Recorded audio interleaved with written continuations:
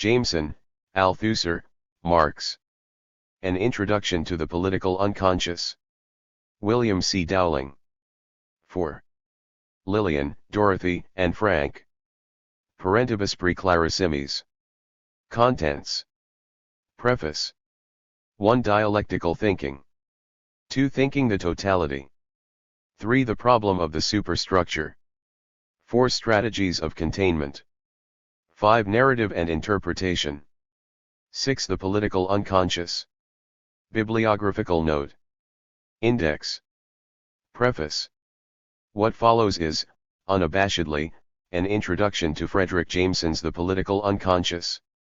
It is not a study, not a critique, not a survey of contemporary Marxist criticism or Jameson's place in it, but simply an attempt to make the very demanding argument of one seminally important book available to readers who have heard about its importance but have so far been baffled by it. In recent years, as there has been an explosion in theory and tremendous pressure from the convergence of a number of modern disciplines, such introductions have become necessary and common, but the custom so far has been to reserve them for writers who are either deceased or European, or both. So perhaps I may say a word about why Jameson, as a living American theorist, needs an introduction. He does not, in one sense, need an introduction at all. Among those who follow contemporary theory, Jameson has already established himself as the most important Marxist critic now writing, and the political unconscious carries his enterprise to a new level. Indeed, the book could claim a seminal importance on either of two separate grounds: as the first sustained attempt to extend into cultural studies in English the Marxist renewal originating in the work of Louis Althusser in France, and as an original and powerful attempt to subsume within an expanded Marxism the rival programs of such thinkers as Jacques Derrida, Michel Foucault, and Gilles Deleuze. We are, as I've said, in the midst of an explosion in theory, and a number of younger theorists especially show signs of rapid development, but so far Jameson is the only one working in English who writes as the peer of the French post-structuralists. Purely in the Toastmasters sense, then, his work needs no introduction. The political unconscious needs an introduction, in short, not because of its undoubted importance but because it is difficult. As anyone can testify who has tried to read the book without help, or who has followed the articles Jameson has been publishing in the interval since his earlier Prison House of Language and Marxism and Form, his thought has in recent years steadily grown knottier and more complex, his manner of presenting it more oblique and compressed. Putting aside for the moment the reasons why Jameson is in no sense guilty of a merely perverse opacity, I may remark at the outset that the difficulty is less than it seems. With the relevant background in contemporary theory and contemporary Marxism filled in, and with Jameson's own central concepts somewhat expanded, his book becomes entirely readable. That is the main reason for providing an introduction like this one. Still, the mere fact of Jameson's difficulty, or of a writer in English needing an introduction in plainer English, is likely to infuriate the people who remain in high dudgeon about the obscurities of such writers as Derrida and Lacan. Why, to ask the question that always gets asked about such writers, can't he just come out and say what he means? I must confess to a certain sense of weariness when I encounter this question now, one doubtless dating from the time a few years ago when I was trying to master grammatology and never could manage to explain to various intelligent and genuinely interested friends what this Derrida is saying. What Derrida was saying, I later realized, was that you can come right out and say what you mean only if you've got a false theory of meaning, but even so, he never said that directly, and these are the frustrations one felt. The problem raised by grammatology and the political unconscious alike, that is the problem of style as enactment, a way of writing that shows as well as tells what it is trying to get across. Thus Derrida cannot just come out and say what he means because the whole ethic of coming out and saying what you mean is based on the referential notion of language whose essential and monumental falsity Derrida is trying to expose. In the sunlit world of Anglo-American empiricism, you and I, our minds, at least, are over here, and the world is over there, and language is the expendable or disposable means of saying what we want to say about it.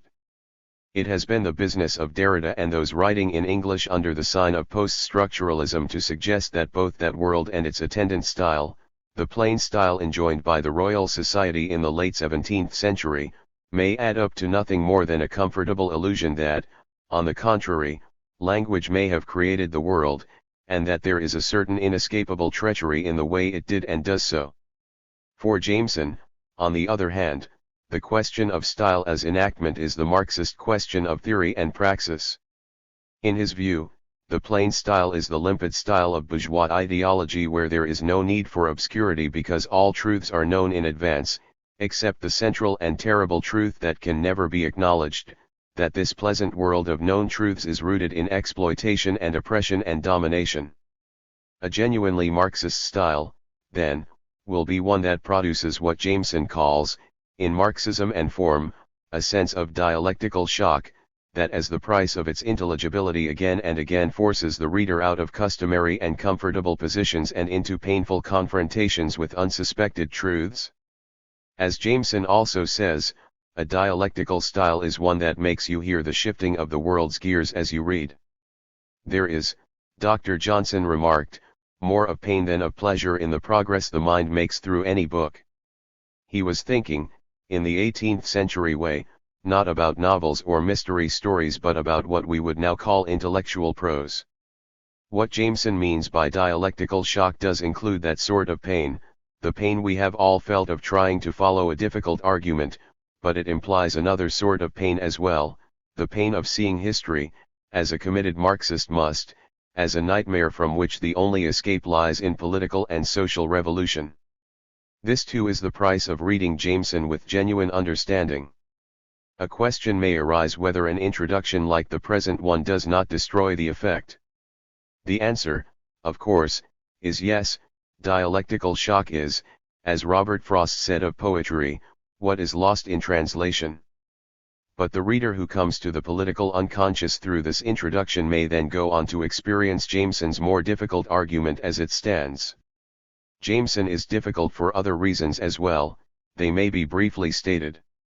One is the host of embarrassments that in contemporary Marxism goes under the name of the problem of Stalin, or really existing socialism. Marxism as historically embodied in various actual governments has not turned out very well, and Marxist philosophy as such has no good explanation why. That is, there hangs over Jameson's head as a Marxist critic the accusation that, as the nouveau philosophes like to say, Marxist social theory is a machine for constructing concentration camps, and the current embarrassments of Poland and Afghanistan, as well as the memory of Stalin's Gulag, press hard upon his argument. The practical effect of this is that Marxist critics must always be situating themselves in relation not only to non-Marxist readers but also to various theoretical positions within Marxism, so that crucial parts of the argument are written in a kind of code. This too is a source of obscurity that I try to resolve in the following chapters. Another reason for Jameson's difficulty is that, as I have intimated, he is trying to neutralize the entire program of contemporary post-structuralism by enclosing it within an expanded Marxism, in effect, trying to swallow up the enterprises of Derrida, Foucault, et.al. by showing that they are incomplete without a theory of history that only Marxism can provide, and that, when it is provided, reduces them to the level of second-degree or merely critical philosophies. The tremendous compression of Jameson's argument at crucial points derives from this thrust within his argument. He cannot try to subsume post-structuralism and at the same time provide an introduction to its basic assumptions. I do, at appropriate points, try to provide such an introduction and, on the assumption that Jameson will be of interest to any number of readers who have no interest in post-structuralist theory as such, have assumed no prior acquaintance with it. I ask the patience of readers already familiar with post-structuralist thought.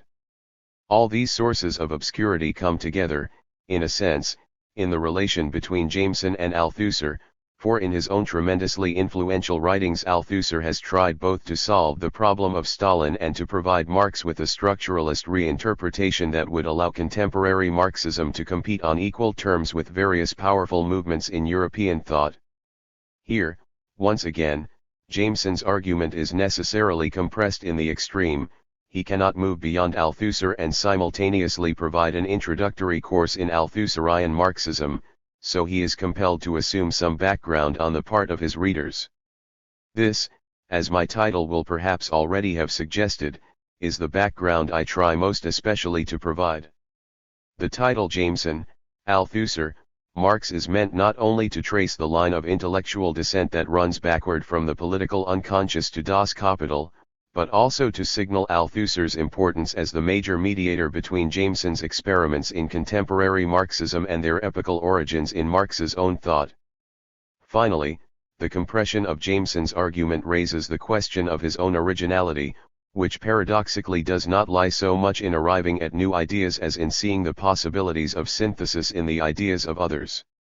Even the central idea of the political unconscious as Jameson develops it had been outlined by Terry Eagleton some 5 years before the appearance of the political unconscious, and the rest of Jameson's argument turns to productive and, often, pyrotechnical use the systems of such thinkers as A. J. Griamas, Northrop Frye, Hans-Georg Gadamer, and Claude Lévi-Strauss.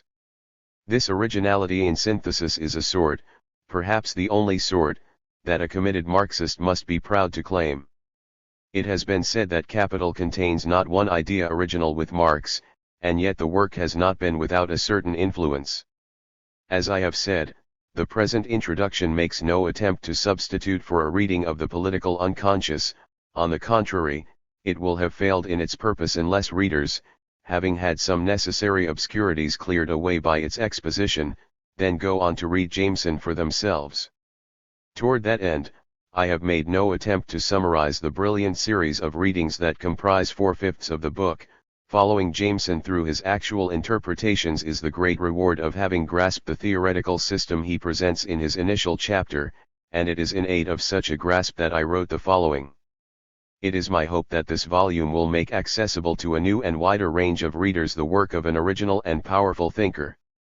I wrote this volume while a Fellow of the Institute for Advanced Studies in the Humanities at Edinburgh University during the academic year 1982-83, and I thank David Deiches, Director of the Institute, and Peter Jones, convener of its committee, for the many ways being in residence there was an aid to my work.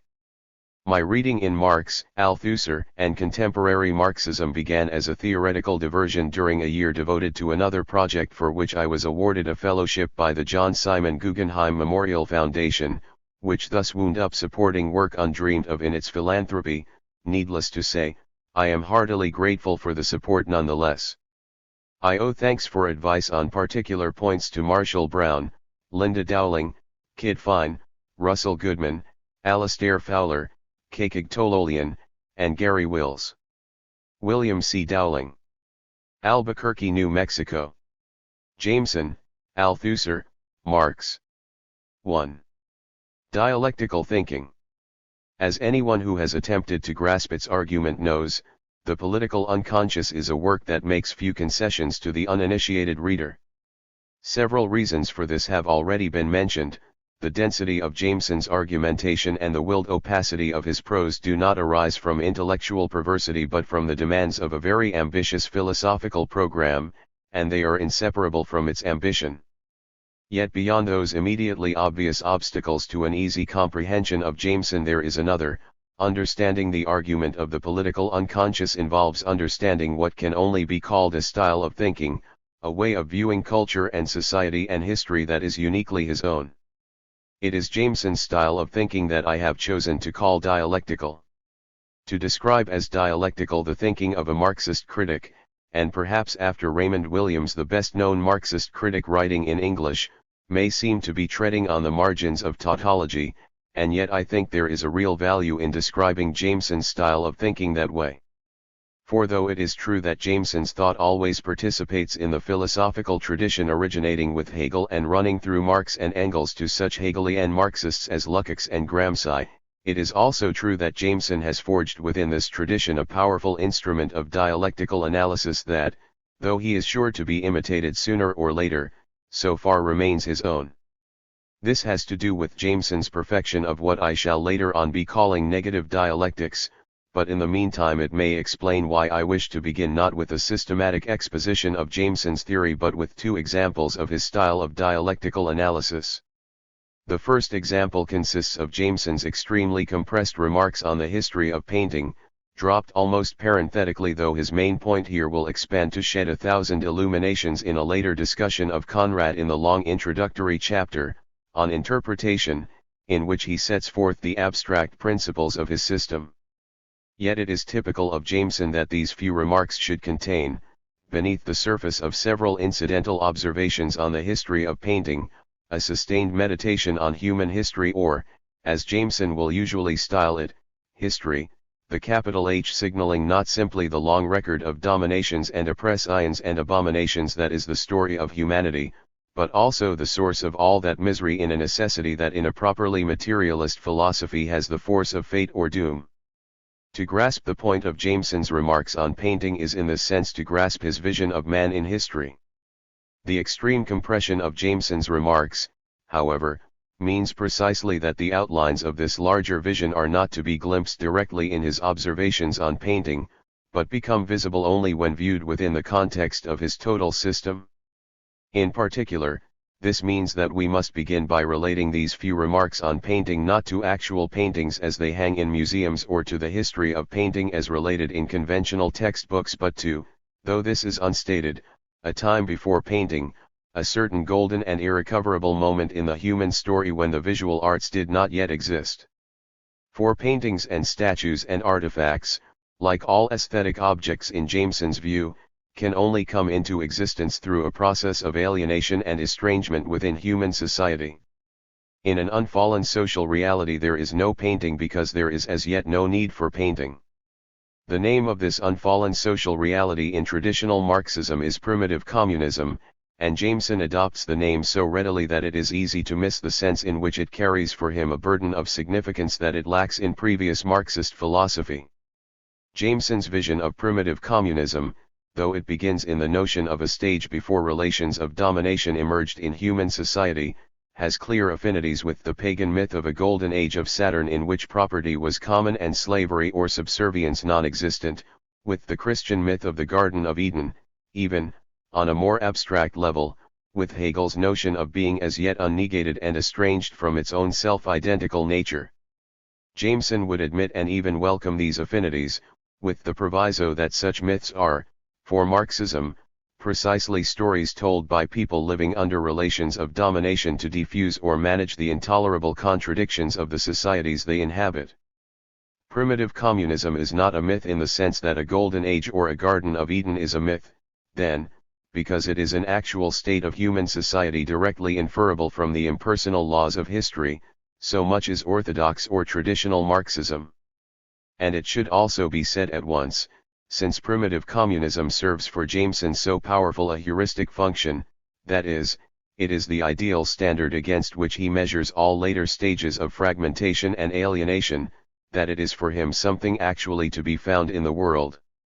In the era of bourgeois capitalism, of course, primitive communism has the status of a near mythic memory, but it may be glimpsed in the immediate distance behind the remaining tribal societies of the modern age or behind the bodies of myth studied by anthropologists like Levi Strauss, and may actually be embodied in a limited and imperiled way in, for instance, the pygmy society that was the famous subject of Colin Turnbull's study The Forest People.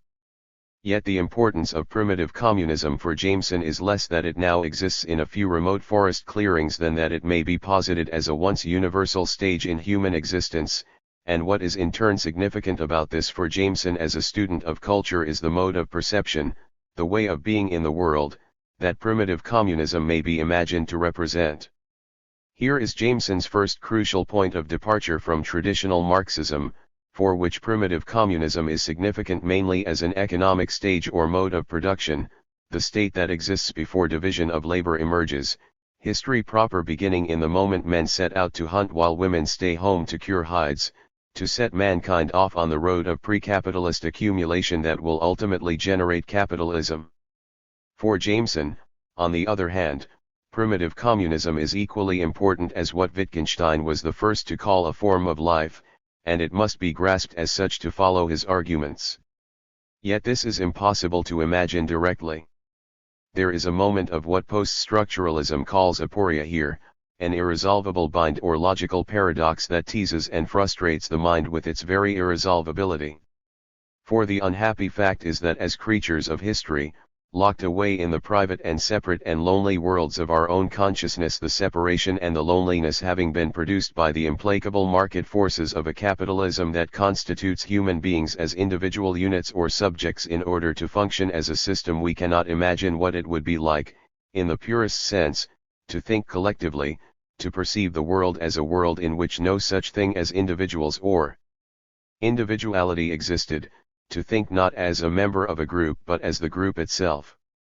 This is the moment of aporia or paradox. Then, when I am in a group, I cannot conceive of myself, no matter how closely I am bound to its members by ties of love or habit or shared interest, as thinking as the group.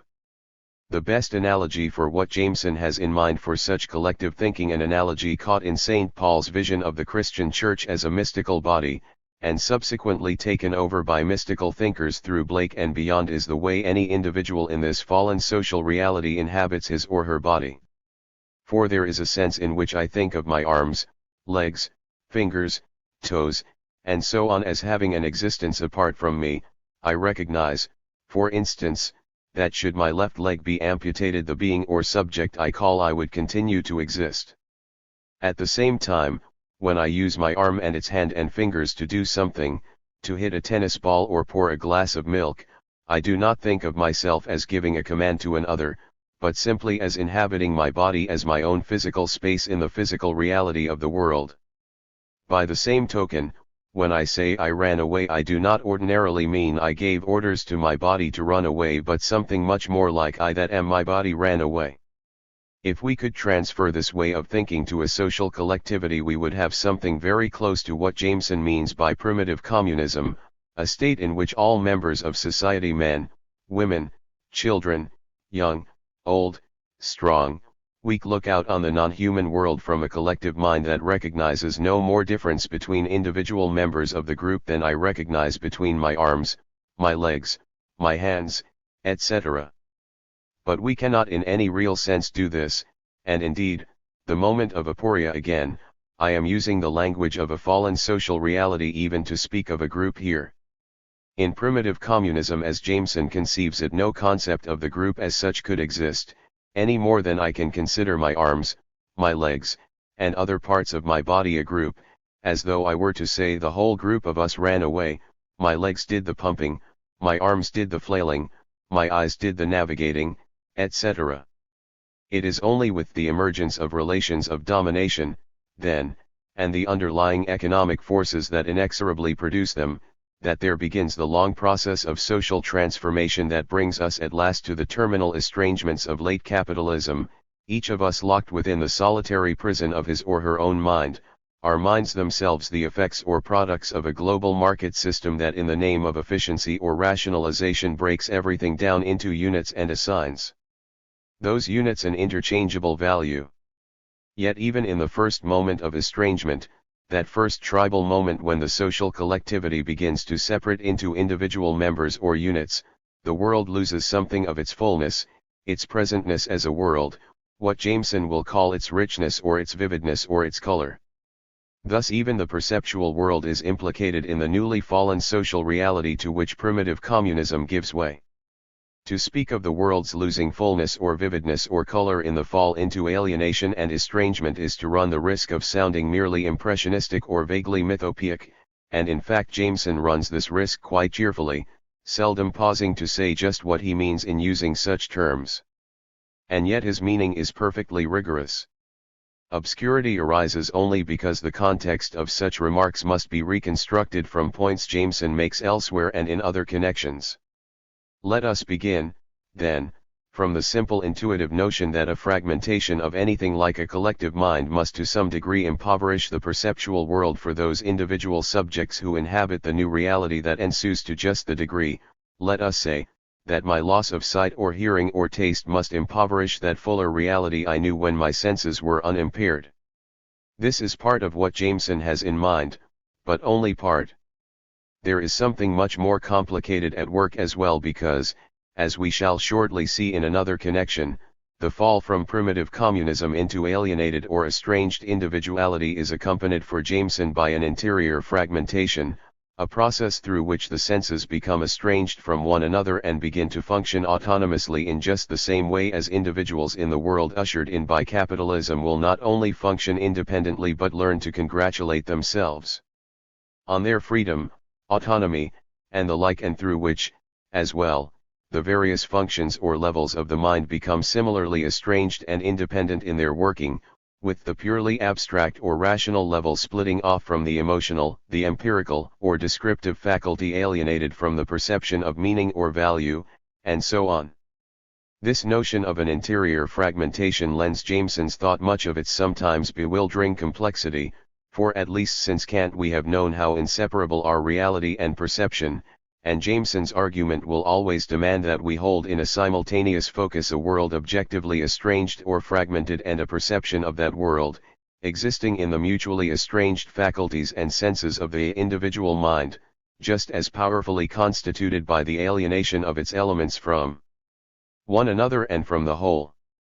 Nor will Jameson allow us the comfort of choosing one process of estrangement over the other, as though, for instance, the fragmented world of our interior perception were merely an irremovable lens through which we were compelled to look out on a world actually coherent and whole. What historical materialism teaches is, to the contrary, that the process of alienation is universal and all-pervasive, and that unless this is understood there is no understanding history as such.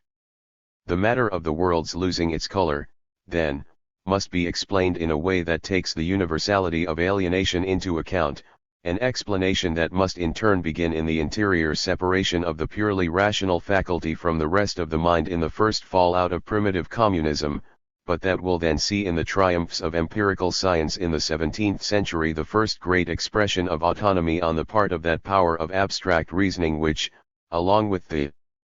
rise to dominance of the bourgeoisie and an emergent capitalism, ushered in the era of human history we still inhabit.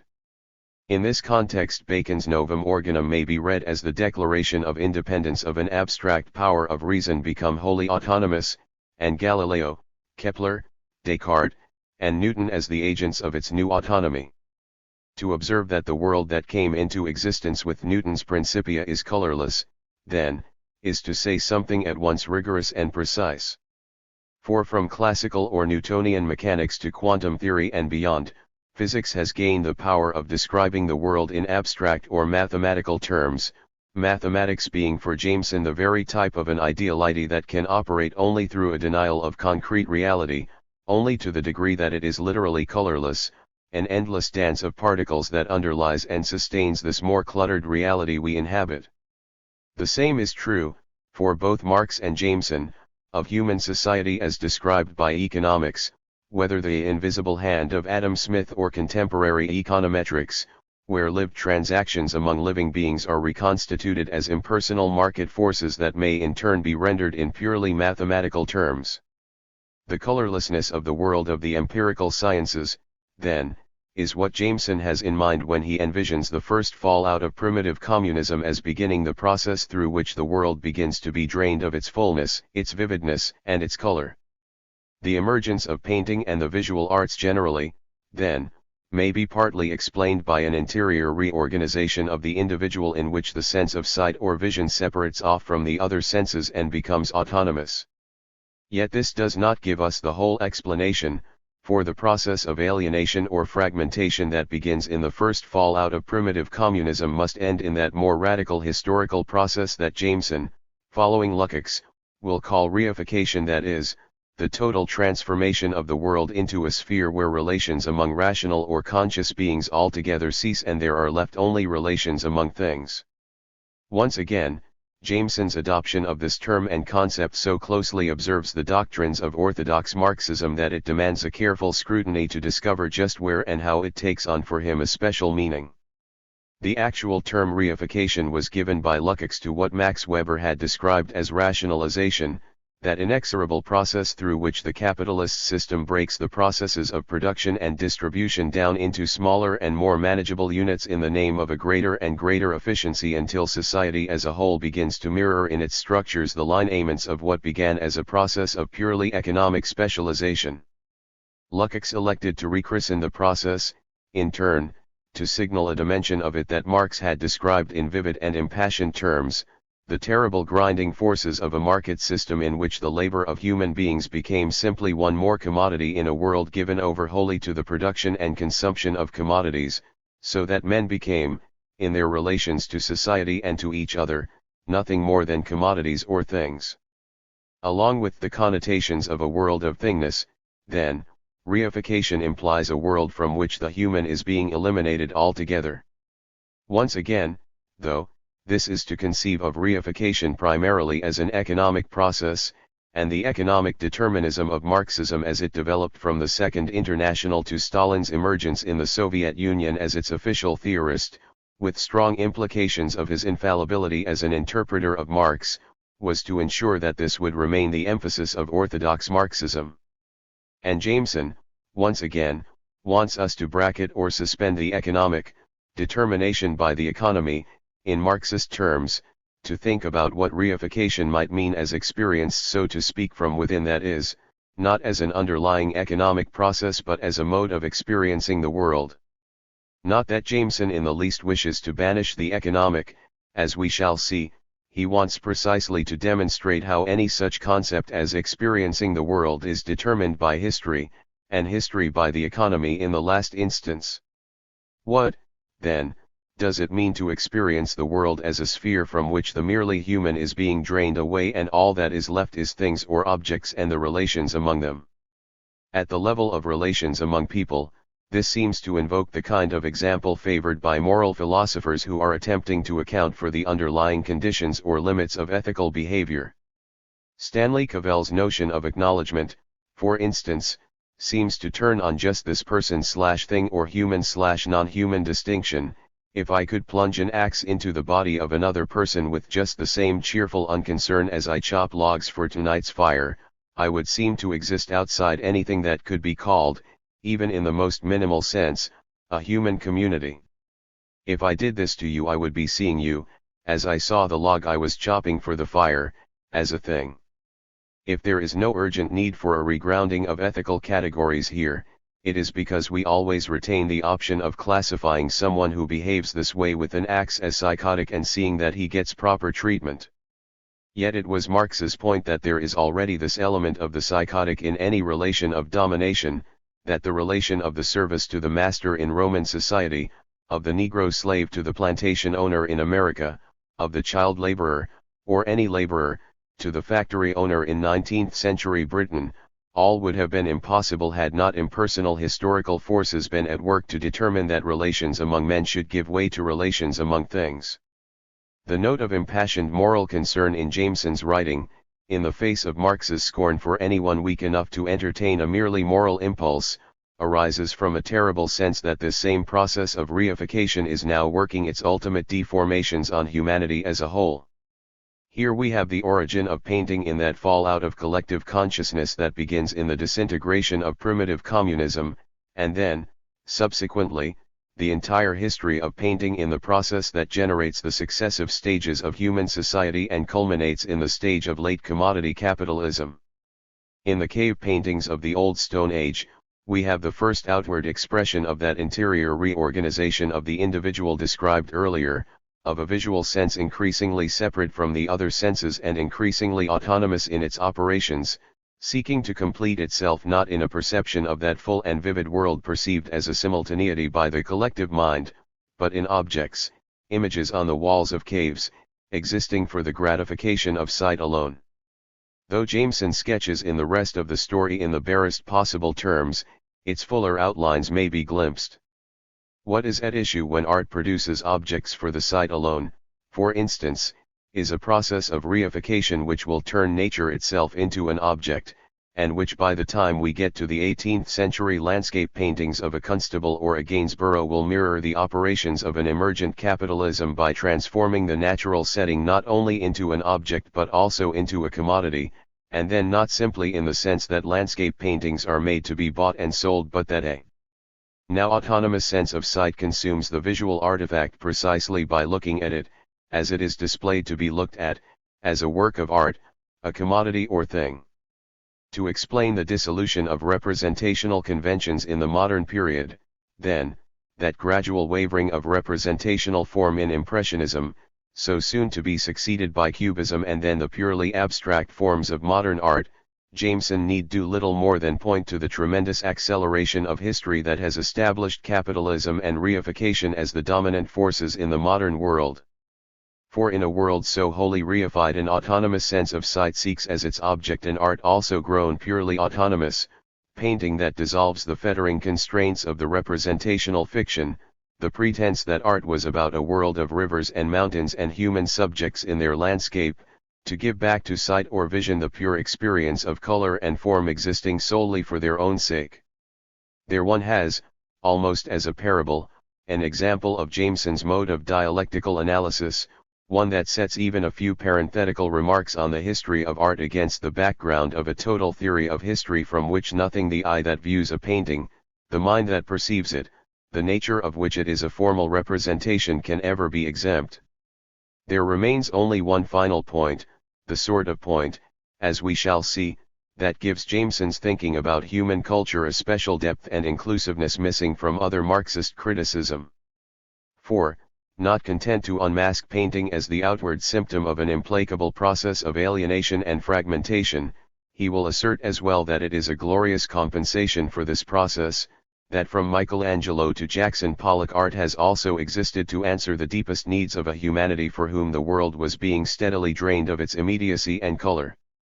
We will later discuss in more detail this insistence that Marxist criticism be a positive as well as a negative enterprise, that it honor what Jameson calls the utopian dimension of human culture. Jameson's observations on the history of painting, however, although they will serve to establish the groundwork for his discussion of Conrad later in the book, are in no way essential to that system of abstract principles from which his main argument emerges. This is not the case with the second example of Jameson's dialectical thought to which we now turn, his historicizing of classical Freudian theory and the Freudian model of the human psyche, or, better perhaps, that model of psychic economy through which Freud sought to explain the deepest workings of the human mind. Here Jameson provides us not just with another example of dialectical thinking but with a powerful moment of preliminary analysis that then opens the way to his own doctrine of a political unconscious. To that doctrine we must turn in a later chapter, but first let us follow the steps of the preliminary analysis. As we might by now expect, a historicizing of Freudian psychoanalytic theory must begin in the contention that Freud, far from explaining a permanent human nature that somehow exists outside of historical time, was in fact describing precisely those terminal effects of alienation and fragmentation that we have already seen to be the symptoms of existence under capitalism.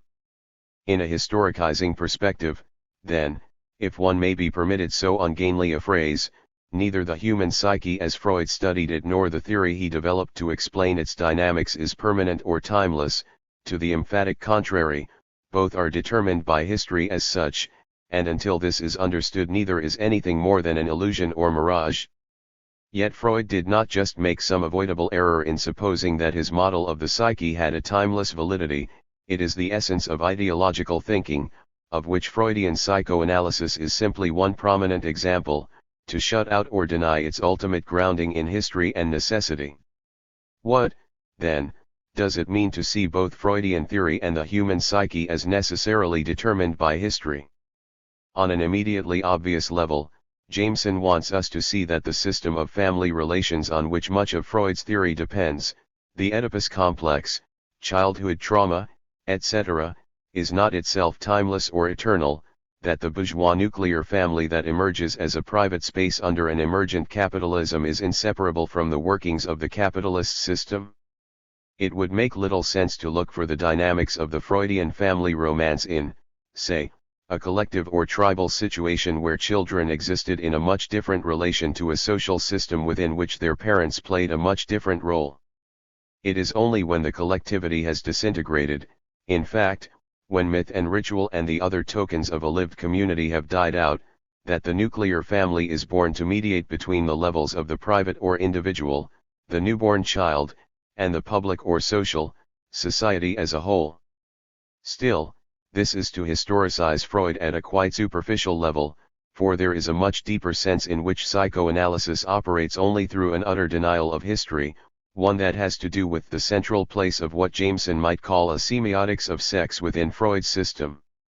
For Jameson's point is that Freudian theory, despite what Freud may have believed, has as its true object not sexual desire but desire itself, the primal energy that gives form not only to individual lives but to human society in all its manifestations.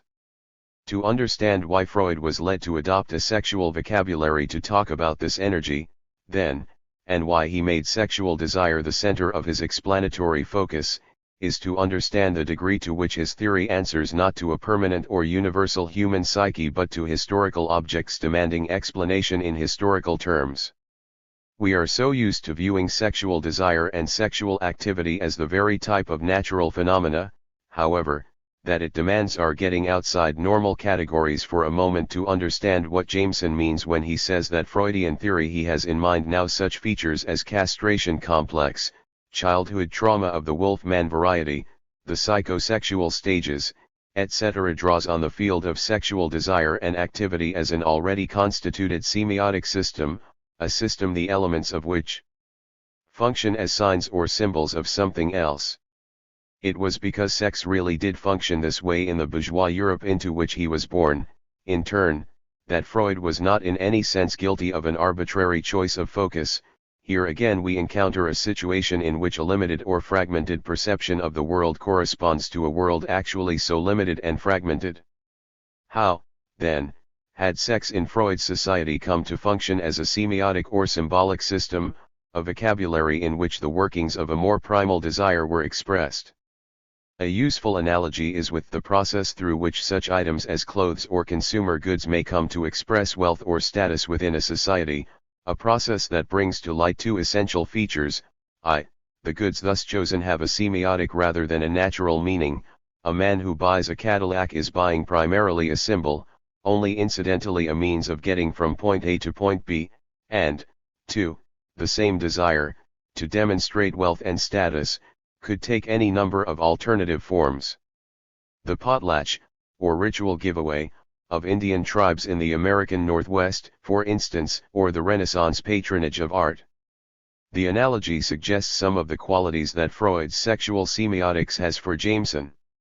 Still, none of this explains how sex as a natural or physiological function comes to assume the symbolic significance it possesses in Freud's system. The answer returns us to that process of alienation from which so many of Jameson's explanations derive. It is the banishment of sexual desire and activity from collective life, a banishment to that private space where they become the stuff of repression and fantasy, that allows every feature of sexual experience to become potentially charged with a semiotic or symbolic significance that in no sense belongs to its role in the merely reproductive existence of human beings. Thus we may glimpse, behind the contingent workings of sexual desire in Freud's system, the more primal presence of desire itself. We must not suppose, though, that Jameson wants merely to say, in the manner of various sexual freedom advocates of the countercultural years, that sex is a gloriously natural activity that has been distorted by social restraints or whatever. His focus is not on sex as such but on its exclusion from the sphere of collective life, and his most telling analogy is with eating as a physiological need and social event. We are aware, for instance, that eating, even as what Jameson calls an interworldly event, that is, something acknowledged as such by society in its collective life, may assume a ritual or symbolic significance, from tribal feasts to the unleavened bread of Passover to the bread and wine of Christian communion. Food and eating have always provided a vocabulary in which the community may celebrate its existence as a community. Yet this is just Jameson's point: so long as eating is seen in the context of collective or social life, its symbolic function will always be ballasted by its status as a merely natural or banal event, and the gastronomic will not become a sphere of fantasy, repression, and hidden dreads and anxieties. What does it mean in specific terms to speak of Freudian psychoanalysis as having been founded on sex as a semiotic system? The widespread influence in recent years of Jacques Lacan has made Jameson's point more available to us, for simply by describing the phallus as a material signifier, for instance, that is, a portion of the anatomy symbolic both for the female who lacks it and for the male who fears its loss, Lacan puts in the foreground the sense in which sex may constitute a field of meaning or significance for the human psyche. Yet this significance was always implicit in Freudian theory. The very notion of a castration complex, for example, implies that at some deeper level I perceive my testicles, as I do not my elbows or my toes, as the symbols of my maleness, to the degree that if I lost them I should perceive myself to have lost my maleness or male identity at the same moment. Such examples may bring to light the sense in which parts of the anatomy may function as signs or symbols, and thus by implication the way they draw upon sexual desire as a semiotic system, and yet leave untouched the level at which such symbolic power reaches right down into the depths of the psyche. For we are used to thinking of symbols as mere symbols. The man who has had his Cadillac repossessed is discomfited, no doubt, but we are aware, and so is he, that he has only lost the transient sign of his wealth and status. Or, to take an example closer to home, I may suffer serious social embarrassment if my ears are cut off, but this is still not the same as if I were to lose my phallus or testicles. It is in the latter case that I feel symbolically impoverished to the point that the symbol of my maleness and my maleness itself have been lost in the same instant. The credibility of Freudian theory, then, its power to convince us even now that sexual desire operates at so primal a level that events like castration can carry the significance, is not based, except in the last analysis, on an illusion. This is why Jameson so often insists on the fragmentation of the world as well as our perceptions of it, and on the determination of both by history. The parallel in classical Marxist theory is with Marx's view of classical and neoclassical economics, for Marx did not suppose, when he read Adam Smith's description of an economy operating through impersonal forces to ends unforeseen by individuals subject to it, or of those very individuals as homines economici motivated solely by considerations of profit, interest, and the rest, that the world was not like this. To the contrary, the world was exactly as the classical economist described it, and its being so was precisely a condition of economics as a new field of study being born. The error of the classical economists, rather, was in supposing that the impersonal market forces they were describing had a permanent and universal validity, that in the ancient cities of Sumer and the fastnesses of feudal Europe identical forces had been at work but were so far undiscovered. And Freud's error, similarly, was to suppose that the model of the human psyche he constructed in the early 20th century, together with the semiotics of sexual desire on which he drew, was as universal as humanity itself. For in a Marxist perspective neither model is universal at all, but comes into existence through the quite different process of universalizing what is merely temporary and historically determined, for Adam Smith or Ricardo, an emergent capitalist economy unrecognized as such, for Freud, the operations of sexual instinct within the fragmented reality of bourgeois society. As I have said, however, it does not make sense to speak of either Adam Smith or Freud as having committed errors here. The blindness or fatal limitations of their respective systems were, quite as much as the systems themselves, determined by history. This is worth insisting on not simply because Jameson insists on it, but also because his insistence marks another of those points of departure from which Jameson moves beyond orthodox or traditional Marxism.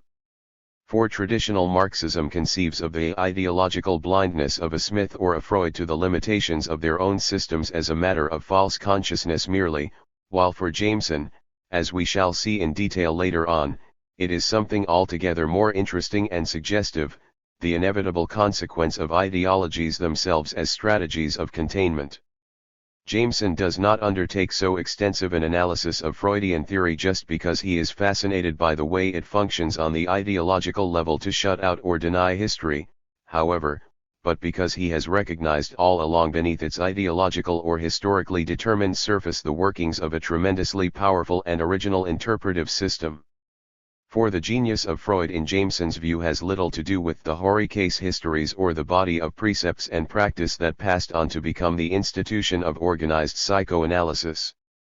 It lies, rather, in Freud's profound insight into the very nature and necessity of interpretation itself, into that permanent condition of our conscious being that makes an inquiry into meaning not only natural but unavoidable. As we shall see, Freud's central importance for Jameson derives from his insight that interpretation is indispensable in any situation where a latent meaning lies hidden behind what is open or expressed or manifest, and that this in turn is always the case when a primal and eternally repressed source of energy, for Freud the individual unconscious, for Jameson the collective or political unconscious, exists in a troubled and antagonistic relation to those overt structures, for Freud the mechanism of the conscious, for Jameson culture and ideology viewed as a whole, that exist to hold the repressed at bay or manage its threatening eruptions. This is what we glimpse when we have seen that even Freudian theory and its object of analysis were determined by history. We must now proceed to consider the question of history itself. 2. Thinking the totality. For Jameson, as for anyone writing in the philosophical tradition of Hegel and Marx, the question of the totality is the central issue not only for cultural analysis but also for any attempt whatever to account for the objects of human thought, for quantum physics quite as much as television serials, for Pascal the theorist of mathematical probability quite as much as the Pascal of Port Royal or the Pensées. For philosophizing that takes seriously the idea of a totality or human collectivity existing through history must begin and end in the recognition that literally nothing can be conceived to exist outside the limits of human history, and that the limits of history are just as literally the limits of thought itself. The equation at the heart of Jameson's program asserts that the totality is humanity is history, and it holds in no matter what order the terms are rearranged. Thus baldly asserted, however, the equation is not by any means an easy one to grasp, and by way of examining its wider implications I should like to begin by considering that transitive sense of thinking used in the title of this chapter, thinking the totality, that is, rather than thinking about or taking up the notion of the totality. As readers who have made even limited forays into contemporary literary theory will recognize, this is a locution now common in theoretical writing, one taken over directly from the French and assumed by writers who use it to signal a special and indispensable meaning that cannot be gotten at through the more usual idea of thinking about X. Among readers discomfited by and hostile to the newer theory, on the other hand, suspicion is widespread that this un-English, perhaps un-American, phrasing is simply more of the willful obscurantism of those who have fallen under the baleful influence of structuralism and la nouvelle critique.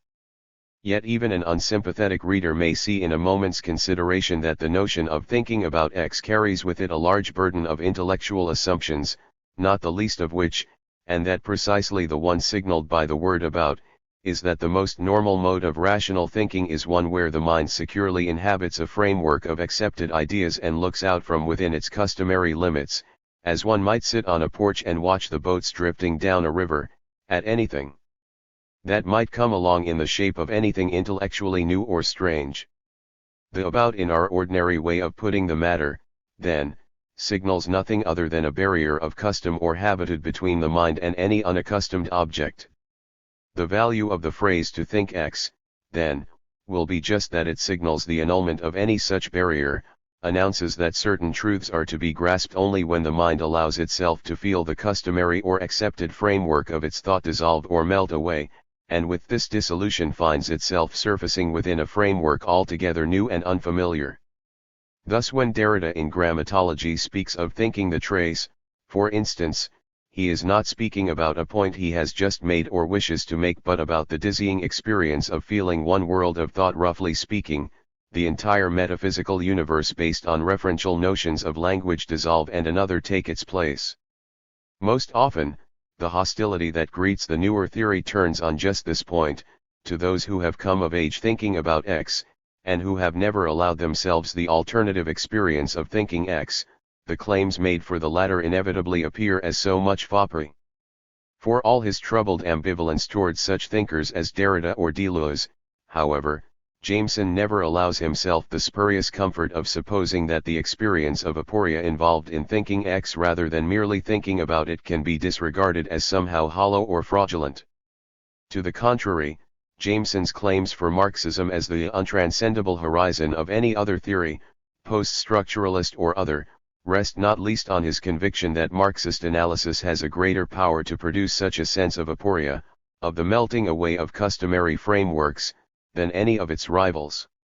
What I am calling thinking X and post-structuralism calls aporia Jameson calls dialectical shock, and it is the mark of that Marxist thought for which he reserves his deepest admiration, the mark of such writers as Adorno and Althusser as well as of his own writing at its consistent best. Nowhere is the necessity of thinking X more necessary, in turn, than with the idea of the totality so central to Jameson's variety of Marxist analysis. For here that framework of customary notions within which we normally remain while thinking about a new proposition or concept is an experience of the world so deep that we are not likely to think of it as a concept at all, but rather as the prior condition for anything we might then have in the way of an idea or concept. This is the experience of one's own identity as consisting of a separation from everything external to one's consciousness. I am in here in my mind, so to speak, and everything that is the external world or universe is precisely what is outside, the entire realm of whatever is or could be not me. So the framework of custom I inhabit when I permit myself to think passively about such notions as totality is in this case my own consciousness, the I that lies prior to my thoughts about anything at all. So deep is this way of experiencing the world that I am likely to think of my separation from everything else as being the very condition of my individuality, the I and the not I as being the primitive and mutually defining terms of my very consciousness.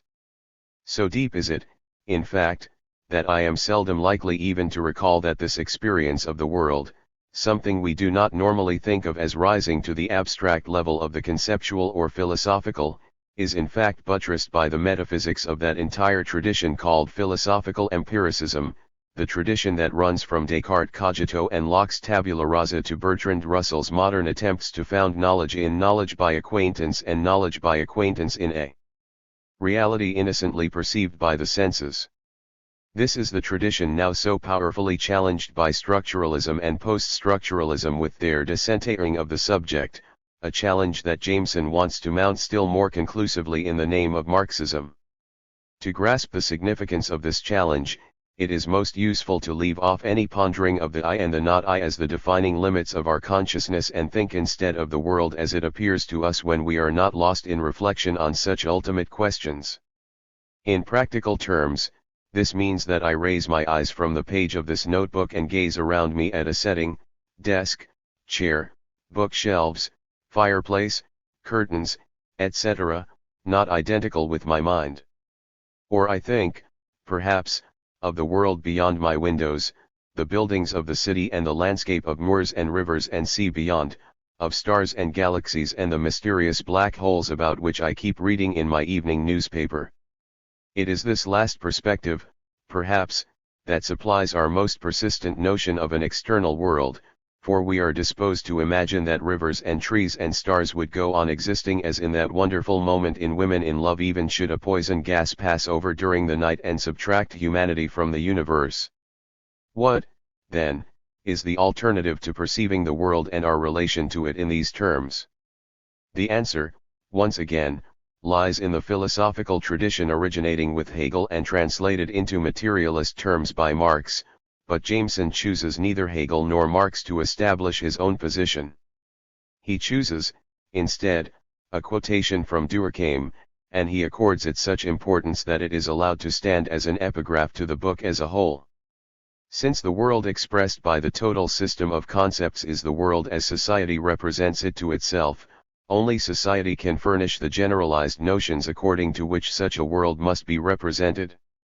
Since the universe exists only insofar as it is thought, and since it can be thought totally only by society itself, it takes its place within society, becomes an element of its inner life, and society may thus be seen as that total genus beyond which nothing else exists. The very concept of totality is but the abstract form of the concept of society, that whole which includes all things, that supreme class under which all other classes must be subsumed. There is, surely, a sense of dialectical shock in this, since the universe exists only insofar as it is thought, and since it can be thought totally only by society itself, it takes its place within society, becomes an element of its inner life. For thinking the totality in these terms means nothing less than that the familiar world we are so used to inhabiting begins to waver and dissolve, that the external world of trees and rivers and stars that we imagine to exist independent of us appears now as an element of the inner life of human society itself, that the secret of quasars and black holes does not lie at the fringes of the physical universe but deep within that collective mind or intelligence in which the very notion of a physical universe first arose. To think the totality is thus to see in a sudden flash of insight that an adequate notion of society includes even the notion of an external universe, that society must always function as the whole that includes all things, the perimeter beyond which nothing else can exist.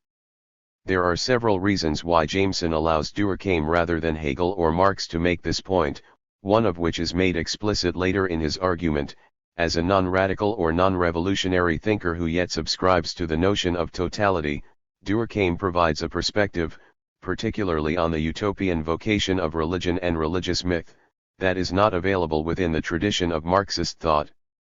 Yet another reason, I suspect, is that allowing Durkheim to make so eloquent a case for the social totality as an ultimate category illustrates the degree to which the idea, once discovered, possesses an objective or non-ideological validity, so that we may glimpse the unexpected sense in which the systems of Hegel and Marx, rather than creating the idea of totality, were created by it.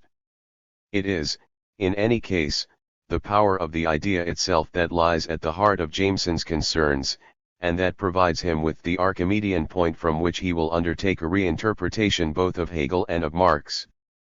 To follow the full thrust of that reinterpretation, though, we shall have to review very briefly the terms on which Hegel and Marx sought in the idea of a totality and totalizing thought a means of banishing the harmful illusion of a reality existing independent of the human mind, or of the mind itself as a sphere of consciousness alienated from the reality outside it.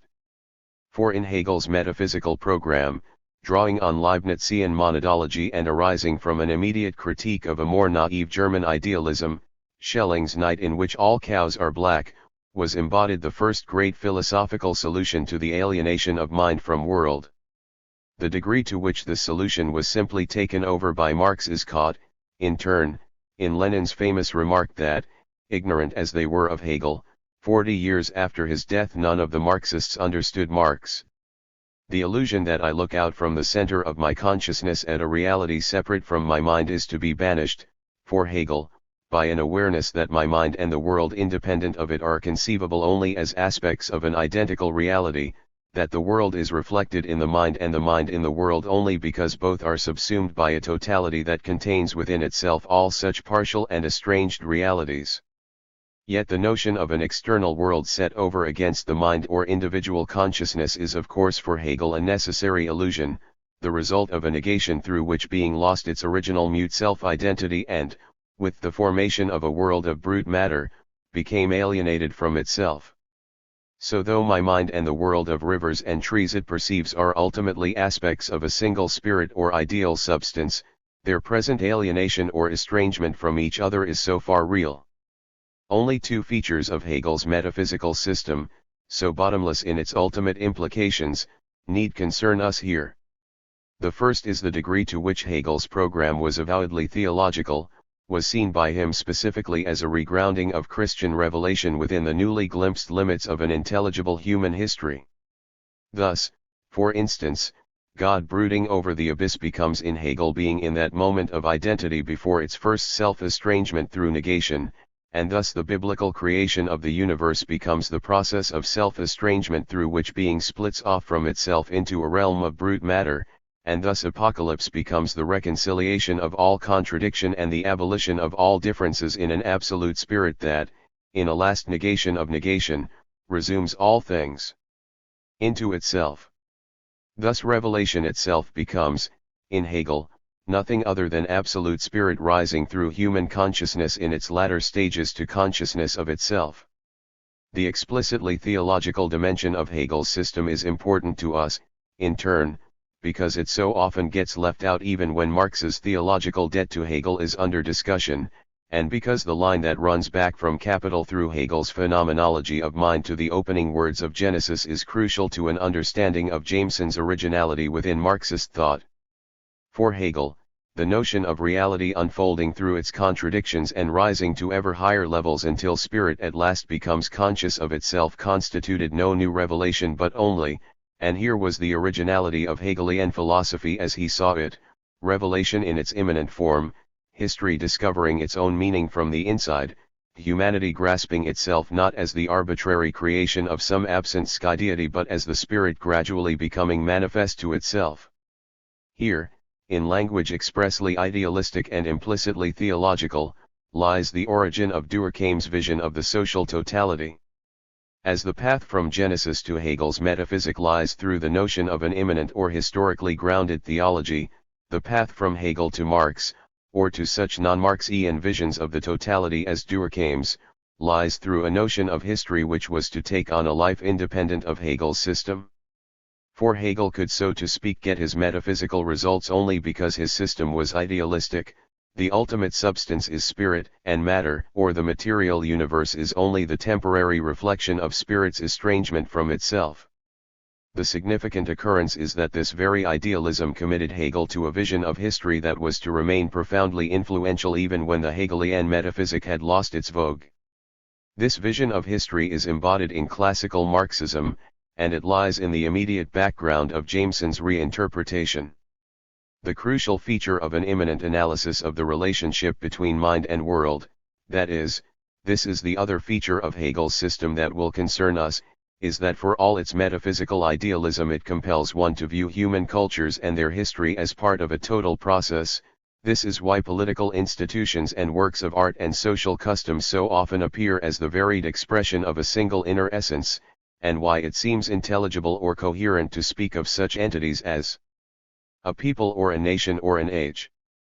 Earlier thinkers, notably Herder, had worked through an organic vision of human cultures, but it was Hegel who grounded this vision in the notion of the spirit working itself out through all the concrete manifestations of the world, and thus almost in spite of himself invented a concrete idea of human history that was to detach itself from Hegelian idealism and lead an influential life of its own. The manner in which Marx was to accomplish this is well known. The central objective of a genuine dialectic, as he conceived it, was to abolish the idealism of Hegel's system and replace it with an analysis of humanity and the world firmly grounded in the impersonal and material laws of historical development, a kind of immanent reasoning that did not depend on any notion of spirit to explain the unfolding of human history as an intelligible process. Marx's aim was, as he would put it, to throw away the idealistic husk of Hegel's system and retain the rationalist kernel, and this, for Marxists, is what he accomplished in Capital and elsewhere, including some sections of the Grundrisse and especially those writings that Althusser and his followers term the works of the break. This replacement of Hegelian idealism with a materialist dialectic is the famous setting of Hegel on his feet.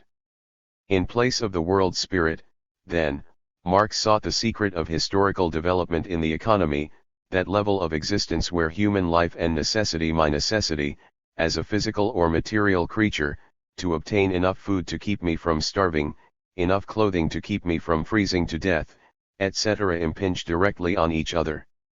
The secret lay, in turn, not merely on the raw level of the economic but in the way the economic determined the particular system of social relations that characterizes each stage of historical development, the relations constituting the capitalist system in which we now live, the feudal system of social relations preceding capitalism, the ancient or slave-holding societies out of which feudalism developed, and so on.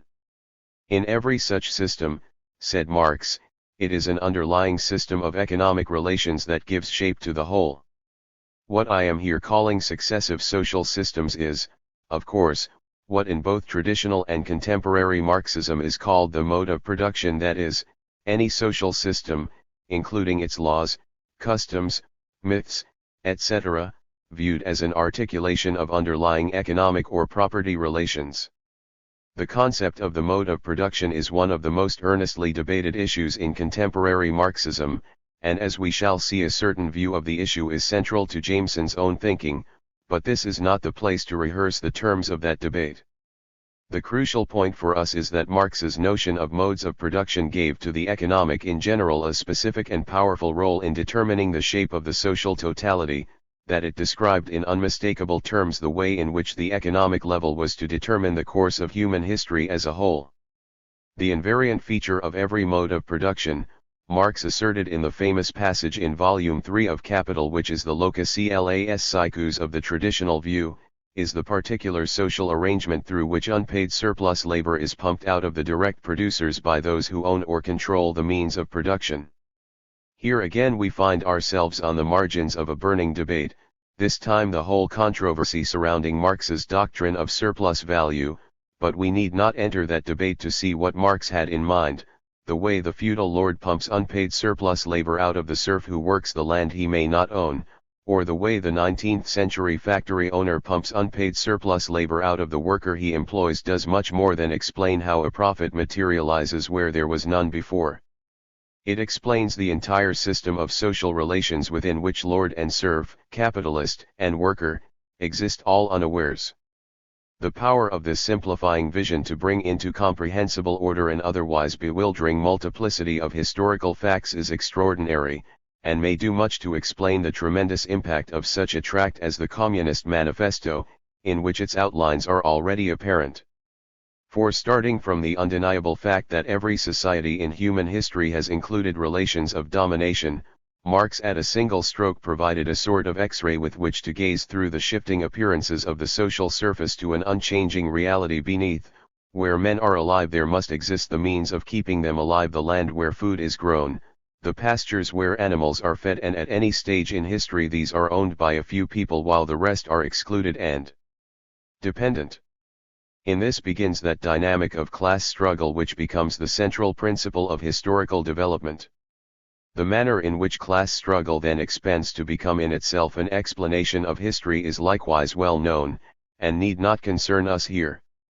What does concern us is the sense in which Marx's particular notion of surplus value and the relations deriving from it as containing the heart or secret of social and historical development may be viewed as being a theological principle in disguise, an idea that plays within classical Marxism just the same role that absolute spirit plays in Hegel, operating as that hidden essence that may be invoked to explain a world of changing appearances otherwise unintelligible in their variety and apparent randomness. And if this should turn out to be the case, the power of Marxism to explain the world would be a theological power after all. Not that there is anything wrong with theological explanations of the world, to the power of which no genuinely engaged student of human thought can remain oblivious, and for which Jameson displays a sympathy unexampled in Marxist philosophy.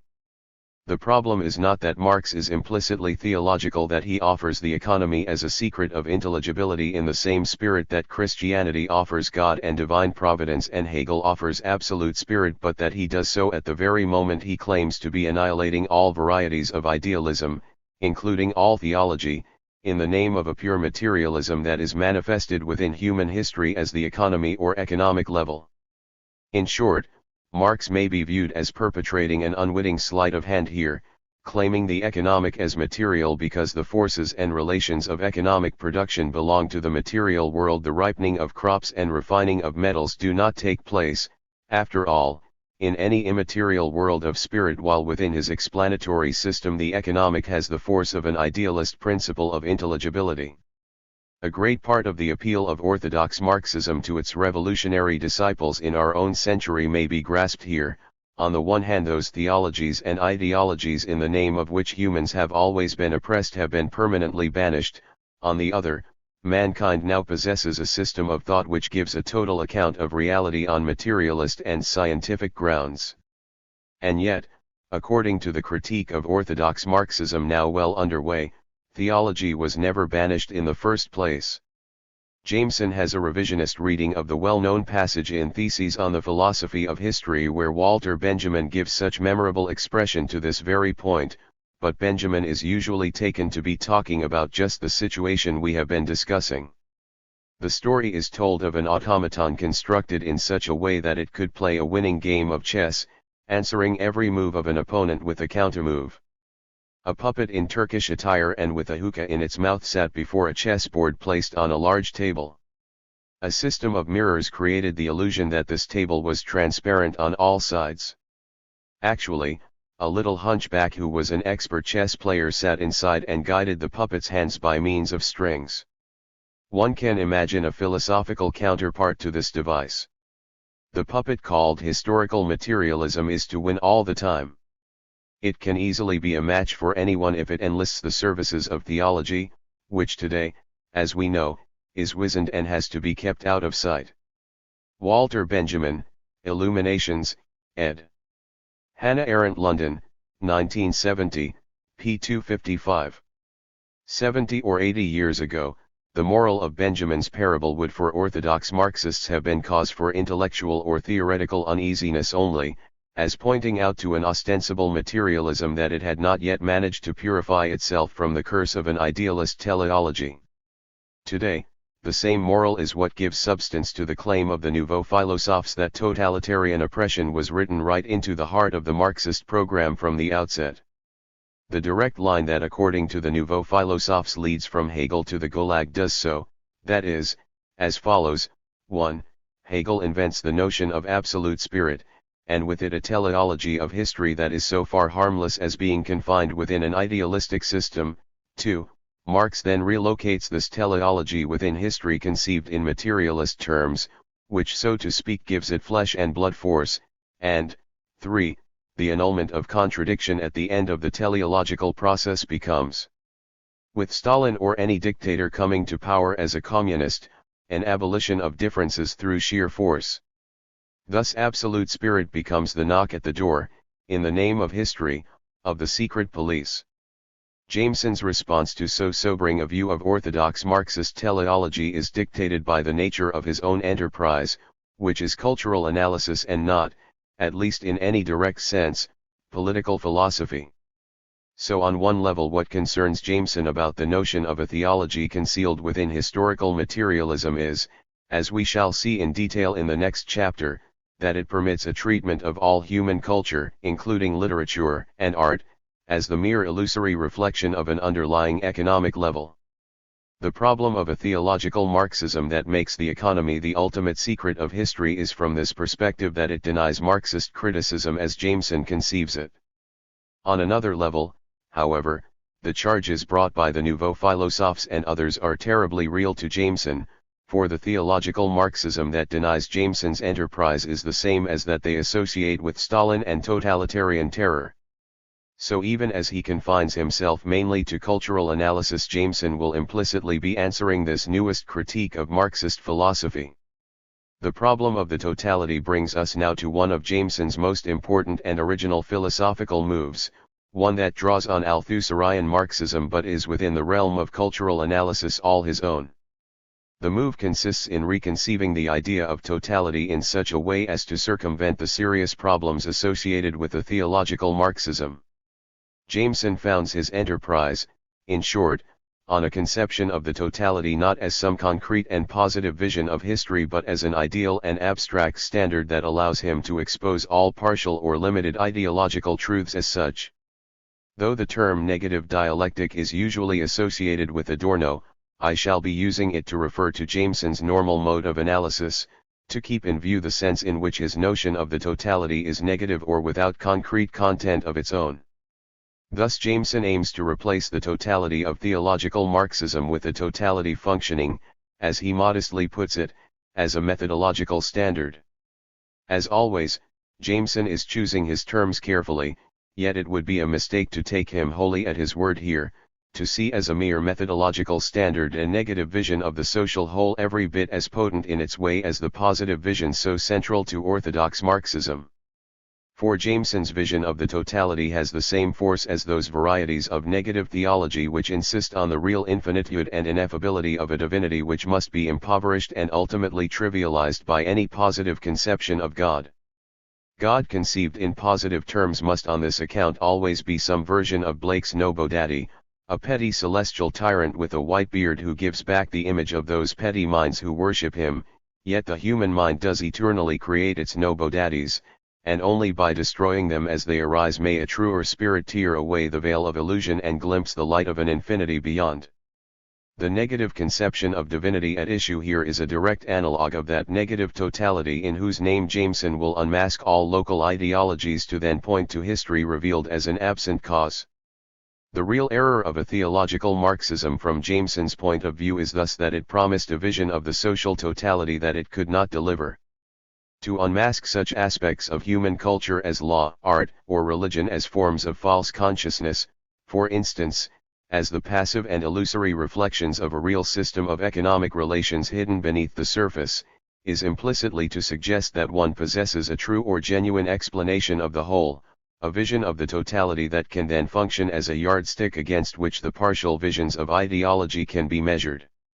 Thus Marxism may expose Christianity as the delusion it is not simply because Marx explained the world in terms that assign theology and religious myth a determinate place, but also because he told a true story about human history and the fate of mankind in comparison with which the story told by Christianity is patently false. The problem here lies, as will be obvious, in the way traditional Marxism pictures the totality itself, for conceived in materialist terms the totality does not leave room for one to get outside it to attain to a positive view of what it is like, and thus to arrive at a teleological account of history through which to triumph over rival teleologies like Christian providence. Hegel could be allowed a positive vision of the totality just because his was an idealistic system. The spirit immanent in history and rising to consciousness of itself is the totality for Hegel, and there is no contradiction in terms. When Hegel is set on his feet in the name of a rigorous materialism, however, this situation abruptly changes. The change may be described as follows: whereas a Hegelian I was in some sense the spirit immanent in history, I am as a Marxist inside and wholly determined by the totality, and as an aspect of the totality have no chance whatever of getting outside to view the end or meaning of the process of which I am a part. This is the dilemma that Jameson's negative dialectics aim to resolve. To grasp the nature of the resolution, let us focus in greater detail on the account of Christianity given by orthodox Marxism. As a form of false consciousness or opiate of the oppressed, Christianity is part of the ideological system generated by successive systems of economic domination to neutralize the rebellious tendencies of the workers whose labor actually produces value. This it does, to adopt Nietzsche's terms, through a process of emasculation, by devaluing the real world in which domination takes place. Earthly life is probationary merely, by symbolically punishing the oppressors, now seen as being doomed to damnation, and by envisioning eternal salvation beyond this present life of suffering. Thus it is that the medieval serf or the 19th century proletarian is drained of rebellious or revolutionary energies and transformed into a passive instrument of historical forces beyond his control. The hope of revolutionary transformation, then, lies in those impersonal laws of history that exist outside all such delusions of human consciousness. There is, however, another perspective in which Marxism may view Christianity or any other ideology, as Jameson points out, one indicated by Marx himself in the 18th Brumaire. This is to see ideology not as false consciousness but as ideological closure, that is, as the approximation of some truth about the totality that, given the limitations always imposed by the historical process, stands in for the deeper truth it exists to deny. As creatures of the economic systems that enclose them, human beings are forever denied the means of understanding their plight, as we shall see. It is the very essence of systems of domination to hide the truth from those, both oppressors and oppressed, who are implicated in them, and yet there remains a drive towards some form of the comprehensibility that alone makes existence tolerable. So it is that in the name of comprehensibility the collective mind invents systems, religions, philosophies, mythologies, that allow it to attain to some notion of coherence. Every ideology when viewed in this context becomes for Jameson what he will call a strategy of containment, a means at once of denying those intolerable contradictions that lie hidden beneath the social surface, as intolerable as that necessity that gives rise to relations of domination in human society, and of constructing on the very ground cleared by such denial a substitute truth that renders existence at least partly bearable. As we shall also see, the notion of strategies of containment applies likewise to works of literature and art, both in the way they incorporate ideology into themselves and in the way the formal unity displayed by works of art represents structural limitation and ideological closure on the aesthetic level, the attempt of art as such to shut out or deny the intolerable reality of history. Yet Jameson's negative dialectics are nothing as innocent as simply another approach in contemporary criticism, for a negative view of the totality provides a means of analyzing all human culture and not just isolated works of art. Thus Hegel's entire philosophical system, for instance, becomes for Jameson simply a grand strategy of containment in itself, born in that same awareness of social tensions and contradictions that would preoccupy Marx a few years later but not yet capable of being resolved in materialist terms. Thus Hegel, deeply disillusioned by the failure of the Napoleonic Revolution and yet aware that neither romantic nostalgia for a more organic world nor bourgeois progressivism could provide any genuine solutions, projected the return to absolute spirit as that salvation within history in which all contradictions would be reconciled. So the philosophy of the spirit, for all Hegel's unquestioned importance as Marx's mighty precursor, takes its place among the ideologies of its time. Among those ideologies we find, as well, Marx's philosophy of history. Though Jameson as a Marxist is too politic to give the matter more than passing mention, it is clear that his notion of ideologies as strategies of containment extends to classical Marxism, to that salvational story about the plot of history that is embodied in Marx's writings. The teleology implicit in orthodox Marxism is not, for Jameson, an error imposed on Marx by his later followers, and the economic determinism attacked by the nouveau philosophes and various revisionist Marxists is not some vulgar heresy within Marxism. To the contrary, the Hegelian strand in Marx's thought testifies to the extent to which it too was an ideology produced in and determined by its historical situation, the extent, that is, to which even Marx was unable to confront the real terror of a necessity that turns history into a waking nightmare. Marx's unwitting strategy of containment, his way of holding the nightmare at bay, was thus to tell a providential fable in which the various modes of production generate one another in neat succession until revolution and the withering away of the state are imminently at hand. The real power of Jameson's negative dialectics may be suggested by the ease with which they find a place for that teleological or theological thrust within classical Marxism that so embarrasses many contemporary Marxists. Marx's real genius, for Jameson, lies not in his having devised an elaborate system of salvational history but in his having dug through those layers of accumulated illusion that every previous generation called history to a stark confrontation with necessity itself, that dark and implacable force lying eternally just beyond the borders of any possible vision of human freedom, that baleful power that through all the ages of humanity has been at work to produce relations of domination within society, has led to alienation and fragmentation and estrangement, to our permanent imprisonment within one or another structure of false reality.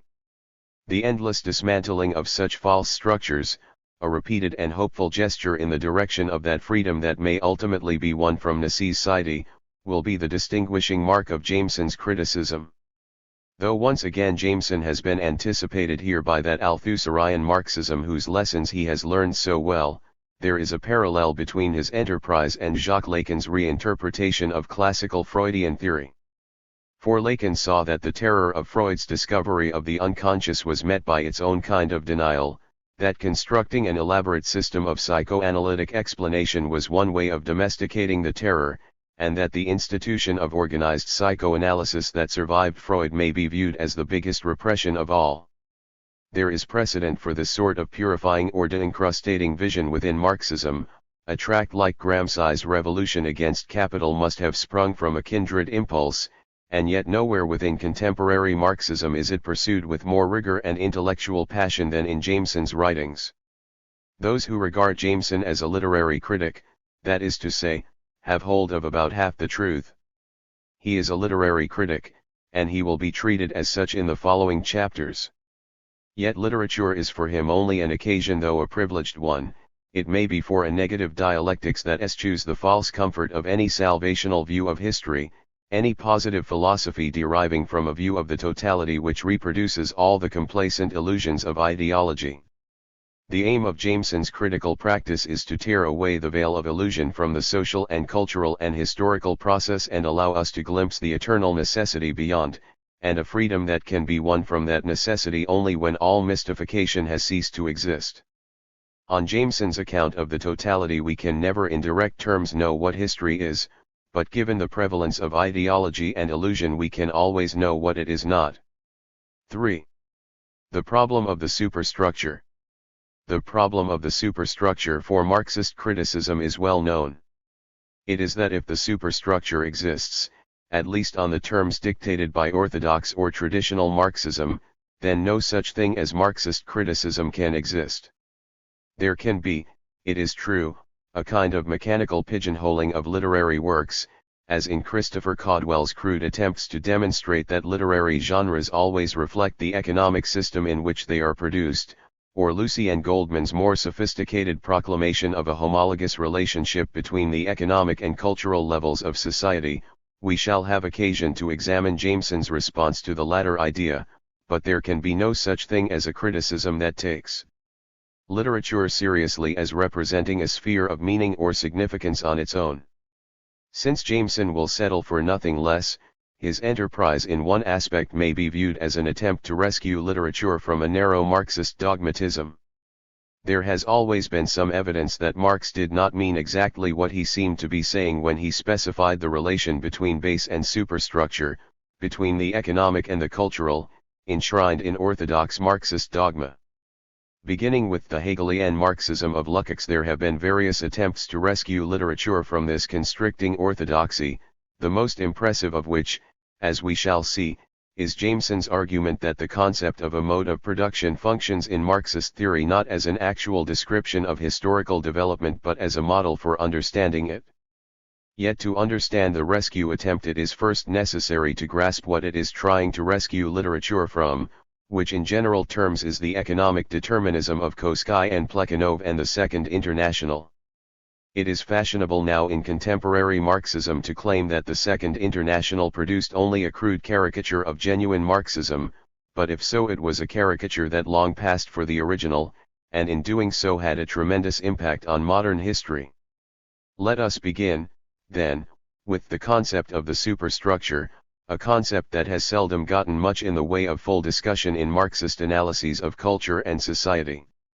Even within orthodox or traditional Marxism, that is, there has often been a tendency to introduce the term superstructure and follow it with a few parenthetical examples of what is meant typically, for instance, superstructure, law, politics, religion, philosophy, etc.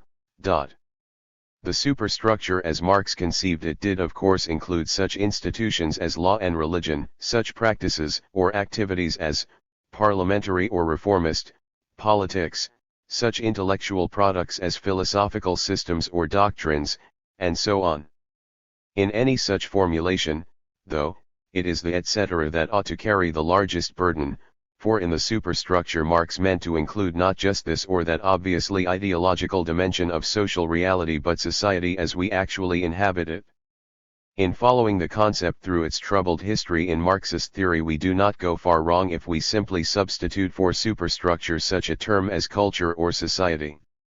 The reason the superstructure has been thought of in relation to a few obviously ideological institutions like law and religion is not hard to guess, for in these instances it is simple and rhetorically effective to demonstrate that the cultural level simply reflects and furthers the purposes of the system of economic domination functioning beneath the surface. Thus religion, as we have said, becomes a means of emptying the oppressed classes of their rebellious impulses, and thus laws of property protect the interests of those who own the means of production, while the means of enforcing those laws, police, jails, etc., become instruments of the ruling class. Though on theoretical grounds always scornful of mere voluntarism, revolution is guaranteed by the impersonal laws of history, and does not need your help or mine to occur. Marxism has on the practical level always placed a great emphasis on revolutionary activity, and no model of the relation between base and superstructure has been better suited to awaken the proletariat to a sense of its own exploitation. According to this same model, then, the base or infrastructure, the two terms are interchangeable in Marxist theory, is that hidden level of reality on which purely economic relations function to determine the shape of society as a whole. As we have seen, the mechanism of this determination was for Marx the specific arrangement according to which, in any society or era of history, those who own the means of production pump unpaid surplus labor out of the direct producers, the peasant working his lord's land or the wage laborer working in a coal mine or a factory. It is the grim reality of the economic working away beneath the surface of social appearances that produces those relations of production in which a few people live in mansions and a great number in slums, social appearances being here simply another name for the superstructure, the economic a name for base or infrastructure. This is the context within which the economic determines the cultural as well as the political or institutional, works of art as well as religious doctrines or laws of property. Still, the model leaves some room for a distinction between the political and the cultural, for property laws represent the system in its coercive aspect, books and movies and television programs being more innocently ideological phenomena that simultaneously serve the oppressed classes as opiates and brainwash them into blindly accepting the values of the dominant class. Yet in orthodox Marxism the distinction does not matter very much, for the revolution that brings the proletariat to power will then allow the party to alter the relations of production in its name, and the superstructure will inevitably be transformed to reflect the new economic reality beneath the surface. Here, it may be noted, we have the grounds of another contemporary attack on the economic determinism in whose name Stalin came to power, for if the economy determines everything else, the simple abolition of private property makes the totalitarian features of Stalinism, secret police, forced labor, etc. at most a temporary. For the Marxist literary or cultural critic, however, there is a real bind here, for the same model of base and superstructure that at least allows such institutions as the legal system some coercive force would seem to have dismissed the merely cultural as not being worth even that degree of analysis. A Marxist criticism taking the model seriously, in short, not only must view the entire superstructure as the unreal fabric of appearances projected by an underlying economic reality, but within that context must view art and literature as being more unreal than everything else, epiphenomena of the already epiphenomenal. The orthodox Marxist critic inhabits a world where the Iliad and Hamlet and Middlemarch are illusions that have been conjured away in the name of the economic, and where, unless one wishes, like Caldwell, to go through the laborious process of proving to be illusory what is already known to be so, there is quite literally nothing left to do. In addressing this problem, which for him as a Marxist critic is the central problem, Jameson does not mount a direct attack on the crude economic determinism on which the orthodox Marxist model so evidently depends. His attack, rather, calculated to associate him with those forces in contemporary Marxism that through an internal critique wish to repudiate Stalinism and Soviet communism generally, will follow the lines of Althusser's brilliant analysis of the ideas of causality implicit in various models of the relationship between base and superstructure. Jameson provides a diagram of the relationship asserted by the orthodox model. For purposes of discussion now I offer a much simplified version. The point of Jameson's diagram is to represent the articulations of the various levels of base and superstructure. My version aims at something more modest, namely, reminding us at the outset that any version of the base-superstructure relation must include some point of contact or line of impingement between the two, some place at which the economic touches the cultural or ideological and determines its nature in the direction indicated by the arrows. Althusser's critique of the orthodox model begins in a scrutiny of this line of impingement, and specifically with the point that the relation between base and superstructure, whenever it is pictured this way, must be causal. In fact, this must all along have been intuitively obvious to anyone familiar with the orthodox model, for to talk about the way in which the economic determines the cultural or ideological must be to invoke some idea of causality, if not of the direct X causes Y variety, then of some mode that would allow a Marxist analysis to get from the hidden level of economic relations to the visible level of beliefs, customs, institutions, and the rest. Yet this intuitively obvious idea in fact contains a number of problems and difficulties, among them a problem serious enough to dispose of the orthodox model in immediate terms. The most devastating thrust of Althusser's critique, almost peremptory in its force, is against the economic determinism implicit in the orthodox model.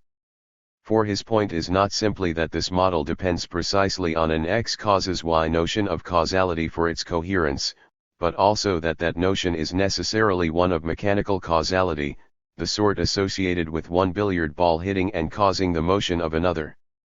Thus Althusser opens up the line of a critique that may be viewed almost in Kantian terms, to the extent that the orthodox model insists on viewing base and superstructure as substances, and the relation between them as one substance acting on another. It cannot on its own terms be true to its object, which is not a substance but a structure of social and institutional relations.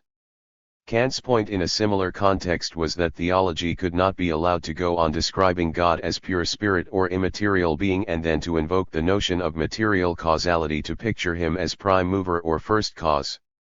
The purely negative thrust of Althusser's critique is at a similar logical incoherence at the heart of orthodox Marxism, but its positive consequence for Marxist criticism is that one need no longer try to think of Hamlet as the effect of a mechanical cause. Jameson wholly accepts the consequences of this critique in its main outlines, and his one reservation, characteristically, is less a reservation as such than an attempt to see why the orthodox notion of base and superstructure ever had any plausibility in the first place. And his answer is that on a historically local level we can see ways in which the idea of mechanical causality makes a good deal of sense. Marshall McLuhan's contention that the invention of the printing press, a material invention producing the book as a new kind of material object, had profound effects on human consciousness and society, for instance, retains its intelligibility in the face of Althusser's critique, as does the contention that novelists like Gissing were compelled to change the inner or literary form of their narratives to accord with certain drastic changes in publishing format at the end of the 19th century. When the material or the economic intrudes thus crudely into cultural history, in short, it may serve to remind us of the ultimate roots of everything cultural in history and yet the primary object of Althusser's critique is not the mechanical causality of the orthodox model, which once perceived for what it is perhaps too easy a target, but what he variously calls the expressive causality or the historicism of an alternative model of the relation between base and superstructure, one that arose not least out of a sense of dissatisfaction with the determinism of the Second International. This is a notion of causality associated with a version of Marxist theory we have already discussed in some detail, that teleological or theological Marxism that takes over Hegel's absolute spirit and simply transforms it into the economy, an essence at work behind the scenes determining all the phenomena of the surface. As we have seen, this presents problems for Marxist political theory because it is idealistic, transforming Marx into the teller of a salvational story rather than a scientific theorist of historical laws. For Marxist literary or cultural criticism, however, it has somewhat different implications. In Hegel's original account of the totality, we recall, there always lurked in the background a metaphor of mind and body. The spirit stood in relation to the material universe as mind to body, and in working itself out through the concrete manifestations of history it took the form, in effect, of a directing intelligence. When the economy is taken to be the hidden essence behind social or cultural reality, then, something similar occurs. Behind art, religion, law, etc., is discernible the infrastructure expressed through the elements or instances of the superstructure. The model of interpretation implied here is thus similar to the way we interpret a friend's facial expression, through the elements of which, mouth agape, eyes wide, we may interpret the state of mind, shock or surprise, that is their informing essence. The notion of expressive causality thus turns on the notion of an essence expressed by and equally present in every element or feature of a visible system of appearances. Within Marxism this notion of expressive causality is most closely associated with Lukács, but as Jameson points out, it is as much at work in the cultural analyses of Spengler or Foucault as in those of Hegel or Lukács. Whether the historical telos is that of Spenglerian decline or the controlling essence the Foucauldian Episteme, in short, all such accounts contain some equivalent of a zeitgeist that works away behind the various concrete manifestations of history to bring them into comprehensible order. The problem with expressive causality, in turn, may be seen in the idea of period or historical epoch it entails. We can, it is true, take up a variety of disparate social phenomena and, positing a hidden essence, turn them into a seamless web. But then, and this is the central weakness of the idea, the unity or organic wholeness of a period or epoch will be precisely something we have conjured into existence with the very notion of hidden essence our analysis supplied at the outset. Beyond the fact that the unity or wholeness thus produced is factitious, however, Jameson sees two particular problems with the idea of expressive causality as attacked by Althusser. The first is that interpreting or analyzing a historical period on such a model must involve an interpretive practice to which, as we shall see in Chapter 5, he recognizes strong objections. This is interpretation as rewriting in terms of a master narrative to bring to light the meaning of what is thus interpreted. Thus, to take the example lying closest to hand, if we were to take Marx's providential or salvational account of history as a master narrative, and if we then subscribe to the notion of expressive causality employed by Lukács, we would possess a means of rewriting events, institutions, works of art, everything, in short, in the social and cultural field in terms of that underlying economic process that is their hidden essence. The other problem with expressive causality that is brought to light by Althusser's critique, and one especially important to Jameson as a literary or cultural critic, is that associated with mediation, or the demonstration that all levels of the superstructure are only superficially different reflections of the same essence. We shall discuss Jameson's position on mediation later in this chapter, but at the moment what is important is that the concept asserts an underlying identity between any two levels of the superstructure, and further assumes that any one can, as Jameson will say, be folded into the next, and all ultimately into the economic. Thus both the political system and the legal system of a society are not merely illusory reflections of its relations of production, for instance, but each system is ultimately identical with the other and both with the economic in which they have the real source of their unreal existence. For a Marxist literary or cultural criticism this means in an even more conclusive sense that art and literature have no life of their own. A Marxist criticism becomes possible, then, only when some alternative account of the relation between base and superstructure is given. The most powerful alternative so far proposed is Althusser's notion of structural causality, the authority of which stands behind Jameson's theory and practice as a literary critic. The idea of structural causality is not easy to grasp, not least because it may seem so strongly to offend against our usual notions of cause and effect. The two notions of causality we have so far discussed illustrate the point perfectly. The idea of mechanical or billiard ball causality causes us no discomfort, for it is in a sense what we are used to meaning by causality, the primitive notion from which all others derive. The Hegelian notion of expressive causality is perhaps less self-evident, but because looking at mind or personality as the hidden cause of human action is so familiar to us, it is comfortable enough.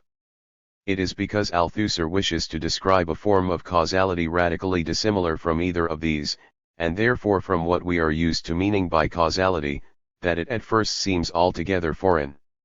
We may begin, then, by trying to see just why Althusser is committed to so apparently strange a notion of causality. The matter may most usefully be posed in terms of the problem Althusser is attempting to solve. On the one hand, his object is to rid his analysis of anything that looks like a hidden essence working away behind the surface of appearances, and on the other he wishes to arrive at an explanation of the structure of social reality which does not appeal to any notion of occult causality to obtain its results. So the problem, as Althusser himself must have grasped it at the outset, must have looked something like this: if we are examining the functional relations among elements of the superstructure, law, religion, politics, etc., but are prohibited from seeing them as expressions of a hidden essence, how must they then appear to us? Althusser's philosophical move in this situation, one that is breathtaking when its ultimate implications are grasped, is simply to point out a fact that may hitherto have escaped our notice, and yet was there in front of us all along, namely, that the social structure we are considering is a structure, and structures have a logic all their own. So it is not in an essence hidden behind or beneath the surface of things that Althusser will seek the explanation of social reality, but in the relations among elements of the superstructure as conceived in classical Marxism. Moreover, Althusser's notion of structural causality will derive from a curious fact about structure itself, that a structure is always more than the sum of its parts. That is, once we add up the elements of a structure and the relations among them, we find ourselves confronting a totality that can be seen as such only as it includes something else, and this something else is nothing other than structure itself. So Althusser's move is to reconceive the social totality as a structural totality in the strictest sense. What happens to the notion of causality here? It becomes, as we have already noted, something a bit foreign to our usual ideas of cause and effect, but it can be simply enough illustrated for all that. Consider the following. The reason we say that A is a meaningless scrawl while B is a face or the schematic representation of a face is that we recognize in the relations among the elements of B a totality that is more than the sum of its parts. What we mean by face is not just the relation of the enclosing circle to one of the dots inside it, or of either of these dots to the other, etc., but all these relations simultaneously perceived. To speak of the simultaneity of these relations as the cause of the face we see is to put something of a strain on our usual notion of causality, but it is just this strain that Althusser, in the name of banishing all hidden essences, wishes to induce.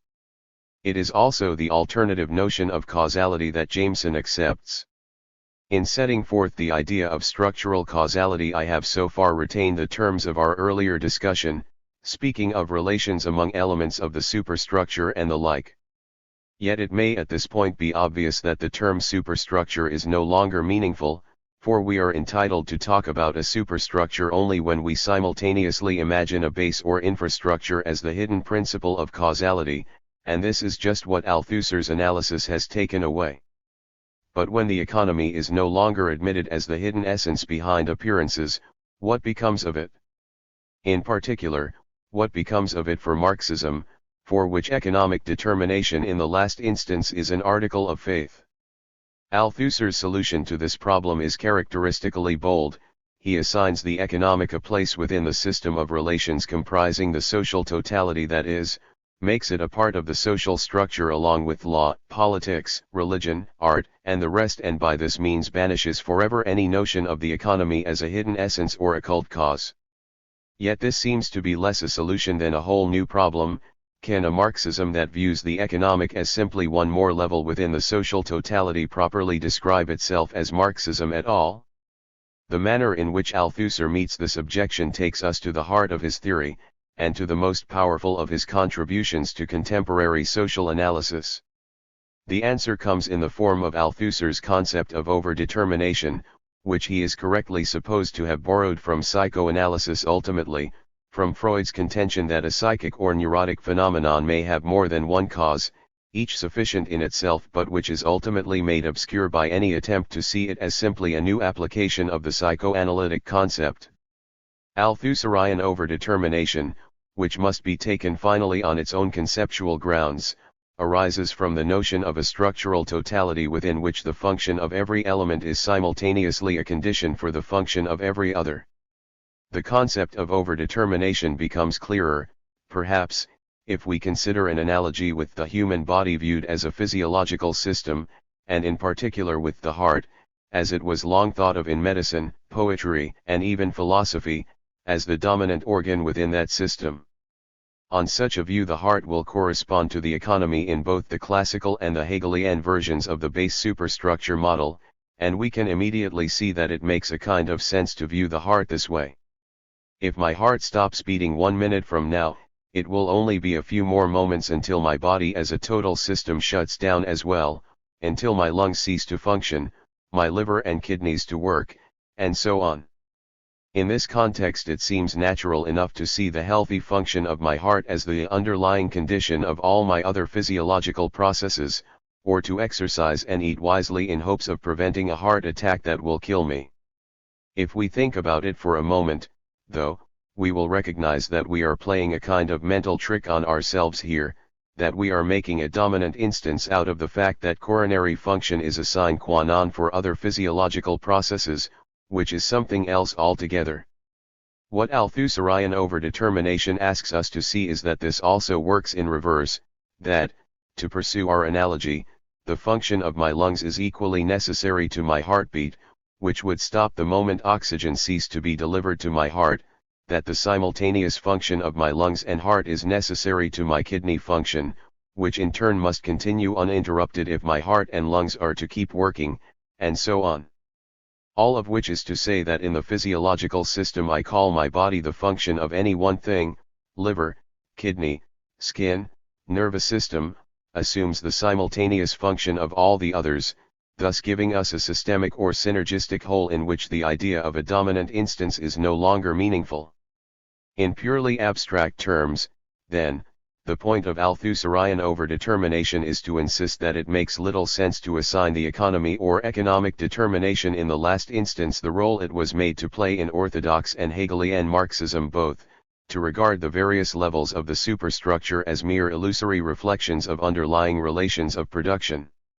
Yet the positive effect of overdetermination is to give those same superstructural levels a vitality and logic of their own, for to assert that religion or law or politics are not just reflections of but conditions for the functioning of the economy is to summon into existence a flesh and blood world in which men not only labor for wages but also vote and argue and believe, and in which the way they vote or what doctrines they believe does much to shape the economic structure within which they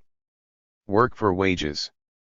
Three important concepts are entailed by Althusser's notion of a structural totality, two of which may be briefly mentioned.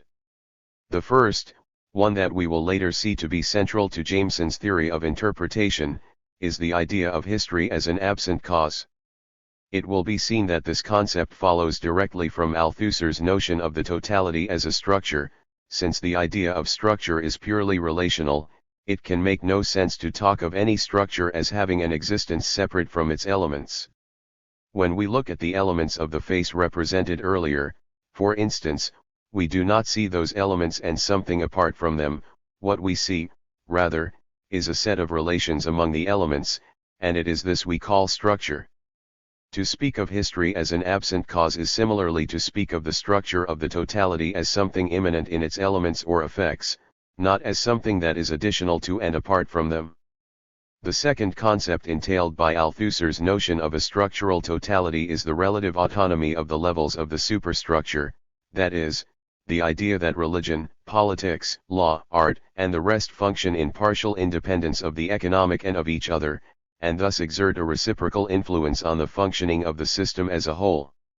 The notion of a relative autonomy is not, as has sometimes been thought, a mere temporizing on Althusser's part with Marxist orthodoxy, but is perfectly rigorous in its own terms.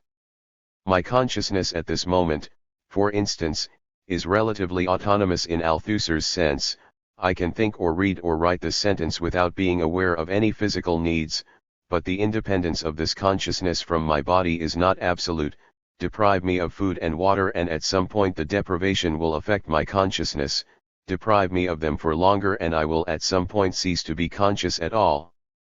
My consciousness is only relatively autonomous, then, in the sense that the physiological always has priority. The same relation holds, for Althusser and Jameson, between the various levels of the totality and the brute fact of necessity as it determines the structure of the whole. Let us end our consideration of the superstructure and its problems by looking in some detail at the third concept associated with Althusser's notion of structural totality, namely that of mediation. As understood in orthodox or classical Marxist theory, mediation is precisely a demonstration that the various levels of the superstructure, as different as they may appear on a cursory or superficial level, are really identical with one another and with the economic level underneath.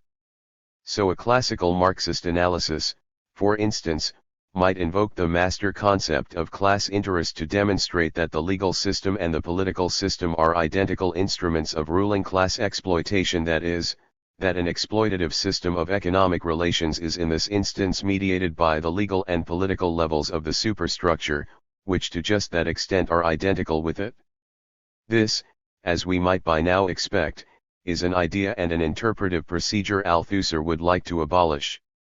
Here, however, we come upon one of Jameson's most important points of departure from Althusser, whose account of mediation he wants to correct in two significant ways by arguing, first, that Althusser without realizing it is not objecting to mediation as such but to something quite different, namely, the concept of homology, and, second, that some idea of mediation is indispensable to any mode of social or cultural analysis calling itself Marxist.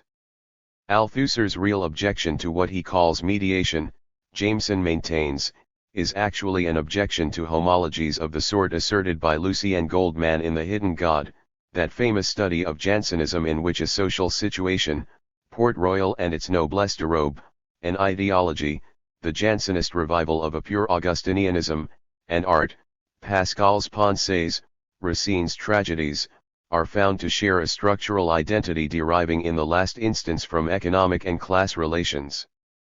The relationship between homology thus asserted and the ideas of economic determinism and expressive causality that Althusser wishes to combat are evident. Homologies of the sort Goldman asserts are something like a symphony orchestra in which every instrument is simultaneously playing the same theme. To someone unaccustomed to orchestral music, the oboe will at first sound different from the flute, and both from the violin, but only a moment's attention is necessary to demonstrate that all are playing the same notes at the same time. The totality as Althusser wishes us to conceive it, in contrast, occurs when the same orchestra plays an actual symphony, a myriad themes and motifs developing in relative autonomy from one another, all adding up to that whole, immanent in but not reducible to its effects, called Beethoven's Seventh or Schubert's Ninth. Even though it might be shown that there is something fundamentally wrong with the idea of homology, however, whether in Goldman's sophisticated version or Caldwell's less subtle practice, it does not follow that any genuine Marxism can get away from some process of mediation. Nor, pace Althusser, does it follow that Marxism should want to, for only through this process can Marxism come to view history and society as a totality, to overcome the false separations and compartmentalizations of life under late capitalism. In particular, it is only through mediation that Marxism can fulfill its unique claim to overcome the false specialization of the bourgeois disciplines, in which the economist looks at things from one point of view, the sociologist from another, the historian from yet a third. Only through mediation, that is, can Marxism demonstrate that these separations do not really exist, that they are symptoms of the estrangement and alienation of life under capitalism. Moreover, the very fact that Marxism can employ the concept of mediation, or, as Jameson will put it for reasons we shall come to shortly, can practice mediations, goes in its way to show that social life does have a prior existence as a unity or totality. Again, there is an analogy with the body, which can for purposes of medical treatment be separated into its constituent elements. The doctor tells me my liver is malfunctioning, just as my psyche can be in the case of psychiatry. My psychiatrist allows me to see that my superego is exerting an intolerable pressure on my consciousness. Yet in any such case these separations assume my prior existence as a unified being. The me to whom my doctor talks about its liver or my psychiatrist its superego is the same as yet undifferentiated me that my friend asks about going to a movie tonight. Jameson's point is that mediation works in just this way. It could not be coherent unless the concept of the whole or the totality were first coherent. Althusser goes wrong, then, according to Jameson, because in directing his attack at expressive causality and homology he fails to recognize a more fundamental truth about mediation, namely, that one cannot talk about differences between cultural or ideological levels without assuming a prior unity, just as one cannot talk about their ultimate identity without assuming some prior difference. Consider, for instance, even the crudest form of Marxist social analysis, one that in the name of an underlying economic reality wishes to demonstrate that under capitalism the legal system and the political system are the same, as being equally instruments of ruling class domination and oppression. Jameson's point is that if they were the same in any self-evident sense no such demonstration would be called for, that only a prior awareness of the differences between the two systems can make even this rudimentary a practice of mediation necessary in the first place. On a more sophisticated level, the same is true, though from a reverse perspective, of Althusser's treatment of the various levels of the social structure. When Althusser proclaims the semi-autonomy of the religious or the political or the artistic, for instance, he thinks he is insisting on their distance and separation from one another within the totality. And this is so, but what he does not see is that such insistence makes sense only against the background of some larger identity. There would be no sense in even talking about religion and politics and art this way unless we assumed them already to be related at some fundamental level.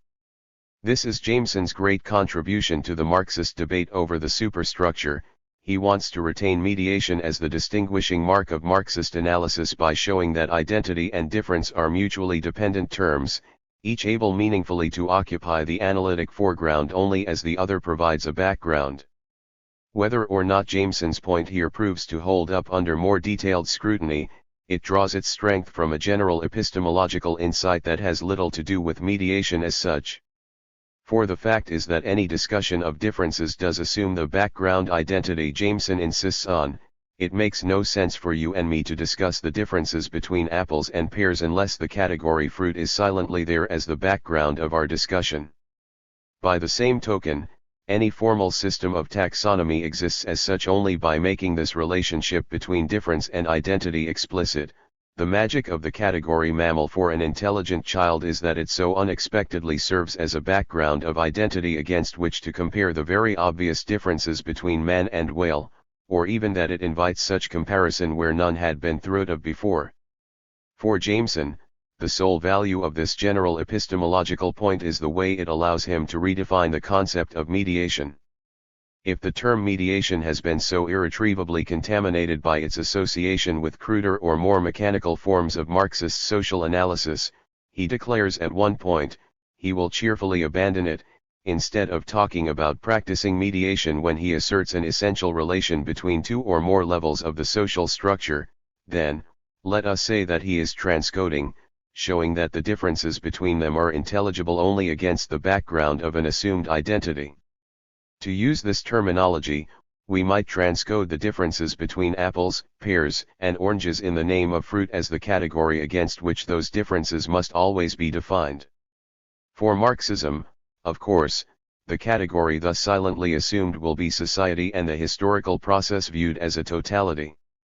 Jameson's innocent suggestion that we merely assent to a change in terminology disguises, however, his last important move with regard to mediation. In his argument, we are asked to see, mediation will no longer refer to something actually present in the base superstructure relationship, for example, the legal system and the political system, once again, as they mediate an underlying system of economic relations, but something used as an instrument of analysis by Marxist criticism. To the charge that this is an idealist notion, one that in effect makes mediation or transcoding disposable, Jameson can respond by pointing out that any use of such instruments will always and inevitably presuppose the invariant relation between difference and identity, foreground and background, discussed here. The instrument can be used in any specific instance, in short, only because of the ultimate existence of the totality itself. We may dispose of the category fruit when we have got done discussing apples and pears and oranges, but what the category fruit has stood in for, a generalized identity that must stand as the background to any discussion of differences, will never go away. This, the assertion of an ultimate totality in relation to all disparity, is Jameson's solution to the problem of the superstructure. 4. Strategies of containment. Orthodox or traditional Marxism, we have seen, has always tended to view ideology as a form of false consciousness, a great lie about the world within which people live out their lives of domination and oppression. Thus, for instance, the classical Marxist account of religion, People in every social formation suffer the effects of exploitation, and their natural response is to make up a story to explain their plight to themselves. So Christianity, most notoriously, makes up a story, the fall, that explains present alienation and unhappiness, and a theology, mortal life as a probation for that eternal life made possible by Christ's sacrifice, that makes them comprehensible in larger terms. This is what Marx had in mind when he described religion as an opiate, mankind's way of deadening itself to the actual sources of its present misery. Yet we have also seen that in the 18th Brumaire of Louis Bonaparte, Marx, writing in the midst of historical upheaval with a penetration that transcended mere theoretical tidiness, gave his own authority to quite a different view of ideology, namely, that it is limits imposed by the economic itself that prevents men from seeing the real cause of their present misery, and that thus impels them to invent systems, religions, philosophies, mythologies, etc., that permit them some form of coherence and comprehensibility. Two features of this alternative view are important to us. 1. Though ideology remains an illusion, it is now history itself that prevents men from seeing the source of their misery in history, and, 2. The impersonal laws of history whose inevitability Marx always emphasized are now restored in full force, after having been weakened by the orthodox view.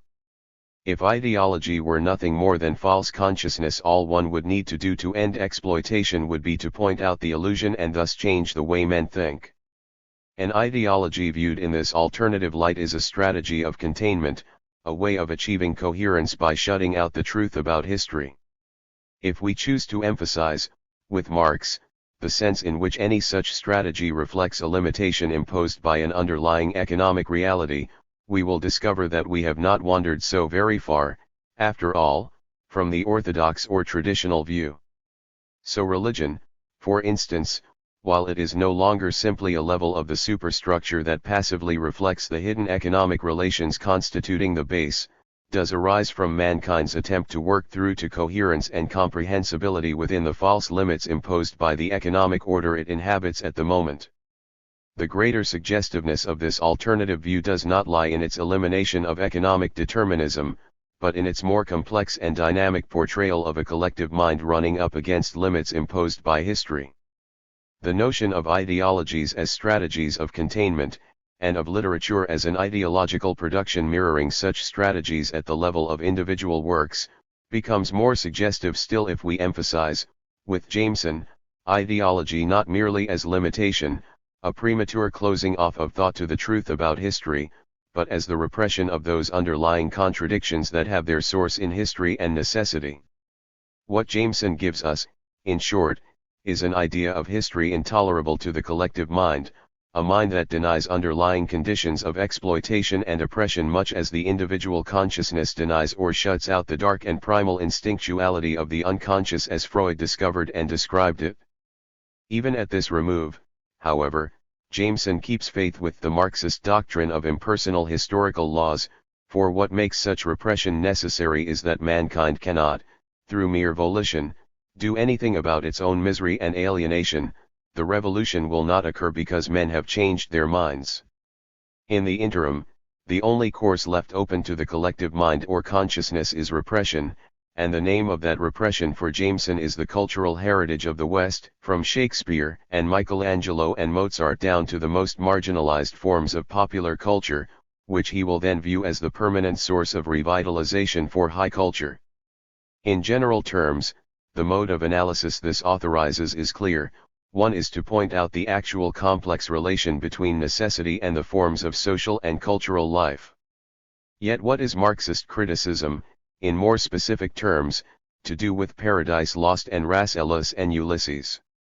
Jameson's answer is that these, and literature generally, are to be subjected to symptomatic analysis, a mode of interpretation that reveals, 1. The specific ways in which they deny or repress history, and, 2. What, once brought up out of the nether darkness into the light of rational scrutiny, the history thus denied or repressed looks like. A risk Jameson runs throughout the political unconscious, a risk he would inevitably run from inattentive readers did not the difficulty of his style ensure that the book can have no such thing as an inattentive reader. is that in proclaiming a doctrine of repression of the historical and a political unconscious he might seem to be out to achieve a merely facile or fashionable synthesis of two influential systems of thought, a sort of Gretna Green marriage of Marxian and Freudian analysis. The penetration and originality of Jameson's thinking, however, testify to an opposite state of affairs. What Jameson saw is that the Freudian doctrine of repression could be invoked to liberate or raise to explicitness a conceptual position already powerfully implicit in classical Marxism. Nothing makes this clearer than Marx's own practice of symptomatic analysis, about which Engels said that the genius of Marx's analysis of history lay in treating as questions what everyone else had thought to be solutions. The deeper roots of this mode of analysis are, of course, in Hegel, for it mirrors that process whereby in the classic form of the dialectic each synthesis of thesis and antithesis itself becomes a new thesis, waiting in its incompleteness to be brought into opposition to a new antithesis that will then produce unity at a still higher level. The notion that anything offering itself as a solution must in an essential sense be incomplete is taken over by both Marx and Jameson. We have already glanced at the way Marx applied this notion to classical economics, seeing in Adam Smith's solution to the problems of price, value, etc. That is, his notion of an invisible hand or impersonal system of market forces which regulates all aspects of economic activity simultaneously, merely a universalized version of an emergent capitalism. What is repressed in the name of scientific objectivity is thus the system of domination and oppression that sustains the market economy so described. Classical and neoclassical economics function as strategies of containment, then, not simply through their premature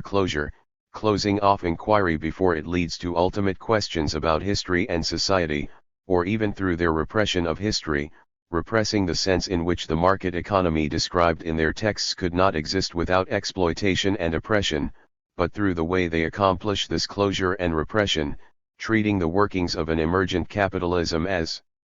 eternal and objective economic laws. For economists like Smith and Ricardo, the triumph of economics as a new science was to have discovered and described the laws of a timeless and universal system. For Marx, both the market system thus described and such of its intellectual servants as Smith and Ricardo were late arrivals on the historical stage, produced with no little flourish by history itself, and their new science was merely a symptom of the way capitalism hides the truth about itself even from those who try to explain it from the inside. The impossibility of grasping the workings of an economic system from the inside provides the ultimate warrant for Marxist social analysis as a mode of symptomatic analysis. Thus it is economics, once again, which within classical Marxism provides the best known example, Marx's symptomatic analysis of the Trinity formula of neoclassical economics. As before, the analysis begins in what Ricardo and his disciples had taken to be a solution, an explanation of the source of economic value in the three factors of land, labor, and capital, each then generating a corresponding kind of income in rent, wages, and interest, respectively. What Marx primarily wanted to show, of course, is that any such formula is only an ideological means of disguising the actual source of value in the labor of the direct producer, but two less obvious points are important as well, that such an account reflects the limitations imposed by capitalism on those bourgeois economists who, like Smith or Ricardo, want to explain it from the inside, and, 2, that those very limitations then help perpetuate capitalism as a system precisely by hiding its workings from those implicated in it, workers and capitalists alike. This last point directly bears on what Althusser calls the self-concealment or self-occultation of capitalism as a system, by which he intends a final refutation of any notion of ideology as false consciousness merely. Marx had made much the same point in Capital under the name of the fetishism of the commodity, which for this reason has become prominent in recent years as part of Althusser's own expanded theory of ideology. Marx's point, which is essential to the entire philosophy of history implicit in Capital, is easily grasped. In a world where there is yet no market and therefore no market value as such, the only form of economic value is use value, the value that an object or product has when I have transformed it from its raw materials through my own labor. Use value, which as an economic concept has its origins in Locke's theory of property, exhibits a moral function in Marx's theory by exposing all other forms of economic value as false, exploitative, and deceptive. The self-occultation of a market economy, then, that process through which it hides its workings from everyone inside it, begins at just the moment market forces operate to instill a new and false notion of value. Consider, for instance, my economic relation to a pair of shoes in a one-person or Robinson Crusoe economy. With arrows made by hand and arrowheads chipped from flint I kill an animal, which I then skin and quarter, I tan the hide and cut and sew the leather with rawhide thongs, and at the end of a laborious process I own a pair of moccasins that, greased with the fat of the same animal, will see me nicely through the rainy season. So far I inhabit a world of use value only. The market intrudes when I am not Robinson Crusoe but a member of a society where even a rudimentary division of social labor is carried out. If this society contains a maker of arrowheads, say, and if, having made 2 pairs of moccasins, I exchange 1 pair for arrowheads, my world has changed utterly. The reason that so apparently innocent a transaction implies consequences so momentous, of course, is that it must assume the operations of a market system already in place. The number of arrowheads you will give me for my moccasins is not arbitrary. Aware that 1 arrowhead takes 3 hours to chip into arrow shape and sharpness, you would not give me 1,000 for my moccasins, nor would I take only 1, and since it is not both you and I must have recognized another kind of value, market or exchange value, at work. Yet in this situation it is not as though some trick had been played on us, as though we had allowed our idea of genuine or use value somehow to be replaced by an illusion called market value. It really is the market, as an impersonal system assigning commodities their worth within a system of exchange, that has begun to determine value now. The falsity is that of the new kind of value, which divorces the worth of objects from the labor that went into their creation and the use to which they may rationally be put, and therefore estranges humanity from itself. The extreme form of this divorce between labor and value is capitalism, which retains labor as the hidden essence of economic value. It is still the work that goes into transforming raw materials into useful products that is the absolute source of value, but which presents itself to both workers and capitalists in an utterly different light, for in a market economy use value is totally hidden from sight, and it is the visible workings of the market, the price tag on the new car in the showroom, that provide the only measure of value that people are now able to recognize. This is the sense in which people living under capitalism inhabit a world that is not only false but false for reasons built right into the way the system operates. Althusser's contribution was to emphasize that this process of self-occultation or self-estrangement, the systematic estrangement of use value from market value, was not simply a byproduct of the market economy but one of the primary ways capitalism perpetuates itself. This insight lies at the heart of Althusser's theory of ideology, which he views as having an intimate relation to the way economic systems in general and capitalism in particular work to conceal their essential operations while presenting to those who inhabit them an illusory appearance of things.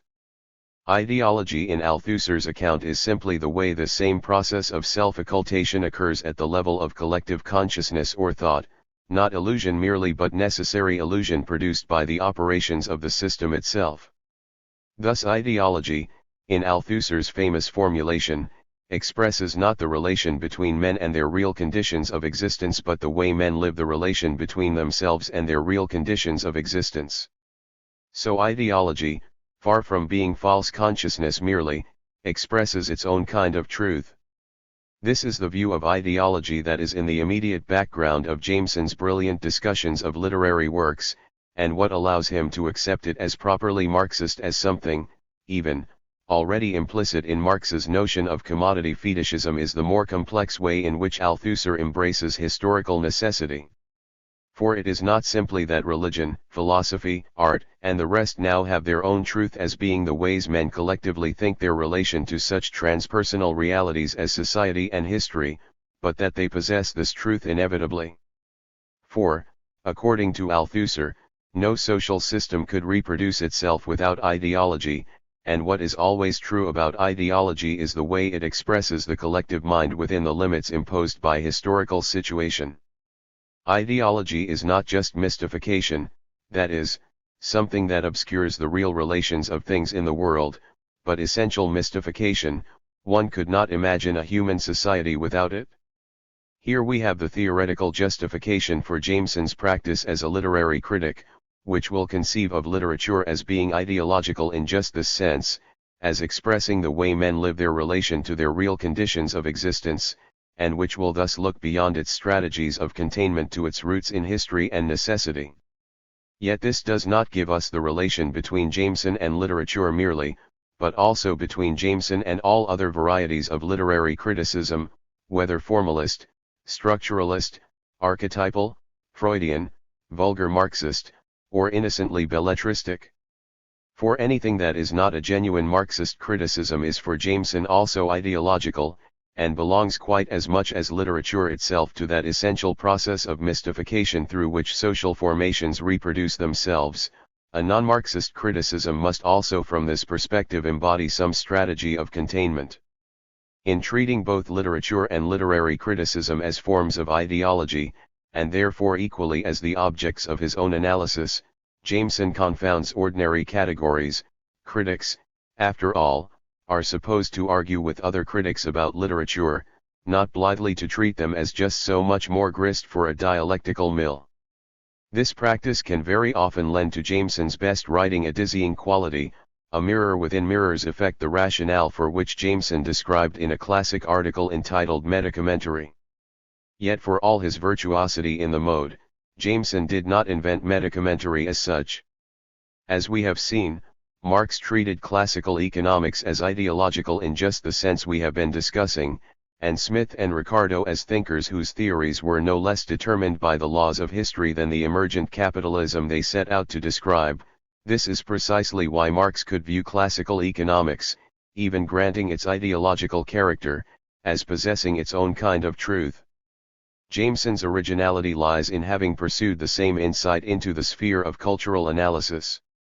Jameson's first question about any rival critical approach, then, is about what sort of truth it contains, and this is not just intellectual generosity on his part, though he has more of that than one has come to expect not just from Marxist criticism but from any contemporary criticism, but the conscious application of a method he has invented out of his own further ruminations on Althusser's theory of ideology.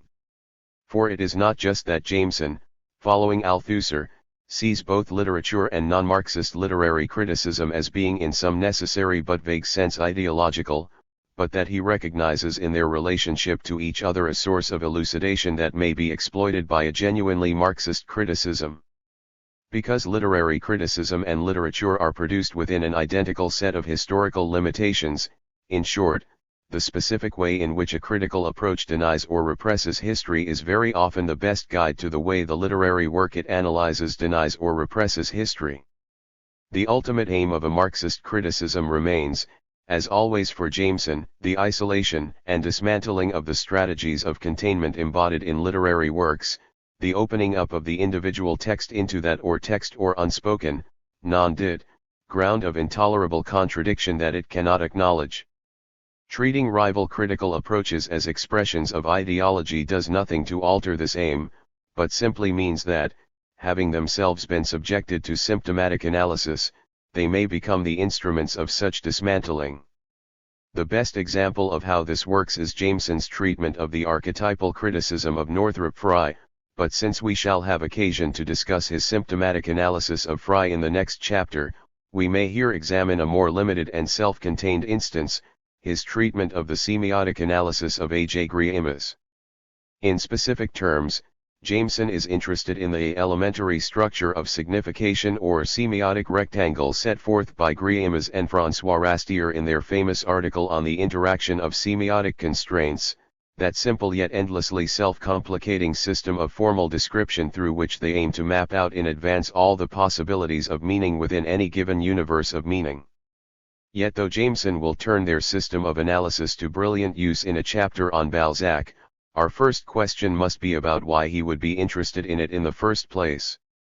For semiotic analysis as practiced by Greimas would seem to be the very antithesis of a Marxist or dialectical mode of thought, and Greimas himself the very type of the arid, static, spatializing intelligence that Marxism must view as ideological in the worst possible sense, the sense in which structuralism operates as a denial of historical truth as such. Structuralism viewed in this light becomes, as it was close to becoming in Sartre's eyes, the opiate of the intelligentsia. By the same token, the semiotic rectangle as Greimas and Rastier describe it, a combinatory system of abstract and mutually defining oppositions and conjunctions, would appear to gain its claims to exhaustiveness only through the most ruthless kind of a priori spatializing. Thus, for instance, the categories of their social model of sexual relations, matrimonial relations, abnormal relations, normal relations, non-inatrimonial relations, placed in contrary and contradictory relations to one another, allow one to say in advance not just where in this universe of socio-sexual meaning any form of sexual activity, incest, homosexuality, conjugal love, premarital experimentation, adultery, etc., will manifest itself, but also what, in abstract terms, those possibilities are. And structural description of this sort gets more complicated but not less orderly when constraints operating at different levels, for example, the economic level, dowries, etc., or the level of individual values, forms of sexual activity as desirable, feared, etc., are reduced to a schematic table of abstract possibilities. As Jameson observes, a thorough commitment to this sort of description and analysis undoubtedly makes one, and would appear to make Greimas, what Umberto Eco has called an ontological structuralist, that is, someone who views the abstract terms and combinatory possibilities as mapping out the actual logical structure of reality, and therefore as having the same sort of timeless validity as logic or mathematics. Again, this is the sort of claim that presents the clearest possible threat to Marxism, for at this level we are no longer dealing with quibbles about the best approach but with claims about the nature of reality itself. It is a characteristic mark of Jameson's intellectual assurance that, where so many orthodox or doctrinaire Marxists meet such claims with a preemptive truculence, he takes them seriously and allows them a measure of truth in their own terms. On the face of it, the claims even of an ontological structuralism, if that is what Greimas' semiotic analysis is, are not absurd. For, first of all, we have learned enough from linguistics to be aware by now that a simple and limited set of elements, the 26 letters of the alphabet, the system of English phonemes, etc., may combine to produce infinite meaning or significance. And then, to take such a model as Greimas's of sexual relations, sex does consist of a limited number of anatomical possibilities. The range of sexual activity can only consist of the genital and personal combinations. And finally, none of those combinations has any meaning in itself. It is only within the social field that a certain temporary conjunction of anatomical parts can add up to incest, and this is then the same field within which brute sounds are understood as language and Rolls-Royces signify wealth and status. Structuralism is sometimes charged by those who do not understand it with applying a linguistic paradigm to things that are not language, but this is misguided.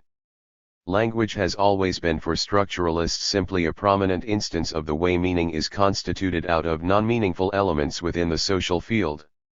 If we grant Greimas his claims to semiotic truth, then, we have a particularly pure structuralism as it appears before being subjected to Jameson's symptomatic analysis.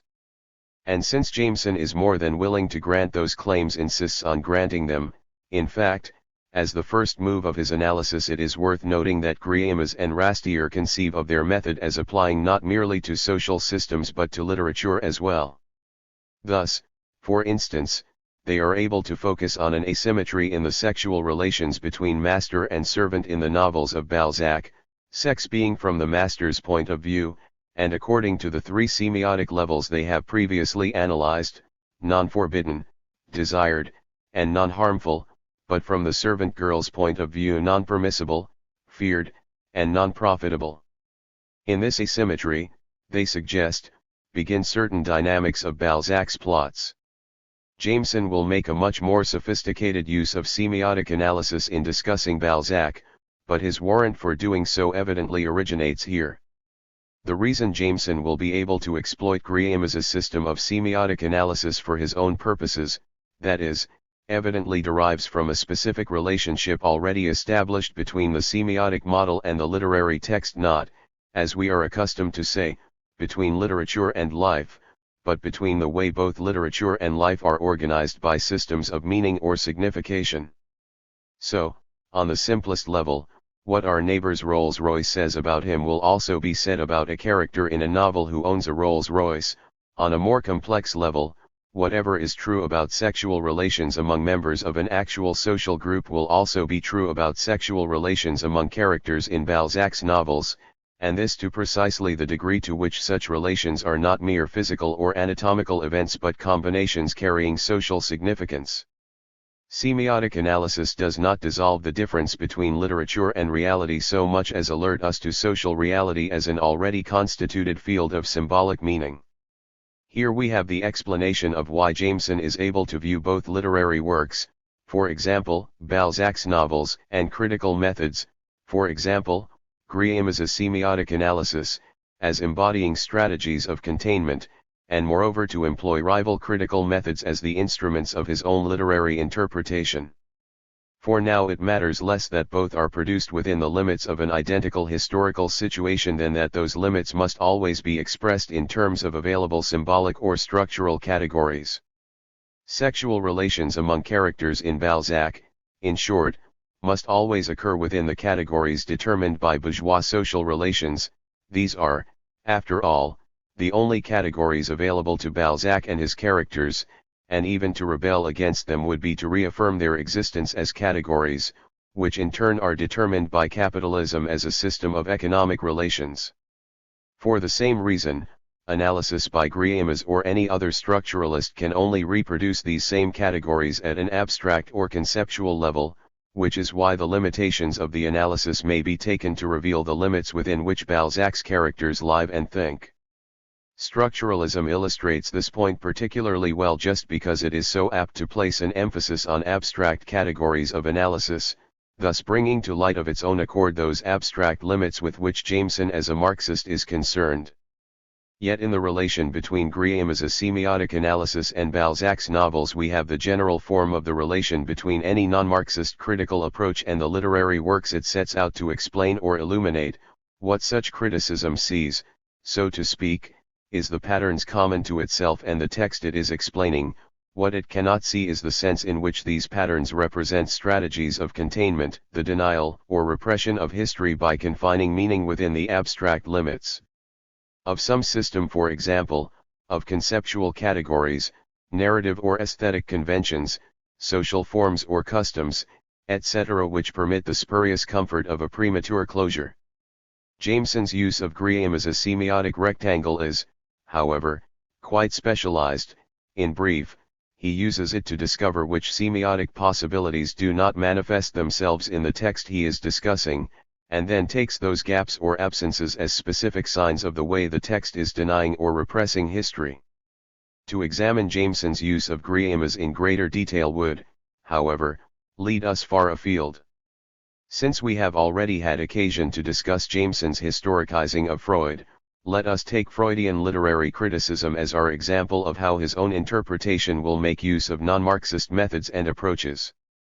Any Freudian criticism, obviously enough, must incorporate the same strategy of containment evident in Freudian theory itself, of assigning a timeless validity to certain bourgeois family relations and of not being able to acknowledge the historical origin of that semiotics of sexual desire on which such central Freudian notions as sexual trauma, the psychosexual stages, and so on depend.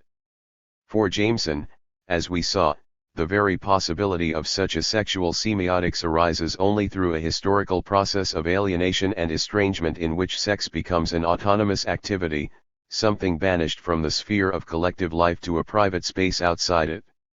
This is the context in which Freudian theory, not despite but precisely because of the strategy of containment that makes it an ideology, expresses a special truth, for Freud's patients really did experience the workings of sexual desire and neurosis and trauma within the categories described by Freud's theory, these being the only categories, roughly, those of bourgeois social relations under capitalism, available to patient and theorist alike. What manifests itself within experience or thought as a strategy of containment, a means of denying the determination of experience and thought by history, is thus made available only by history itself. The special validity of Freudian literary criticism follows directly from this, for the same historical process makes available to literature those strategies of containment, now taking the form of narrative and aesthetic patterns, through which history is denied or shut out by individual works. Should Freudian criticism prove able to cast genuine illumination on the dynamics of sexual desire in the novels of Dickens or Flaubert or Gissing, then, it will be precisely because the categories of thought and experience available to those novelists and their characters were the same ones available to Freud when he was formulating psychoanalytic theory. Patient and psychoanalyst, novelist, and character, all inhabit equally an estranged and fragmented world that can exist as a world only by denying its basis in the intolerable contradictions of history. So a properly Marxist approach to literature will not consist of denying Freudian criticism its insights, but of showing that the limits of those insights are the identical limits within which the characters of Dickens or Gissing live their lives. At the same time, the special illuminations afforded by Freudian criticism are illuminations still at a relatively superficial level, superficial not in a pejorative sense but in the sense that there are matters of deep structure which such criticism must leave untouched. Here is where Jameson's symptomatic analysis of non-Marxist approaches assumes a crucial importance to his own theory and practice, for it allows him to demonstrate that such analysis extends well beyond the obviously ideological to the most basic categories of conventional thought. On one level, symptomatic analysis is able to show that critical approaches usually assumed to be in competition with one another the Freudian, formalist, archetypal, etc. share at the deep level an identical set of assumptions. On another, it is able to suggest that they do so because on that level they deny history in an identical way. Let us look one last time, for instance, at Freudian psychoanalytic theory, this time with the deeper possibilities of a Marxian symptomatic analysis in mind.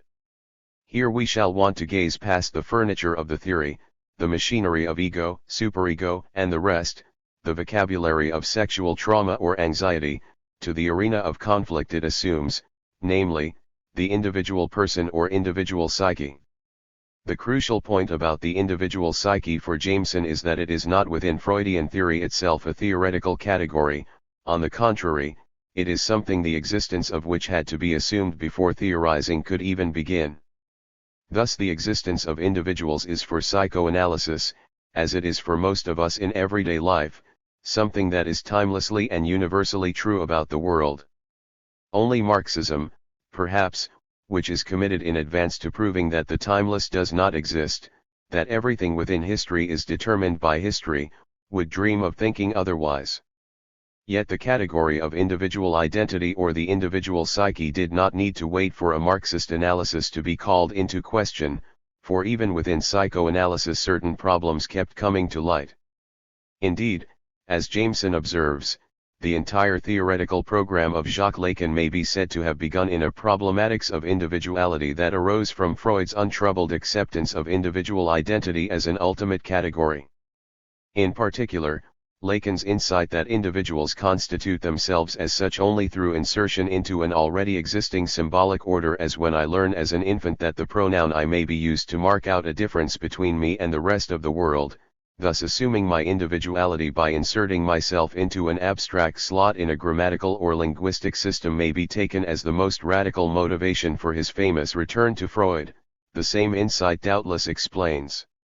Lacan's great influence on Althusser's structural Marxism, and indirectly on Jameson's doctrine of a political unconscious. As we have seen, Marxism already knew all this, for the story of history for Marxism, and especially for Jameson's Marxism, is the story of a fall out of collective life and consciousness into a world of estrangement and separation and alienation.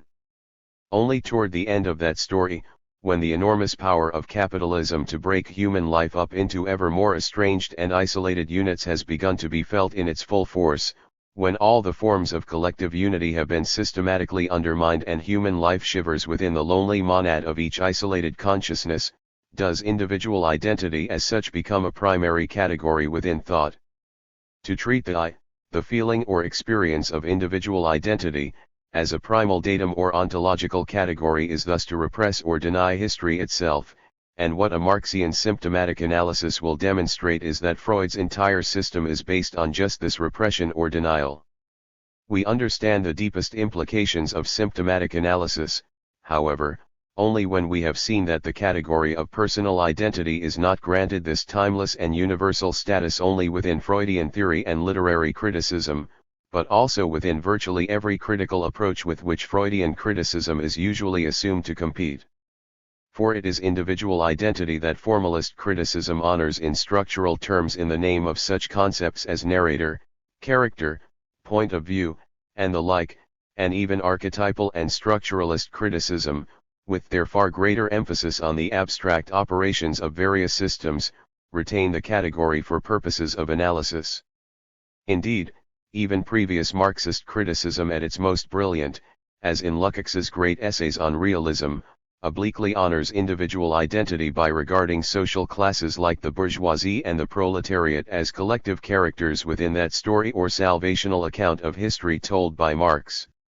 As Jameson's deep admiration for Lukács might suggest, the aim of symptomatic analysis is never merely to bring to light or unmask such strategies of containment as the category of individual identity, to point an accusing dialectical finger at their denial or repression of history. For Jameson's ultimate point is that such strategies of containment are inevitably inscribed in cultural texts and our ways of thinking about them into, even, the texts of Marx himself, who in this sense denied history even as he was instructing the world in the consequences of such denial. The notion of conceptual categories or aesthetic conventions or social forms as strategies of containment is not meant to liberate us from history, but to liberate us by insisting that we are always and inevitably inside it. 5. Narrative and interpretation. A glance at the subtitle of The Political Unconscious, Narrative as a Socially Symbolic Act, is enough to suggest that narrative will be at the heart of Jameson's enterprise, but no title or subtitle can suggest why it should be so crucial to him. An educated guess, perhaps, would be that his primary interest as a Marxist lies in the novel, the one great literary form that grew up together with capitalism and that permits itself to be read, as in Lukács's criticism, as an allegory of class relations within the capitalist order. To a degree this is so. Though he begins his actual treatment of literature with a chapter on romance that includes brilliant observations on medieval versions of the form, Jameson's real interests lie in the 19th-century novel and its modernist successors, in Stendhal and Balzac and Gissing and Conrad and beyond. So his interest in narrative is partly due to the novels being a narrative form. On a deeper level, though, Jameson's work assumes as its background a good deal of serious thinking that has gone on in recent years about narrative, and narrative not just as it is found in literature but outside it as well. For one of the most suggestive insights of the newer literary theory is that narrative or story is not specifically a literary form. It is found, to be sure, in novels and epic poems, but it is also found in movies and comic strips and ballets and puppet shows and anecdotes told at cocktail parties, and to see that it has in all these instances certain invariant structural features is to leave behind the confines of literary criticism for a wider field of inquiry. The narrative form of 19th-century novels may thus be taken as evidence of their possessing a more universal dimension. As we have seen, Marxism in general and Jameson in particular have a deep distrust of anything pretending to timeless or universal significance, and this may well be why Jameson never pauses to reflect on narrative as such, but in fact many of his insights depend on the notion that narrative, once floated loose from its instantiation in novels or myths or epic poems, is really not so much a literary form or structure as an epistemological category. Like the Kantian concepts of space and time, that is, narrative may be taken not as a feature of our experience but as one of the abstract or empty coordinates within which we come to know the world, a contentless form that our perception imposes on the raw flux of reality, giving it, even as we perceive, the comprehensible order we call experience. This is not to make the conventional claim that we make up stories about the world to understand it, but the much more radical claim that the world comes to us in the shape of stories. As one can often get students to see how the Kantian categories work by asking them to try to imagine the world without space and time, or, in Wittgenstein's variation, to try to imagine a spatio-temporal object like a table outside space and time, one can grasp the full implications of what might be called the narratological claim by trying to think of the world as it would exist outside narrative. Since we are so used to thinking of stories as something disposable, something within the boundaries of the world, this does not at first sound difficult at all, but a brief experiment will show that anything we try to substitute for a story is, on closer examination, likely to be another sort of story. The exercise soon leads, in fact, out of the linguistic and cultural sphere and into the sciences, where physicists tell stories about subatomic particles. Bertrand Russell's point that electrons have histories depends on this, and where even mathematical proofs, with one step following another toward an inevitable conclusion, exhibit something of the dynamics of plot and closure. The serious challenge that has arisen within historiography in recent years to old-fashioned narrative history may thus be regarded not as an attempt to escape narrative itself, which would on this account be impossible, but simply to move from one narrative mode, kings, battles, riots, elections, etc., to another. The account of the Mediterranean world given by Braudel, with its long, slow, magnificent sweep of geological changes, trade routes, and the rest is, as has often enough been pointed out, no less a story than the histories it aimed to correct or replace, but simply a story on a different scale, and the same will be true of other annals historians or, in the United States and Britain, of the climatricians who favor quantitative methods. This is why Jameson will be so singularly unembarrassed by the claim that Marx, in the guise of presenting a theory of history, was telling a story, or that his story, under Hegel's inspiration, clearly exhibits a providential plot. Taking history seriously means accepting some story as the means of knowing anything at all. Jameson's argument in The Political Unconscious depends in a number of ways on the claim that narrative is really an epistemological category traditionally mistaken for a literary form, but only one way can be discussed here, namely, the related and subordinate claim that anything, a structure, a form, a category, that presents itself as existing outside the boundaries of some story can do so only through a kind of fiction. Thus lyric, for instance, which in discussions of literary genre is usually opposed to narrative on the grounds that it tells no story but simply shows a moment in which a single speaker utters his thoughts, must ultimately be viewed as a narrative mode. For not only do the speaker and his thoughts have a history, that is, they are part of a larger story assumed by the lyric moment, but we must be able to infer a good part of this prior history if any lyric is to be comprehensible. They flee from me, for instance, is not just the speaker's present disillusionment but the whole story of betrayal it presupposes. Literary criticism in recent years has grown more sympathetic to such claims as these, at least as they are heard by younger critics who are able to take seriously post-structuralist theories of intertextuality, but for Jameson they are claims that go far beyond literature. Thus, for instance, he is able to show that the Althusserian account of a mode of production, which has usually been taken to give a purely structural account of social systems, that is, to describe feudalism, capitalism, etc., as structures of social relations, is unintelligible, like a lyric poem, except when conceived as part of a larger history. Not only does a mode of production project a story stretching out to either side of it, but this story is written right into its form as a structure or system of relations. This is a very powerful claim, where orthodox Marxism asserts the priority of the diachronic, historical explanation, over the synchronic, structural explanation. On the general grounds that Marx's was a historical theory, Jameson does so on the grounds that the diachronic has priority as being narrative in form. Structures, that is to say, may be abundantly useful as conceptual fictions, but reality comes to us in the form of its stories. Along with the phenomenon of narrative there arises the problem of interpretation, and one of Jameson's points will be that the two are inseparable.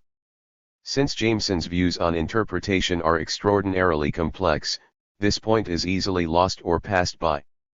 As we shall see shortly, for instance, much of Jameson's energies must on the one hand go to defending his own practice against the claim that interpretation always and inevitably impoverishes some lived reality, and that the question "what does it mean?" is always an invitation to abet such impoverishment. On the other hand, Jameson will wish to lay a great emphasis on the distinction between manifest meaning and latent content that Freud's model of interpretation, and his own as it turns Freud to dialectical use, so strongly insists on. With so many claims and counterclaims in the air, it is easy to miss the point that narrative, just by being narrative, always demands interpretation. Understanding narrative forms like the parables of the New Testament, for instance, seems to depend on something like this point. The parable of the prodigal son, we are told, is not just a story about a young man who leaves home, squanders his inheritance in dissipation in a foreign land, and returns to encounter not recrimination but a father who slaughters a fat calf in joy at his return. It is a story about the alienation of the soul from God, about the miraculous existence of infinite mercy when nothing like mercy had even to exist. The foreign land, we are told, is the very image of the soul's alienation from the divine, the killing of the calf that had been fattening for a later feast the very image of God's joy at the rebirth of a soul previously lost to him. This is allegory, certainly, but it seems to be allegory demanded by the story itself, a second story without which the first seems curiously incomplete. The claim that narrative always demands interpretation, then, seems to work out to a claim that narrative form has something like the distinction between manifest and latent meaning written into it, that what is manifestly happening, for instance, is the slaughtering of a fat calf, but that this image contains another meaning as its latent or hidden content. Associated with this are certain other problems long since seen to derive from narrative form as such, that, for instance, every narrative simultaneously presents and represents a world, that is, simultaneously creates or makes up a reality and asserts that it stands independent of that same reality. Or, similarly, that narrative seems at once to reveal or illuminate a world. We gaze through the prodigal son story to a divine world of infinite mercy, and to hide or distort it, the mystery of God and his mercy can scarcely be adequately conveyed in stories about fathers, sons, and calves. Simply in dealing with narrative, it seems, we are already dealing with a complex and tangled realm of meaning that demands interpretation. Just as important, the sort of interpretation demanded by narrative has in Jameson's view a natural priority over other modes of explanation. The claim is once again epistemological at bottom, since reality comes to us in narrative form not just as literary narratives, but as religious mythologies, theories of history, and the like. It demands to be interpreted as such. Obliquely, Jameson is here contesting any claim to ultimate truth that might be made by the empirical sciences, in which, presumably, explanation takes the non-narrative form of experiment and hypothesis, and positivist philosophy, but even more obliquely he is contesting the claims of that scientific Marxism that sought, in a 19th-century infatuation with the methods of the physical sciences, to ground Marxist theory in a vulgar empiricism. Jameson's views on interpretation thus amount to a quiet repudiation of this strain in Marxist thought, from Engels's Dialectics of Nature to the Lysenko affair. It is the unlikely question of narrative itself, therefore, of problems of meaning and interpretation normally assumed to be the rarefied and marginal concerns of literary critics, that contains the clue to Jameson's posture as a Marxist thinker.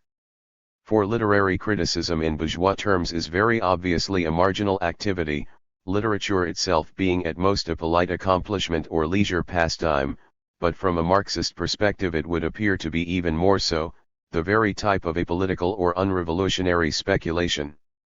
We have already seen part of Jameson's answer to this charge. It derives from an erroneous notion of ideology and the superstructure, and thus from a failure to perceive the cultural sphere as an arena of class struggle and revolutionary conflict. Jameson's view of narrative completes his response, Since history comes to us encoded in narrative form, the literary critic confronting a text is, far from being a marginal figure, the very type of the mind confronting reality, and interpretation is the form of its understanding. The task of Marxist thought is thus not to forswear interpretation, but to rescue it from the denial and repression of history. This is the ground from which Jameson moves to meet the challenge, very powerfully developed in recent years in post-structuralist France, to interpretation itself, and specifically to the charge that the question "what does it mean?" asked about an action, a dream, a poem, must inevitably lead to the impoverishment of some lived experience. Since the anti-interpretive current in French thought has run so strongly in recent years, Jameson might have chosen any number of thinkers as symbolic antagonists. For strategic reasons, those he chooses are Gilles Deleuze and Félix Guattari, the one among the foremost modern interpreters of Nietzsche's thought, the other a psychoanalyst, together the authors of a projected work, Capitalism and Schizophrenia, of which the first volume, The Anti-Oedipus, has so far appeared. It is a passage from the Anti-Oedipus that Jameson allows to summarize the case against interpretation. As the title of the work suggests, Deleuze and Guattari choose Freudian psychoanalysis as the type or model of interpretation as such, interpretation as impoverishment being precisely what happens when the lived complexity of a patient's life is rewritten within the strategically confined limits of the Freudian family romance, here, the Oedipus complex, psychosexual stages, etc., as they are implied by a story about the relations between child and parents, which is then triumphantly produced as the latent or hidden meaning of the patient's experiences. As will be evident even from so compressed an account, any critique of psychoanalysis as such is nearly incidental here. What is being attacked is the numbing reductiveness of all schemes that in this manner seek to limit and thus impoverish a complex reality in the name of interpretation. As a generalized attack on interpretation, Deleuze and Guattari's gains a great deal of force from being directed at Freudian psychoanalysis as a prominent instance of the impoverishment they have in mind. The image of a patient being inveigled into seeing the meaning of a dream, and therefore of the workings of his psyche and the structure of his experience, contains a poignancy that does no harm to their case. As Jameson makes clear, though, it is the abstract model of interpretation visible behind Freudian practice that gives the attack its real force, is not interpretation, as an answer to the question "what does it mean?" always and inevitably the rewriting of some complex reality in terms of a master code or master narrative which is then given as the meaning of what is interpreted. And does not this rewriting, always as reductive as the rewriting of individual experience in terms of the Freudian family romance, always impoverish what it pretends to explain? The threat here to orthodox Marxism, which has always sought to explain the meaning of everything from political events to cultural artifacts by rewriting or allegizing them in terms of Marx's own providential account of history, is abundantly clear. And a still deeper threat is posed by the Nietzschean thrust of Deleuze and Guattari's argument, which perceives in all explanation or interpretation an expression of the Nietzschean will to power, an attempt to dominate, weaken, and ultimately destroy all as yet unconfined reality by confining it within predetermined conceptual limits. In this Deleuze and Guattari are at one with Michel Foucault and the Nouveau Philosophes, who see in Marxism a prime example of an intellectual, or interpretive, system that inevitably transforms itself into an instrument of political and physical domination. From Hegel's absolute spirit, once again, to Stalin's Gulag, in taking on the Anti-Oedipus, Jameson is taking on, in the guise of a generalized attack on interpretation, some of the most formidable contemporary opposition to Marxist theory. At the same time, there is a more fundamental sense in which Deleuze and Guattari cannot really be attacking interpretation as such, lest they take away the ground on which they stand as they argue. This indeed is the problem of any purely negative program, of which Nietzsche's coruscating anti-system stands as the modern type. If such a program is merely parasitic on the positive system it aims to demolish, its truth is to that extent derivative and itself parasitic. If not, it is not clear on what positive or non-parasitic grounds such a system could stand. An awareness of this problem explains Deleuze and Guattari's insistence that their attack is not on interpretation as such, but on transcendent interpretation, this being a general name for all interpretation that gives the meaning of its object by rewriting some primary reality in terms of a master code or master narrative. Transcendent interpretation is transcendent by virtue, as used to be said in critical theory, of going outside the text to found its significance on some extra-textual set of norms. Against this notion of transcendent interpretation, Deleuze and Guattari counterpose their demand for an immanent interpretation, a mode of analysis that respects the internal norms and values, and the complexity as it is given, of the reality to be interpreted. Jameson does not go into the relation between this demand for immanent interpretation and Deleuze and Guattari's own program, which in the name of the body without organs and an extraordinary Nietzschean vision of the world as flimsy appearances thrown up by a ceaseless material flux opposes Freud's theory of the unconscious with their own purely functional theory. Making only oblique references to the notion of the schizophrenic text as it follows from these Nietzschean doctrines, Jameson meets the demand of the anti-Oedipus for an immanent interpretation on quite different grounds of his own choosing. Though it is in the nature of a sidestep, Jameson's refusal to meet Deleuze and Guattari on their own ground here is not an attempt to dodge the issue of immanent interpretation, it is, rather, a flanking maneuver, undertaken for reasons we shall go into in a moment. Yet as we observe him making the maneuver, it is well to be aware of what issues hang in the balance. The Nietzschean demand for immanence is particularly embarrassing to Marxist criticism precisely because Marxism has strong claims to being the mode of immanent interpretation, analysis which, operating under the sign of history and the social totality, is the very antithesis of transcendent interpretation. A demonstration that traditional Marxism has always been transcendent, then, in the sense that it has produced meaning by allegorizing in terms of the master code provided by Marx, is sufficiently embarrassing. What is positively painful is the further sense in which this takes away from Marxism any claims to an immanent approach to reality. Jameson's flanking maneuver here is to redirect the argument back into the relatively harmless confines of critical theory, that is, of standard debates about literature and literary criticism rather than more obviously political issues, and, beyond that, to focus on critical formalism by making it the test case of all claims to immanent interpretation as such.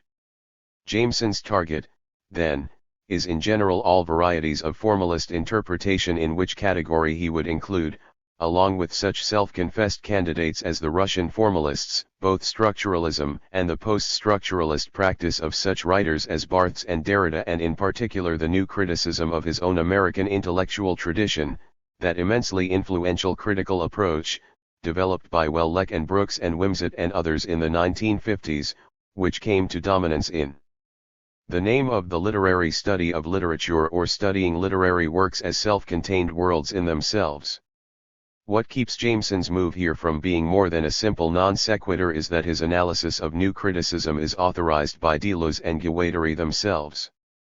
The reasoning goes something like this: 1. If Deleuze and Guattari are right that transcendent interpretation is that which allegorizes in terms of a master code, and, 2. If new criticism, proclaiming itself and widely taken to be an immanent mode of interpretation, allegorizes in this way, then, 3. The very notion of immanent criticism, and of the immanent transcendent opposition on which it is based, may be shown to be a mirage after all. Thus Jameson will at one and the same time answer Deleuze and Guattari and unmask that still influential critical formalism that, in the United States at least, remains a thorn in the side of any political interpretation of literature. There is a tremendous economy of argument at work here. Yet it should not be supposed that Jameson, in shifting the focus of his argument from Deleuze and Guattari to critical formalism, is taking on an easier antagonist. Indeed, the long success of new criticism in blocking the political interpretation of literature in American universities derives directly from its claims to immanent interpretation. The essential claim of the new criticism was that literary comprehension becomes possible only in the moment when all beliefs or doctrines external to the text are suspended and literary works are read exclusively in terms of their own norms and values. Thus, for instance, not only does it make no sense, when we are reading Hamlet, to object that there are no such things as ghosts, but if we persist in such objections, that is, if we genuinely allow our disbelief in ghosts to determine our total view of reality at all times, we close ourselves off from Hamlet as a world obeying its own laws and its own logic. If its own claims to immanence may be taken seriously, it is difficult to see where formalism has gone wrong here. The usual claim of Marxist and other political approaches to literature is that the new criticism went wrong by providing a form of escapism in Jameson's terms, by denying or repressing history. Yet this objection has force only if one is prepared beforehand to accept certain doctrinaire beliefs, as when, for instance, one subscribes to Marx's theory of history, and it is precisely against the doctrinaire that formalism works so powerfully. For it is with religious or political beliefs as it was with the ghost in Hamlet. If as monotheists we object that polytheism is an illusion or falsehood, we cannot read the Iliad or the Odyssey, worlds where the Olympian deities are as real as sun and rain. If as atheists or agnostics we cannot believe in any godhead at all, the Divine Comedy and Paradise Lost become inaccessible. The formalist claim to immanence thus rests on the deeper principle that when we are inside Hamlet we do believe in ghosts, and that when we are inside Paradise Lost we do believe in God and Satan and the angels, and that this always involves an absolute suspension of external systems of belief, especially those that, like Marxism, purport to give an exhaustive and exclusive account of reality. Though he is profoundly sympathetic to the claim that new criticism represented a form of escapism, then, Jameson understands the need to attack it on altogether different grounds. This he does through the assertion that formalism, for all those claims to immanence that have seemed so persuasively to checkmate the objections of any political approach, is really a form of transcendent interpretation in disguise. In the name of a humanism that operates by universalizing the system of bourgeois social relations under capitalism into an idea of humanity existing outside of historical time, that is, formalist criticism simply rewrites literary works in terms of an ethical master code that is a product of its historical moment. What Jameson calls the weak ethical rewritings of the new criticism are then offered as a kind of wisdom about a permanent human condition that does not exist except as a mirage projected by formalism itself. Thus new criticism dwells eternally in an airy castle of its own construction. This is, on the face of it, a surprising charge, not least because the claims of formalist criticism to immanence would seem to deny the sort of allegizing Jameson perceives here. It is no more obvious that the interpretation actually produced by the new criticism is ethical than that it is Freudian or Marxist or whatever. And this remains true when we compare new criticism with critical approaches that are openly ethical in Jameson's sense. Matthew Arnold's The Function of Criticism, for instance, written out of the deep Victorian moral anxiety that would lead Arnold to seek a kind of social salvation in literature, or Levia's The Great Tradition and the Criticism of the Scrutiny Group, which was the direct continuation of Arnold's project. Yet it is not clear that ethical criticism of this sort is interpretation at all, which is doubtless what led Northrop Frye in The Anatomy of Criticism, the summa of the formalist program, to renounce evaluation or taste criticism as the end of literary study. Jameson's response to this objection is subtle and resourceful. We do not see the ethical master code in the name of which new criticism allegized literature, he argues, because we share with that criticism an ideological climate in which it does not look like a doctrine as such.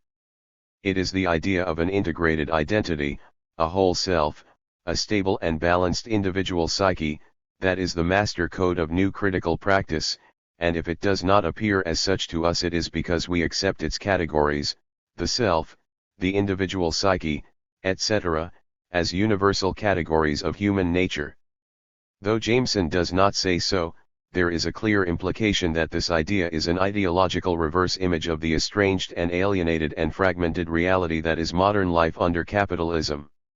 So the claims of formalist criticism to immanence must be rejected on the double grounds that formalism operates through a disguised transcendence and that it is transparently ideological in the old bad sense of perpetuating an oppressive social system.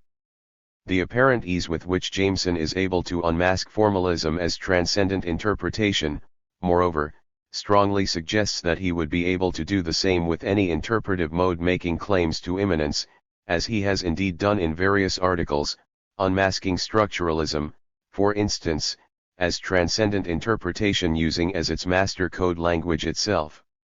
Even as he has seemed to borrow from Deleuze and Guattari an instrument for bringing to light any hidden master code or master narrative, that is, there is the implication that the instrument could as easily be turned against them. Jameson's underlying claim here, which he is content to leave undeveloped, is that the master code of any interpretive method is the ideology it works to perpetuate. Since all methods are ultimately ideological, all interpretation will thus necessarily be transcendent, and immanence as Deleuze and Guattari demanded a mirage. Is the only choice, then, between reductivism and silence. There is no simple escape from the dilemma. The possibility of escape lies, Jameson will argue, not in any attempt to abolish transcendent interpretation as such, but in pursuing interpretation through rising orders of generality in such a way that successive master codes or master narratives are transformed into the steps of an ascent to a view of the social totality. This is the interpretive system, in short, which Jameson means to be the main contribution of the political unconcise, and it is the system that will occupy us in this and the next chapter. For the present, we need only be aware that this is the system by which Jameson will take us in ascending stages from the individual literary work to a view of history and necessity, and that we shall see at each stage that the previous one was merely temporary or provisional. Like Wittgenstein at the end of the Tractatus, that is, telling the reader that all his previous propositions are nonsensical, a ladder that must be kicked away now that the ascent has been made, Jameson rests his theory of interpretation on a certain notion of necessary error that in one sense is very old but in another violates commonsensical notions of error. For common sense tells us that truth provides a vantage point from which we see that error was unnecessary, as, looking at a map after having lost our way to someone's house, we see that we could have eliminated an hour of confused wandering about and come there directly. Yet the alternative view is as old at least as Plato, and particularly evident in those Neoplatonic systems that insist that one must begin from the imperfections of this world to reach the ideality of the other. In Marxist terms, the ascent involves that idea we have already seen Jameson to share with Althusser, namely, the idea of ideology not simply as error but as functional or necessary error. Thus ideology becomes in Jameson's system the means of transcending the merely ideological. Jameson will discover the precursor of his own system of interpretation, in turn, in the unlikeliest of places, in that great system of patristic and medieval exegesis, the aim of which was, as he says, to rewrite the scriptural inheritance of the Jews into a form usable by Gentiles. Here again, as with his earlier historicizing of the Freudian model of interpretation, Jameson's aim is to dispose of the historically determined and merely contingent content of an interpretive system and leave the system itself intact for his own dialectical use. As Aristotle glimpsed behind a wilderness of particular arguments that fixed world of universally valid forms out of which he made syllogistic logic, Jameson is able to glimpse behind systems as widely separated as patristic exegesis and Freudian psychoanalysis forms that, invested with the new content of dialectical interpretation, may be put to powerful use. Since Jameson's account of the medieval system is characteristically compressed, and since it nonetheless contains the most important key to his system of interpretation, we will do well to follow the steps of his analysis closely. The four levels of medieval exegesis, we recall, are the literal, allegorical, moral, and anagogical. They may be represented as follows. Anagogical, mankind, the collective level. Upward arrow. Moral, the individual, the psychological level. Upward arrow. Allegorical, Christ, the interpretive code. Upward arrow. Literal, Israel, actual history. Jameson's points about this system will be, 1. That in the medieval scheme each level generates the next as a new or further level of meaning, and, 2. That it does so through allegory conceived as ideological investment, in Althusser's sense of ideology as the ways in which men imagine their relationship to the transpersonal categories of society and history. At the literal level, then, we have what appears to be merely a historical record, the story of the Jews in their kingdoms and their wanderings, the record of a Semitic people moving within the narrow limits of time and geography through various vicissitudes as a national or tribal group. The complex reality that stands here to be impoverished, as Deleuze and Guattari have it, by any attempt to allegorise it in terms of a master narrative is of course not the Old Testament itself but the historical referent, the actual historical experience, to which the Old Testament corresponds as document or record. The way in which this record generates another level of meaning, however, is clear enough. In the Old Testament, history is God's book, and actual historical events are already symbolic, already available as types or figures of some truth lying beyond their own literal status as mere occurrences or events. If we have the objections of Deleuze and Guattari in mind, however, it is the next level, the allegorical, that very obviously contains the threat of impoverishment, for this is the level at which the events of Christ's life as recounted in the Gospels are taken to supply the meaning of events in the Old Testament. Thus, to take the standard exegetical example cited by Jameson, Christ's redemption of mankind in the New Testament is taken to fulfill the promise implicit in God's deliverance of his people out of Egypt in the Old, the Egyptian bondage of Israel being a type or prefiguration of the bondage to sin from which the sacrifice of Christ delivered mankind. All the requirements Deleuze and Guattari had in mind seem to be met here. The life of Christ is obviously being used as a master narrative in their sense, and the multitudinous events of Old Testament history are being reduced to events in the life of one individual. Is the medieval allegorical level, then, inevitably an impoverishment of the literal or historical level? Obviously not. As Jameson observes, allegory is an impoverishment only when it insists on a one-to-one equivalence between interpretation and text, as when the Greeks, embarrassed in their rational stage by Homer's polytheism, reinterpreted the quarrels of the Homeric gods as conflicts between abstract vices and virtues. What Deleuze and Guattari have not seen is that interpretation reduces or impoverishes only when it operates in the name of some false or limiting category, as Freudian psychoanalysis impoverishes by allegorizing lived experience in the name of the individual psyche. The allegorical level of medieval exegesis does not impoverish in this way because the individual to whose life story it reduces Old Testament history is not an individual in the ordinary sense but Christ, God himself become man and, as God, containing mankind within himself. Thus the allegorical level does not indeed, cannot stop with itself but immediately generates a third level of meaning. It is the third, or moral, level of interpretation, then, that impoverishment or reductiveness seems most clearly to threaten, for this is the level at which everything is reformulated in terms of the ordinary individual. To pursue the example we have chosen, it is here that the story of Christ's death and resurrection is reinterpreted on the psychological level as the individual's bondage to sin and his or her release through Christ's sacrifice into a world of grace and redemption. Yet here, once again, there can be no real reduction to the individual, for in his relation to Christ the individual represents mankind as a whole, is within himself or herself that entire humanity for whose sake, rather than for the sake of the sinner or that, Christ died upon the cross. So again interpretation cannot stop short at this level, but generates yet another level of meaning to which it must then ascend. Interpretation does cease at this fourth, or anagogic, level, at which the story of the individual is reinterpreted as the collective story of mankind in history, born in bondage to original sin, saved by Christ's sacrifice, and reborn, delivered out of Egypt in a transcendent sense, into that divine and eternal order that will come into existence at the end of the world. The essential point is that interpretation may cease at this level because interpretation is something mankind has need of only inside history, in that imperfect world where the mind sees as through a glass darkly, and that with the abolition of history as such that apocalypse just glimpsed at this last level interpretation as a human activity becomes needless.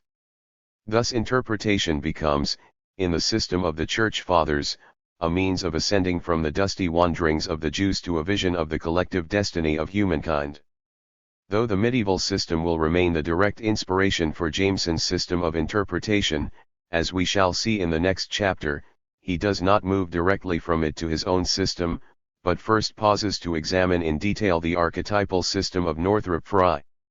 The greatness of Fry as a modern critic, in Jameson's eyes, is that in an era of formal analysis he has refused to neglect the social and historical dimension of literature, to the point that his criticism may be read as a meditation on the destiny of the human community. Indeed, as Jameson points out, Fry may be viewed as having reinvented in modern terms the medieval system of exegesis, and thus as having embodied in his criticism the virtues of religious thought as, in the somewhat heretical terms that Jameson, with the courage of an unorthodox Marxism, takes from Durkheim, the space in which the community thinks through its destiny. Jameson's discussion of Fry is detailed and acute, but enough has been said about the central issues involved to warrant a compressed summary here. In essence, says Jameson, what Fry has done is reinvent the four levels of medieval exegesis, but in such a way as to reverse the last two levels in their relation to each other so as to short-circuit the meditation on collective destiny he has begun. Fry's third level, that is, becomes in his system the level of collective destiny, and his fourth a level of purely individual revelation. Thus Fry becomes, because of the ideological limitations imposed on him, an unwitting promulgator of that ideology of desire of which one heard so much during the countercultural years of the 1960s, an ideology of merely personal or individual ecstasy in place of that collective transformation of social reality which is the apocalypse of Marxist thought. The specific way in which this comes about can be briefly sketched. As every reader of Fry's Anatomy of Criticism will recall, the same scheme is presented even more attractively and accessibly in The Educated Imagination, in which Fry outlines his system for a general public. His third level or phase of interpretation is the archetypal, at which we encounter the city, the garden, the sheepfold, and so on as permanent forms or archetypes of the imagination. How they come to function this way is explained in Fry's larger system, in which human desire is seen as the driving energy or force in human civilization, and civilization itself as the world men create out of nature as an alien environment. Literature, with its ideal cities and gardens, is in this context the imaginative expression of the goal of work, work being the means through which nature is transformed into civilization. Fry's fourth and final level or phase, then, becomes the anagogic, but this is not that anagogical level at which medieval exegesis read the outlines of the collective story of mankind. The anagogic is for Fry the level at which the imagination outstrips the forms of its desire, the gardens and cities and sheepfolds of the third level, and comes to perceive the entire universe as something contained within the mind of man. The origins of Fry's system in his first great critical book on Blake's poetry are overpoweringly evident here, and Jameson is right to stress the sense in which this is a vision of the universe as the throbbing libidinal body of some apocalyptic Blakean man, a recontainment of the collective energies of mankind within the limits of some merely personal ecstasy.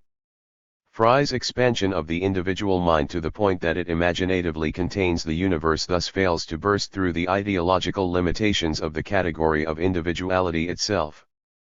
Fry's recontainment of potentially revolutionary collective energies, then, those volcanic energies that when they have long enough been bottled up by social and political oppression will erupt to transform the world, is due to his own repression of history, his need to confine for the time being within conceptual boundaries what will not, when the time comes, be subject to confinement on any terms whatever. Fry's genius was to see that interpretation that is to escape the objections raised by Deleuze and Guattari, the Nietzschean charge of reductiveness and impoverishment, must ascend beyond mere local allegory to a larger vision of human community. His failure, inevitable given his ideological situation, was a failure of nerve. The only mode of criticism exempt from ideological limitation, as Jameson means to demonstrate, and thus not threatened by a similar failure of nerve, is Marxist interpretation. 6. The political unconscious. Jameson's doctrine of the political unconscious is not, it should be evident by now, a loose or impressionistic attempt to adapt Freudian psychoanalytic theory to the demands of political analysis. What Jameson means by the unconscious, or by the collective denial or repression of underlying historical contradictions by human societies, is perfectly rigorous. Indeed, it is in one sense the point of Jameson's historicizing of Freudian theory to demonstrate that Freud himself discovered the political unconscious but, imprisoned through ideological circumstance within such illusory categories as personal identity, the individual psyche, and the like, was in no position to understand the consequences of his discovery.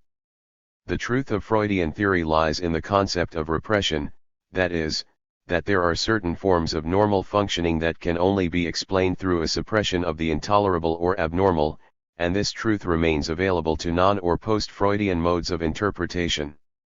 Jameson's system might seem to be vulnerable to a charge of looseness or vagueness, too, insofar as it invokes the notion of a collective consciousness which, in its repression of history, might appear to have the mythopoeic overtones of some inverted Jungianism. Yet here Jameson draws great strength and precision from that body of structuralist thinking that in recent years has demonstrated that the notion of individual consciousness is incoherent except as it is already taken to imply some idea of a collective consciousness or total social system, much as sentence is incoherent except as we understand it already to presuppose a language or total system of linguistic rules. A baby raised in isolation, we understand, would not be a human being, and an adult going to a desert island takes his society with him. When Aristotle described man as a social animal, he had already glimpsed a certain constitutive relation between social systems and their individual units. Jameson's only further point as a Marxist is that separation or individuality at the level of consciousness itself is a symptom of estrangement from the life of the collectivity. Given the same background in structuralist thinking, too, Jameson's notion of narrative as the specific mechanism through which the collective consciousness represses historical contradictions is both rigorous and precise. For what I have called the narratological claim behind Jameson's treatment of actual narratives, the idea that narrative as an epistemological category is the contentless form of our most basic experience of reality, inescapably ascribes to narrative a collective function. To imagine a story, if we may paraphrase Wittgenstein as Jameson invokes him at one point, is to imagine the society within which it is told. Jameson's contribution here rests on the insight that narrative is always a part of the normal functioning of a society, that is, narrative belongs to everyday life as lived on the social surface and at the same time has something abnormal about it as repressing an intolerable reality beneath, the same doubleness that slips, jokes, dreams, etc., had for Freud.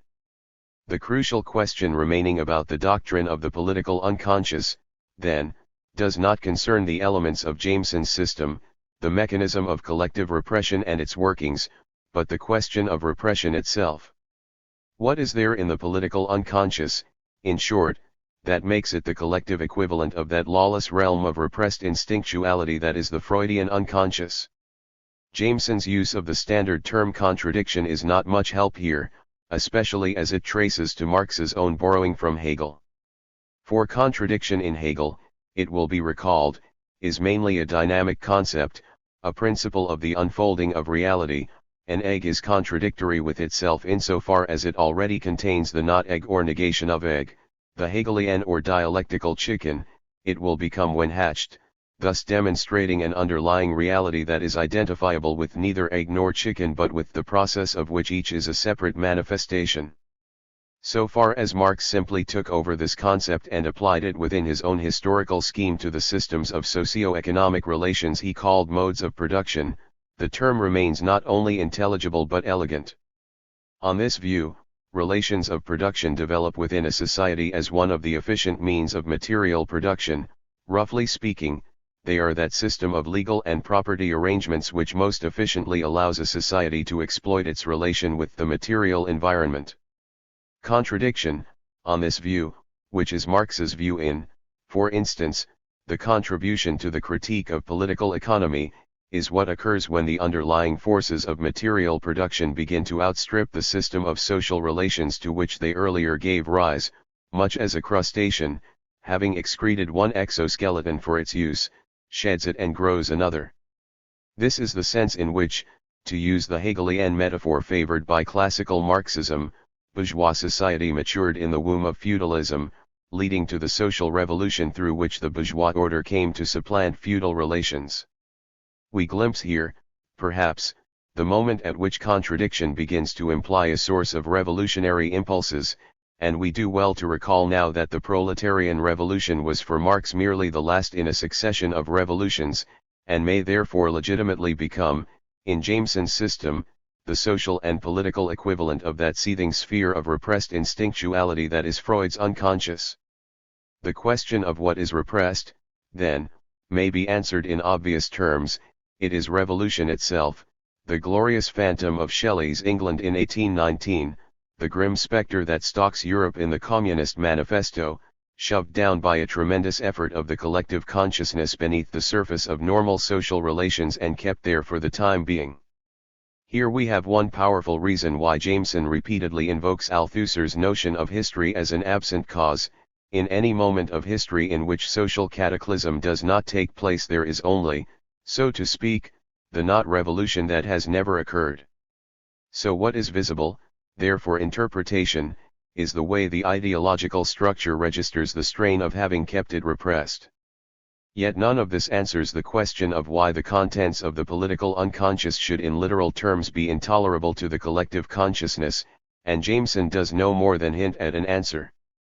There are, I think, two, the first being that, to invoke our own historical moment as an example, the real notion of a proletarian revolution involves not some minor adjustment of social relations but a conflagration of forms, of modes of being, of individuality and experience as such so total as to be literally unimaginable to the bourgeois mind.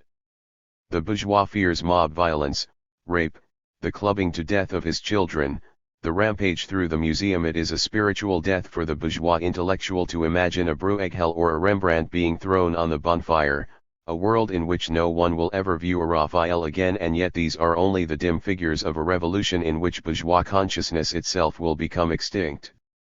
Though the terror exists only for those caught on the wrong side of history, these comprise Jameson's present audience. It is no wonder he treads lightly here. The threat of proletarian revolution as repressed by bourgeois consciousness is the intolerable viewed so to speak from above. The same threat viewed from below brings us closer to Jameson's second reason for regarding the contents of the political unconscious as intolerable. For what appears from this nether perspective is exploitation as psychological hell, what the slave knows, what you would know if I stood over you with a gun every day and forced you to grow food for my table. For Jameson as a Marxist this is not, of course, some dark paranoid fantasy, it is the nightmare of history itself as men and women have always lived it, a nightmare that must be repressed as a condition of psychological survival not only by the master but also by the slave, not only by the bourgeoisie but also by the proletariat.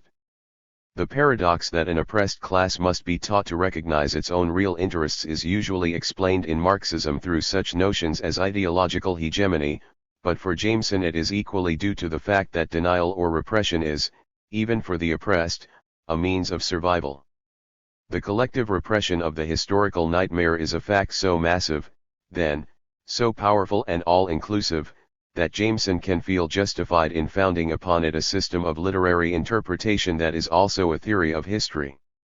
Here too is the justification of Jameson's method of semantic reconstruction, in its affinities with Foucauldian or Nietzschean genealogy, through which he will elicit from the structure of a cultural text that unexpressed subtext or text it cannot acknowledge. For collective repression only gives us, once again, what did not happen, the not revolution whose presence is revealed in the traces of an impinging pressure from beneath on the ideological structures of a society. Like an aerospace engineer reconstructing from isolated bits of twisted metal a story of tremendous pressures of stress and temperature, Jameson reading a novel by Balzac or Conrad is giving an account less of a visible structure than of an absent cause. How, then, does a general insight into the nature of collective repression translate into the actual interpretation of narrative? Though his discussions of particular texts offer the richest and most suggestive answer to this question, Jameson offers as a preliminary methodological parable a moment of anthropological analysis by Claude Lévi-Strauss. The great advantage of the example is that it shows, still within a relatively simple context, how Jameson's method is to work, but it has the further advantage of showing structuralist analysis as deployed by an anthropologist inspired by Marxism, thus at once reflecting Jameson's current indebtedness to structuralist thought and foreshadowing the dynamic or dialectical use to which he will put his similar analyses. Levi Strauss's interest is, as Jameson's will be, in the cultural artifact as the symbolic resolution of a real contradiction, an attempt to resolve on an imaginary level the intolerability of a lived dilemma. The methodological parable Jameson chooses is Levi Strauss's treatment of the facial decorations of the Kituvio Indians, which begins in the discovery of a purely formal or aesthetic contradiction. Kituvio decorations are patterns organized along an axis running obliquely to that of the face, so that if one pictures the facial features as a purely formal pattern organized along a vertical axis, there occurs the clash on which Levi Strauss bases his analysis. Yet what it means to call this tension between two purely visual patterns a contradiction, especially as the analysis is going to end by disclosing an underlying contradiction in the Marxist sense, is never clear, and Jameson's discussion does nothing to make it clearer. The point is a crucial one for Jameson's entire system, since it involves the claim that what Levi Strauss is doing so far is purely immanent analysis, describing the Kituvio decorations in their own formal or visual terms as pattern only. Levi Strauss's predisposition to find a formal or aesthetic contradiction here, that is, may fairly be described as political insofar as he has been told what to look for by a Marxist analysis of history, but much still depends on that contradictions existing in purely objective or structural terms. It must not be, if this truly is immanent analysis, a pattern imposed on the raw visual data by the requirements of Levi Strauss's system. And in rough terms one can see what he has in mind here. If a sailor were to have tattooed on his chest an eagle the visual axis of which ran from one shoulder to the opposing hip, it would be curious. If all the sailors in the fleet did this, they might be seen as constituting a society worthy of anthropological inspection. Yet this does not escape the objection that the sailors or, equally, the Kituvio simply see this as the appropriate way to do tattoos, and that any notion of tension or clash or contradiction merely reflects the different expectations imported by the outside observer. The claim to immanent analysis must rest, in short, on the further claim that aesthetic objects project their own norms. This is the context in which we want to say, objectively speaking, that a landscape painting hung upside down has been hung wrong. When the same principle takes the form of an internal tension between elements, as in the distorted skull of Holbein's The Ambassadors, it thus demands not correction but explanation. The facial decorations of the Kituvio, then, are something like a series of perfectly ordinary landscapes in which everything except one characteristic object, say, oak trees, has been painted right side up.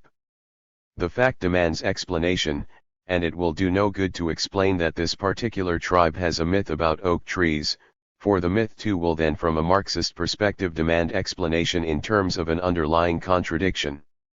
This will be the basis of Jameson's claim that, at the first level of analysis, he respects the integrity of aesthetic form quite as much as any formalist critic. Interpretation that begins in immanent analysis can scarcely be accused of distorting the text to achieve Marxist results.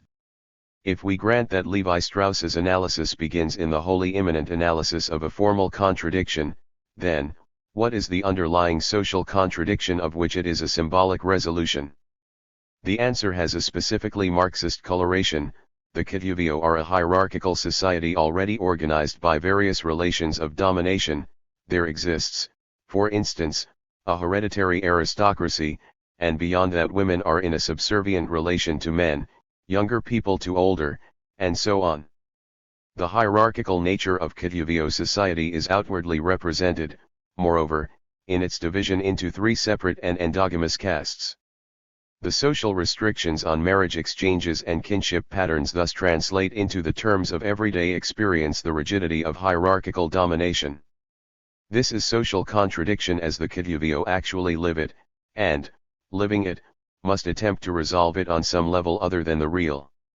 How might the same contradiction be resolved in social terms? Levi Strauss describes by way of example the social structure of the neighboring Guana and Borora, also organized by relations of domination outwardly reflected in caste systems. But here in both cases the castes are divided into moieties among which there is free marital exchange that, appearing to work in an unrestricted and egalitarian way, masks the real relations of domination underlying the social surface. Thus the Guana and Borora achieve at the institutional level an apparent resolution of contradiction, one no less illusory in its way than that of the Kituvio, but capable of draining off intolerable social tensions before they demand a last outlet at the imaginary or symbolic level. Thus it is that Levi Strauss is able to discover in an underlying contradiction the meaning of Kituvio facial decorations. The Kituvio example contains the essence of Jameson's theory and method. Like Levi Strauss, he will always begin by asking of what real contradiction a given text is an imaginary or symbolic resolution, on a principle that remains meaningful whether the text is a pattern of facial decorations, a myth, or a novel produced in industrial Europe. Yet there is not a perfect one-to-one equivalence between Levi Strauss's method and Jameson's, for in the Kituvio example everything needed to make the notion of contradiction intelligible is right to hand. This is, after all, the point of Levi Strauss's description of caste systems, kinship customs, marriage exchanges, and the rest. Jameson's claim, on the other hand, will be that the contradiction occurs at the level of an invisible or underlying subtext which in one sense is not there. This brings us to the most complicated moment in Jameson's theory, one that he presents in terms of Kenneth Burke's prior theory of texts as symbolic acts. For, to employ Burke's own stress-shifting technique, the paradoxical fact is that a text is both a symbolic act and a symbolic act, that is, it is a genuine act in that it tries to do something to the world, and yet it is merely symbolic in the sense that it leaves the world untouched. The ambiguity belongs, of course, not just to texts but to symbolic acts generally.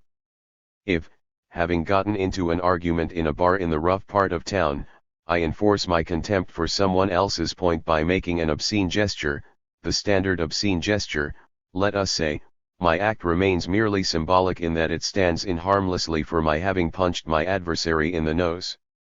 And yet my gesture is a genuine act nonetheless, or there would be no danger, as there palpably is, of getting my own nose punched in return.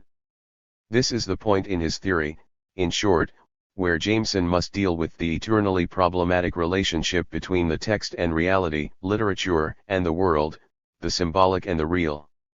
And he is aware as he does so that error lies to either side of a middle course, the pitfall of vulgar Marxism, which so stresses the merely symbolic status of the text that it renders it bodiless, the passive reflection of an underlying brute reality called base or infrastructure, or the pitfall of structuralism, which so stresses the status of the text as act, and of language itself as having power to organize and constitute the world, that all worlds independent of language disappear. Jameson's course between Scylla and Charybdis is to insist that the text does generate its own reality, that is, any reality existing independent of it, but that this reality then is independent or real. The paradox is thus that a text conjures into existence as its subtext a history that cannot be seen directly, but that was nevertheless there all along. The claim is neither as paradoxical nor as perverse as it sounds, and in fact if we trouble ourselves to keep in mind Jameson's Freudian model it becomes unextraordinary. For it is the essence of the Freudian unconscious that it cannot possibly be seen directly, but must be viewed, as in the interpretation of dreams, by way of inference from whatever is visible or analyzable. The unconscious is not there, so to speak, precisely because the dream was successful in keeping it out of sight. For Jameson, the same insight explains the semantic relationship between language and reality. We have a hard time saying what the world is that language is supposed to mean by referring to, and the longer structuralism looks at it the more this world appears to be constituted or created by language itself, and yet we tend to look for it nonetheless. Jameson explains both why it is there and why we cannot see it. It is the unexpressed reality that underlies all social use of language. We may glimpse at this point something like the ultimate rationale for reading literary texts, as Levi Strauss looked at the facial decorations of the Kituvio, with an eye to their grounding in the contradictions of an unexpressed subtext. For the claim will be, as Jameson says, that the text as symbolic act always entertains an active relationship with the real, that it draws the real into its own texture, but that, and this is the crucial point, it does these things in the simultaneous moment of denying the real.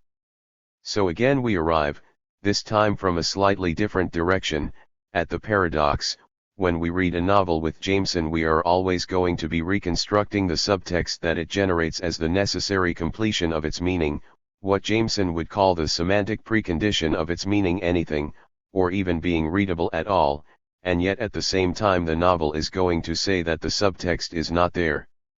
As Jameson's invocation of Levi Strauss and his repeated description of 19th-century fiction as the pensée savage of the bourgeoisie demonstrate, it is examples from magic and ritual that make things clearest here. Suppose, for instance, that we were to see an old peasant woman leave on her doorstep every night a dish of milk, and suppose we know too that she believes no natural creatures, cats, children, etc., to be abroad after nightfall, so that the act is clearly one of propitiation towards supernatural beings who have the power to do humans harm.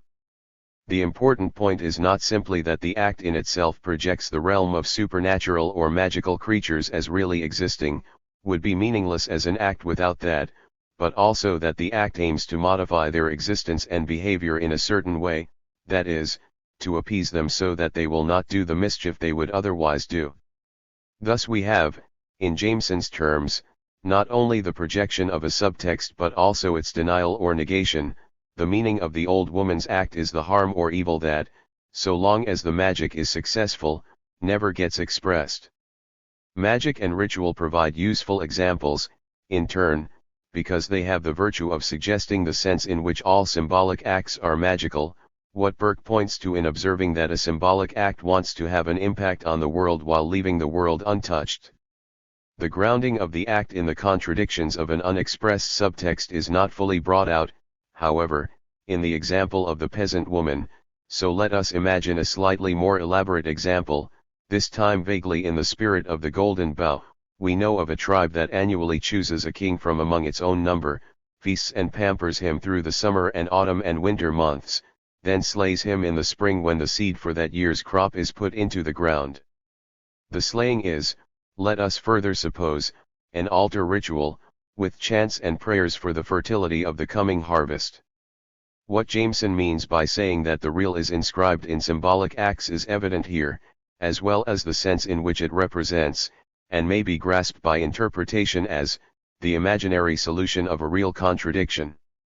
The sacrifice of the king is, obviously enough, ambiguous or paradoxical in Burke's sense. On the one hand it is a merely symbolic act. We know the amount of moisture in and the fertility of the soil, for example, are not going to be affected, as they would, say, by the genuine acts of irrigating the fields or manuring the ground, and yet on the other we are compelled to recognize it as an act. It is unintelligible except as an attempt designed to have an impact or work a change upon the world.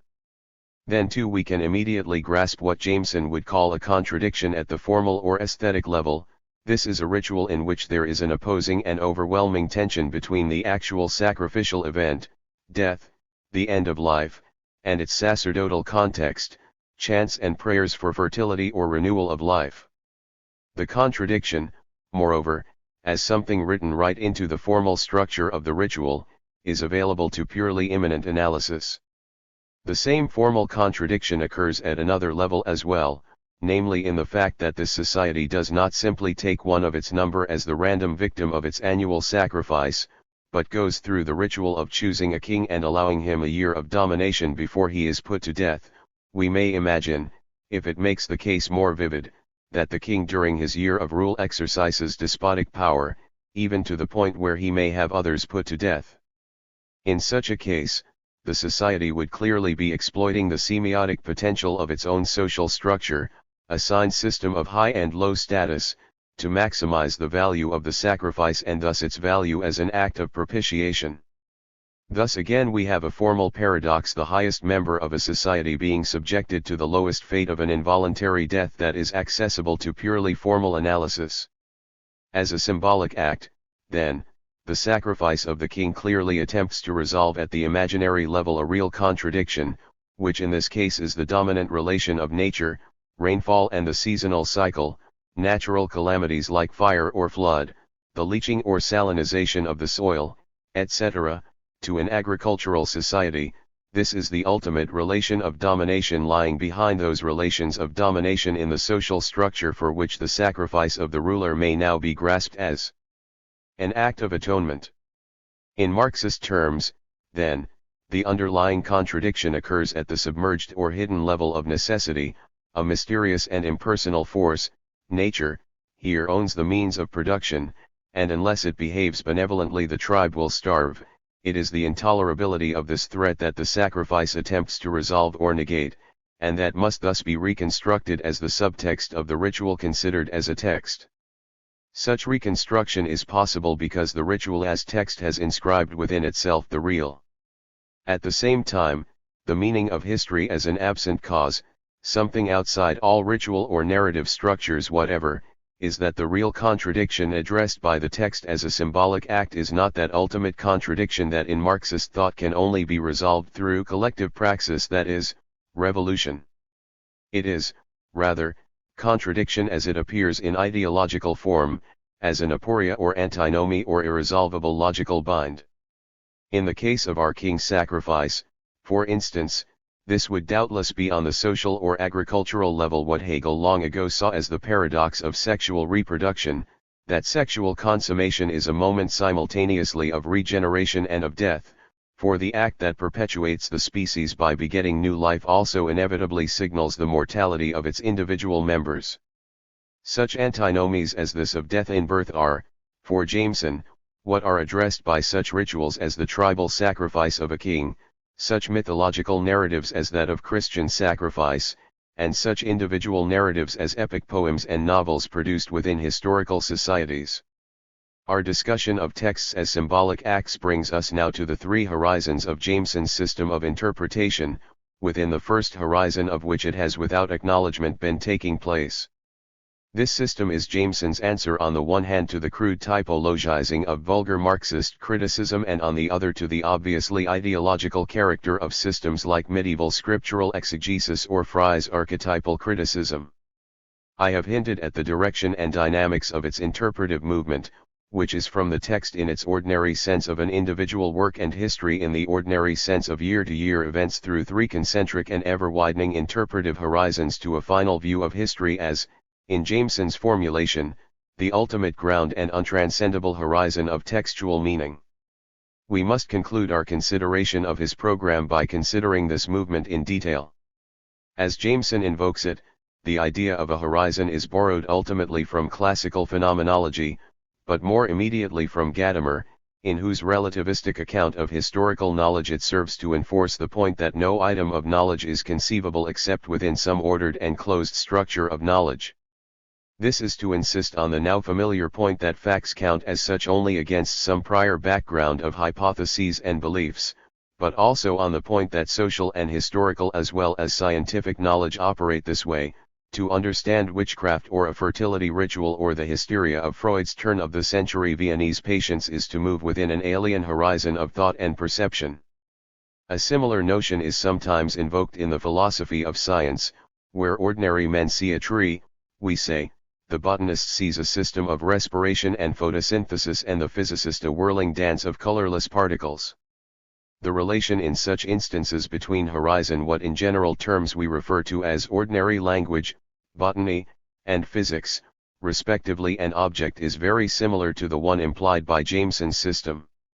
Let us suppose, then, that we have read a Balzac novel as a symbolic act resolving in imaginary terms some underlying contradiction. At this first level, our horizon is what ordinary criticism would call the historical context of the novel, Europe after the failure of the French and the Napoleonic revolutions, an emergent industrial economy, the social dominance of the new bourgeoisie, etc. The purely passive sense in which they reflect a complex historical background explains, for instance, Marx's own fascination with Balzac's novels, and Jameson's analysis within this first horizon would seem almost formalistic and therefore non-Marxist except for one thing. As we know, his formal analysis will not be mere explication de text but an attempt to locate aesthetic contradiction as disclosing the presence of an underlying social contradiction. The same social contradiction will then be pursued within the next two horizons of the system. When he has located the contradiction evident within this first horizon, Jameson passes over into the second, which is the social order conceived in the broadest sense. Conceiving it in this way involves, in particular, envisioning the social order as something always constituted by a class struggle between a dominant and a laboring class. It is the controlling antagonism between these two classes that both organizes the social structure and assigns places on the social spectrum to such class fractions, the petty bourgeoisie, for example, as do not participate directly in the struggle. Further, Jameson's system demands that we reconceive the social order at the cultural level in the form of a dialogue between antagonistic class discourses, which now become the categories within which a Marxist interpretation will rewrite individual texts. The notion of a discourse here draws in general terms on structuralism and in particular upon Foucault. Jameson's contribution is to resituate the concept within the Marxian context of class struggle. Yet Jameson's second horizon is not defined so much by the simple idea of an antagonistic dialogue between class discourses as by the fact that this dialogue is always made possible by what he calls the unity of a shared code. The example Jameson offers, on which I shall expand in a moment, is that of the English Civil War, where the antagonistic dialogue between a hegemonic Anglicanism and a suppressed Puritanism shattered into a vast and discordant heterogeneity of militant sex independents, levelers, Fifth Monarchy men, etc., each of which defined its political relation to all the others in the religious terms of prophecy, biblical interpretation, radical theology, and the like. This is what Jameson means when he says that in England in the 1640s religion operated as the shared code within which was out the antagonism between opposing discourses. The English Civil War illustrates as well several of the key concepts on which Jameson's system is drawing at this point. His description of Anglicanism as a hegemonic theology, for instance, is on one level simply a shorthand reference to Gramsci's theory of ideological hegemony, that is, that a ruling class establishes dominance not only by controlling the legal system, the prisons, and so on, but also by establishing a climate of thought in which the oppressed classes perpetuate their own oppression by learning the values of their masters. Yet behind Jameson's argument now there also stands the authority of Althusser's more recent theory of ideological state apparatuses, which argues Gramsci's point at the level of non-repressive institutions such as universities, churches, political parties, and the like. A textbook example would be Anglicanism as a hegemonic theology institutionally embodied in the Church of England. At the same time, Anglicanism is not strictly reducible to the Church of England as a social or political institution, which helps clarify what is meant by calling it a discourse. Here, once again, the figure in the immediate background is Foucault, whose general point might be illustrated by considering a modern science like physics as a discourse. What this means, first, is that physics as an abstract order of concepts, rules, problems, etc., has the power to make or constitute people what they are. If I wish to become a physicist, I can do so only by internalizing the system of rules and concepts called physics, and then when I speak as a physicist it is really the same system of rules and concepts speaking through me. Then, second, the discourse of physics has the power to create social and even physical institutions, physics departments, conferences, journals, laboratories, etc., all are generated by physics as an abstract conceptual order. Foucault's interest is in the repressive implications of this power, but the very same notion of a discourse also fits Jameson's idea of an antagonistic class dialogue. Our usual tendency, that is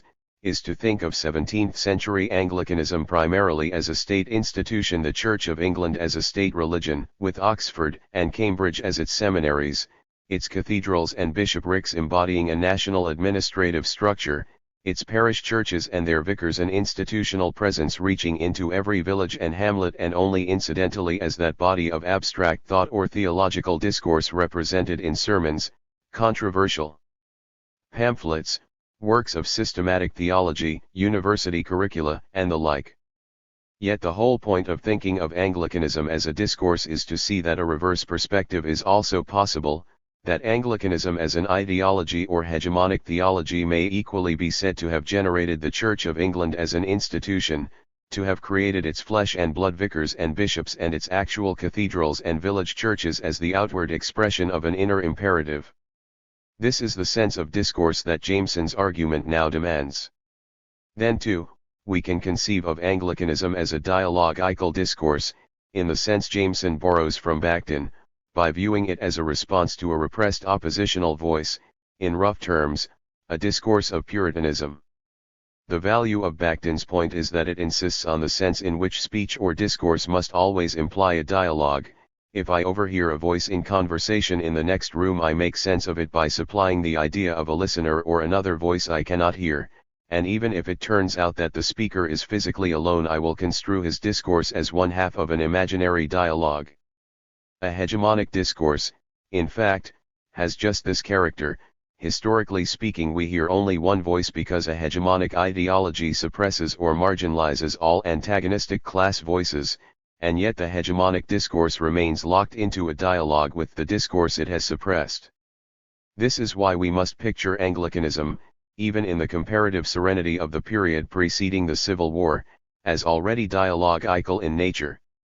The Civil War itself, then, figures as the episode in which the silence imposed on a suppressed Puritan discourse was shattered, when that endlessly complex and dynamic antagonism we organize under the names Anglican and Puritan erupted on the abstract level into the intellectual war of which Milton's great religio-political tracts survive as monumental reminders, on the actual or physical level into bloody civil conflict.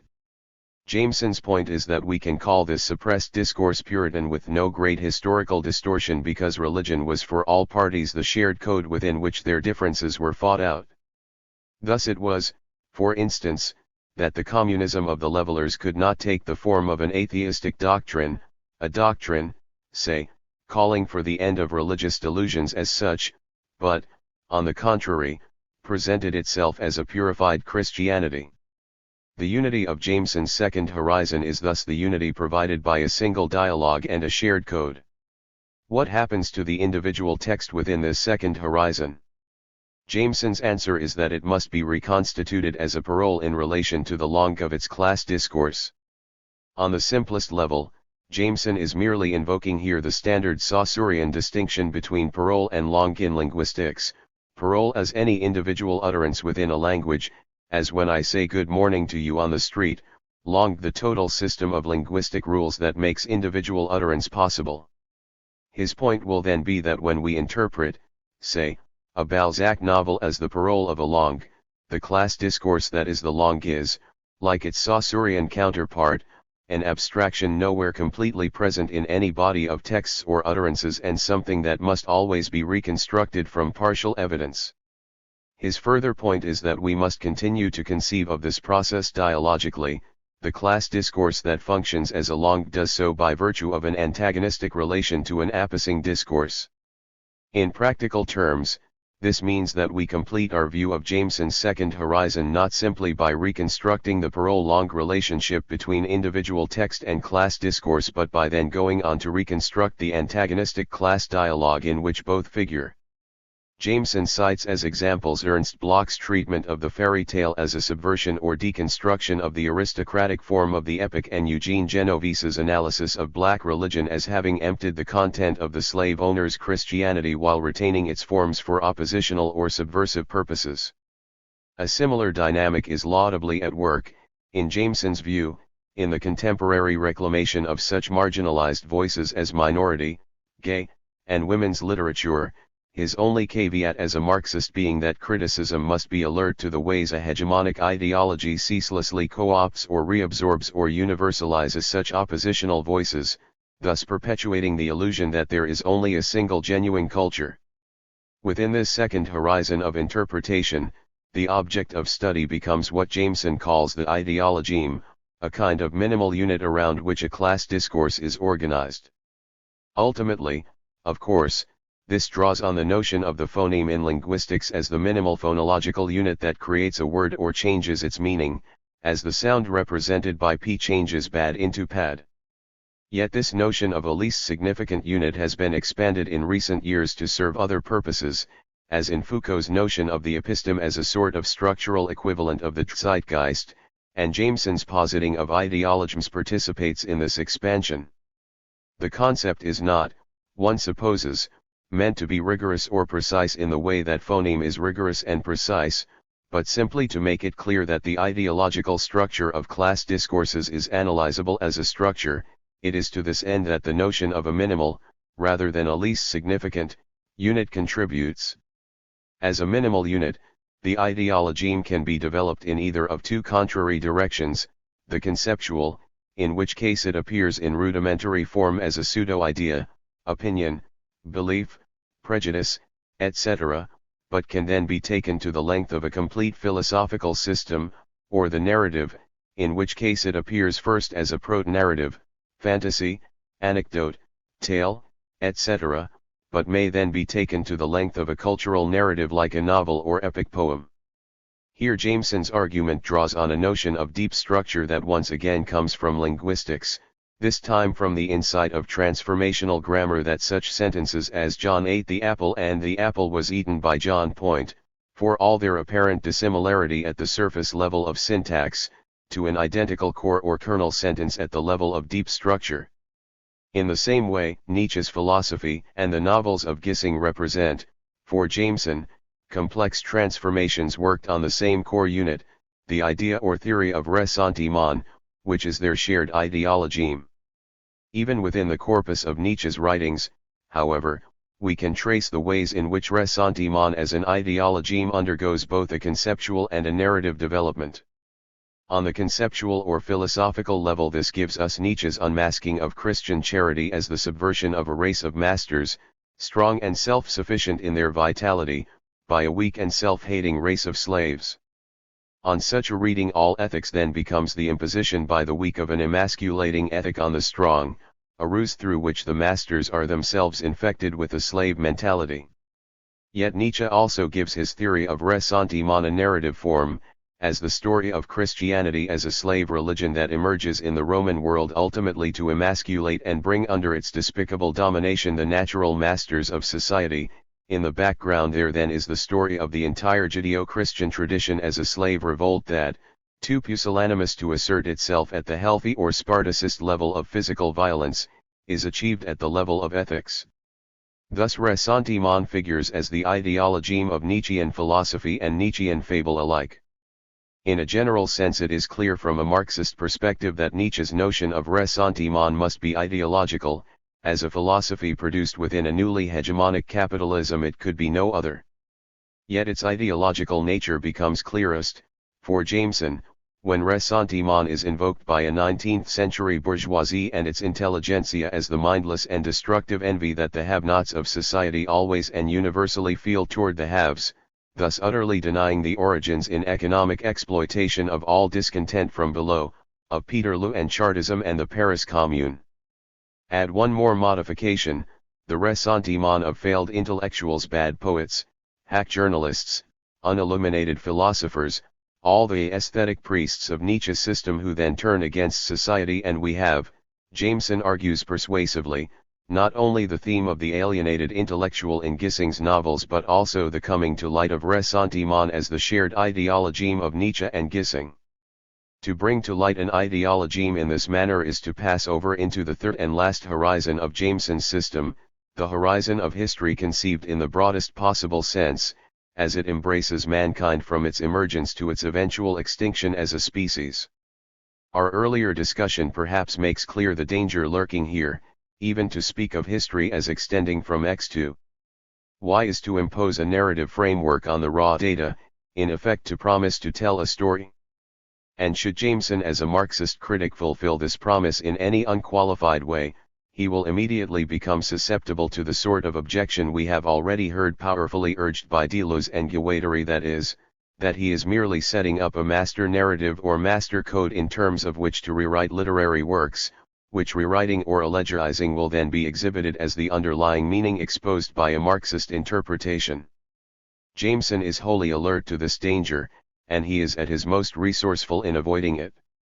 He begins by confronting the concept that most directly leads to the error castigated by Deleuze and Guattari, the notion of a mode of production as one of the successive economic stages through which mankind has moved from tribal society to capitalism, and will move, after an intermediate stage of socialism, toward communism proper and the withering away of the state.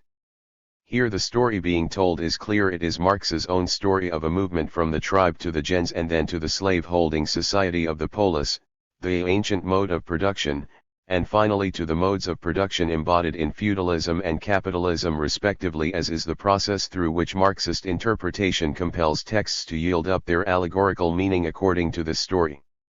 Here, as we have seen, we encounter Caudwell's pigeonholing of literary works and Goldman's homologies and even Lukács's expressive causality everything, in short, to which Althusser objected in the name of overdetermination and history as an absent cause. Given such powerful objections to the standard story of successive modes of production, does the concept retain any value at all? Jameson's answer is yes, and to see why we need only think back to his example of the English Civil War. We have focused so far on the shattering or fragmentation which in the 164 OS broke England into a multitude of warring sects and parties, but what Jameson wants us now to see is that such fragmentation simultaneously implies an underlying social unity. When we hear two people arguing violently, for instance, it is easy to forget that such disagreement is made possible only by a shared language and a common set of assumptions. Should one person speak only Norwegian and the other only Chinese, no argument would be possible in the first place.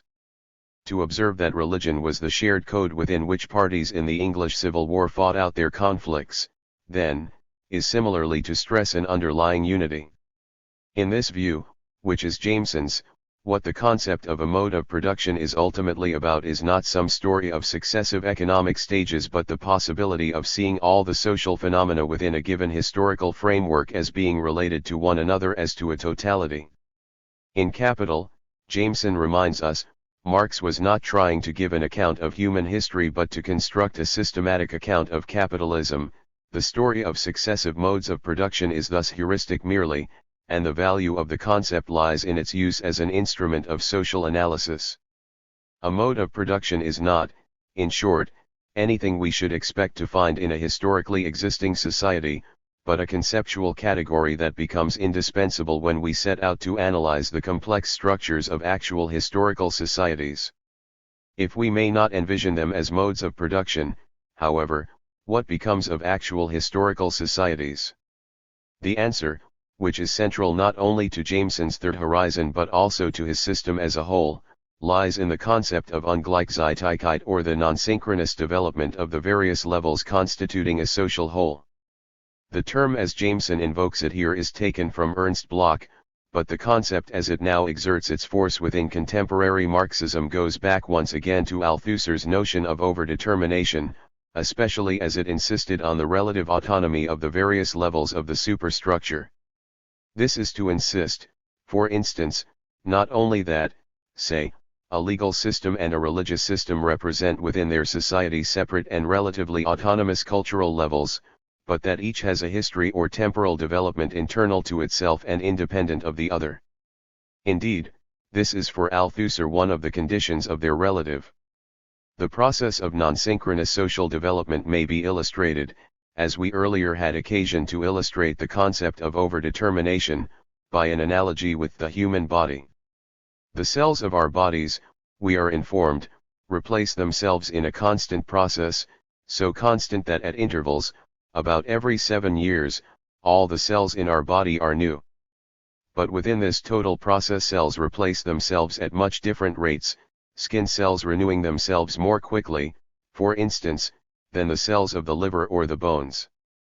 This is the context in which it makes sense to speak of my body's having a history of the liver independent of its history of the skin, although, on the principle of overdetermination, both liver and skin are elements of a total system, every element of which must be operating, heart beating, lungs respiring, kidneys detoxifying, etc. to ensure the simultaneous function of every other. Instead of using so clumsy a phrase as history of the liver, though, one might simply choose to say that liver and skin have in terms of their cellular transformation a non-synchronous development. To describe actual historical societies as they appear in this aspect, Jameson borrows from Nikos Poulantzas a term that has gained wide currency in contemporary Marxism: social formation. To view a society as a social formation is to see it as a complex structure within which various modes of production coexist and interact.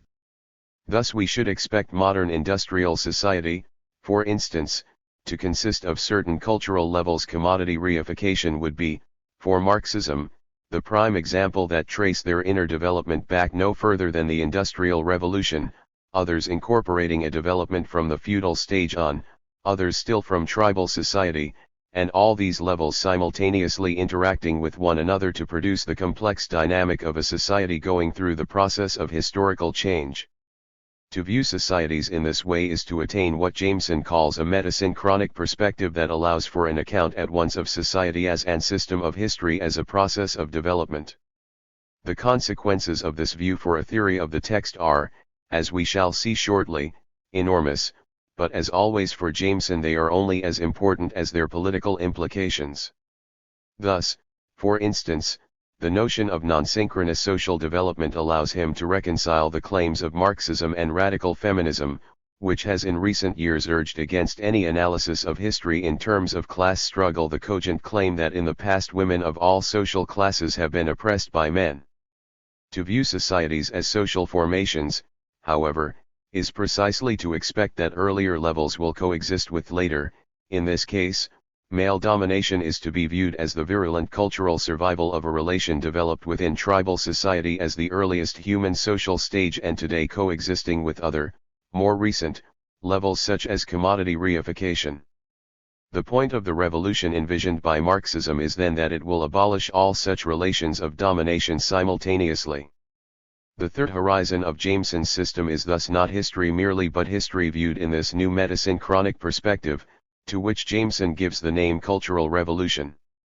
Here a caveat is in order: though cultural revolution was suggested to Jameson by events in China in the late 1960s, and though he obviously considers these associations important to his argument, most readers of his book will be confused if they try to make sense of the term by placing it against its background in recent Chinese experience. It is better, for purposes of understanding Jameson, simply to treat the term as one he has made up to describe his third horizon in this new aspect, with cultural signaling the sense in which a social formation must be grasped as a total structure or system, revolution the sense in which a dynamic of opposing tensions organizes the structure and produces its transformations. The aim of viewing human history under the aspect of cultural revolution, in short, is to preserve the value of Marx's concept of modes of production without being led by it into the error of vulgar typologizing. We must thus retain the notion of history as change or process. The world after all is different now from what it was in the Stone Age, but also recognize that this is no orderly march from one mode of production to the next but a more complex process of change from one social formation to another in which a new dominant emerges but earlier and future strata also coexist. There still are Stone Age societies in our world. Jameson's examples are the Industrial Revolution and the French Revolution, neither of which was a punctual event but both of which marked the more gradual and problematic process of transition in which the social relations of a feudal order gave way to the bourgeois ascendancy under capitalism.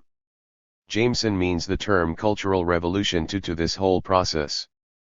At the same time, the fact that we cannot assign a punctual moment to such transitions means that they represent, to use Jameson's own metaphor, the passage to the surface of a structural antagonism or permanent struggle between the various modes of production coexisting within a given social formation. To use the vocabulary now current, the diachronic thus becomes the manifestation in time of the synchronic. Transition simply makes visible a structural antagonism that has been there all along, just as dynamic events like the French Revolution, the stuff of ordinary history, demand explanation in the static terms of structural tension or opposition. In the same way, a geologist might explain an earthquake as the visible effect of a system or structure of stresses among faults, folds, and the like. So cultural revolution is meant to subsume the diachronic and the synchronic, and to posit history as the vast and unamiable horizon about which we use these limited and reductive means of talking. In a certain sense, the horizon of cultural revolution implies in Jameson's system the end of literary interpretation as such, for this third and last horizon is not just another context within which literary works are to be read, it is, as Jameson puts it, the context within which they know intelligibility. This sounds, on the face of it, like a grandiose claim. Does he mean to assert that outside this third horizon a Shakespeare sonnet or a Balzac novel would suddenly turn into meaningless black marks on the page? The answer is that he does, but that the claim is nowhere as grandiose as it sounds, for what Jameson wants us to do is look beyond the local confrontation between reader and text to the common linguistic and cultural codes that make both text and reading a possibility. This is an idea that structuralism has made familiar enough in recent years, and Jameson's claim amounts, really, to nothing more radical than redefining it in terms of class struggle and cultural revolution. On this view, then, the ultimate context of reading, of the rudimentary act of transforming marks on a page into coherent meanings, is the grand vision of society as structurally coexisting modes of production in antagonistic relation to one another, some left over from earlier stages and dependent now on a new structural dominant for us, the capitalist market system and its cultural emanations, others anticipating a new or emergent social order for which they have not yet generated space. Jameson's claim is thus on one unextraordinary level that the context of reading or intelligibility is society itself, on an immensely more suggestive level that society must however be seen as a dynamic, heterogeneous system of mutually antagonistic cultural levels. Thus it is that the literary work, what Jameson, making a point, will usually call the cultural text, mirrors the system and its internal antagonisms. Once again, this is a theory of the text made familiar in recent years by structuralism and post-structuralism, from which we have gotten the notion of literary works as being composed of heterogeneous orders of discourse, each of which may subvert the values, logic, and mimetic claims of the others. Jameson's object is thus to move beyond and subsume such textual theories, and by implication to subsume post-structuralism itself, by showing that no theory of textual heterogeneity is wholly intelligible except as it projects and completes itself in a notion of social or cultural heterogeneity outside the text. Thus the heterogeneous text of post-structuralism becomes, within Jameson's third horizon, an object crisscrossed and intersected by separate sign systems that are themselves cultural manifestations or traces of various structurally coexisting modes of production. Thus post-structuralist theory is recontained within an expanded Marxism.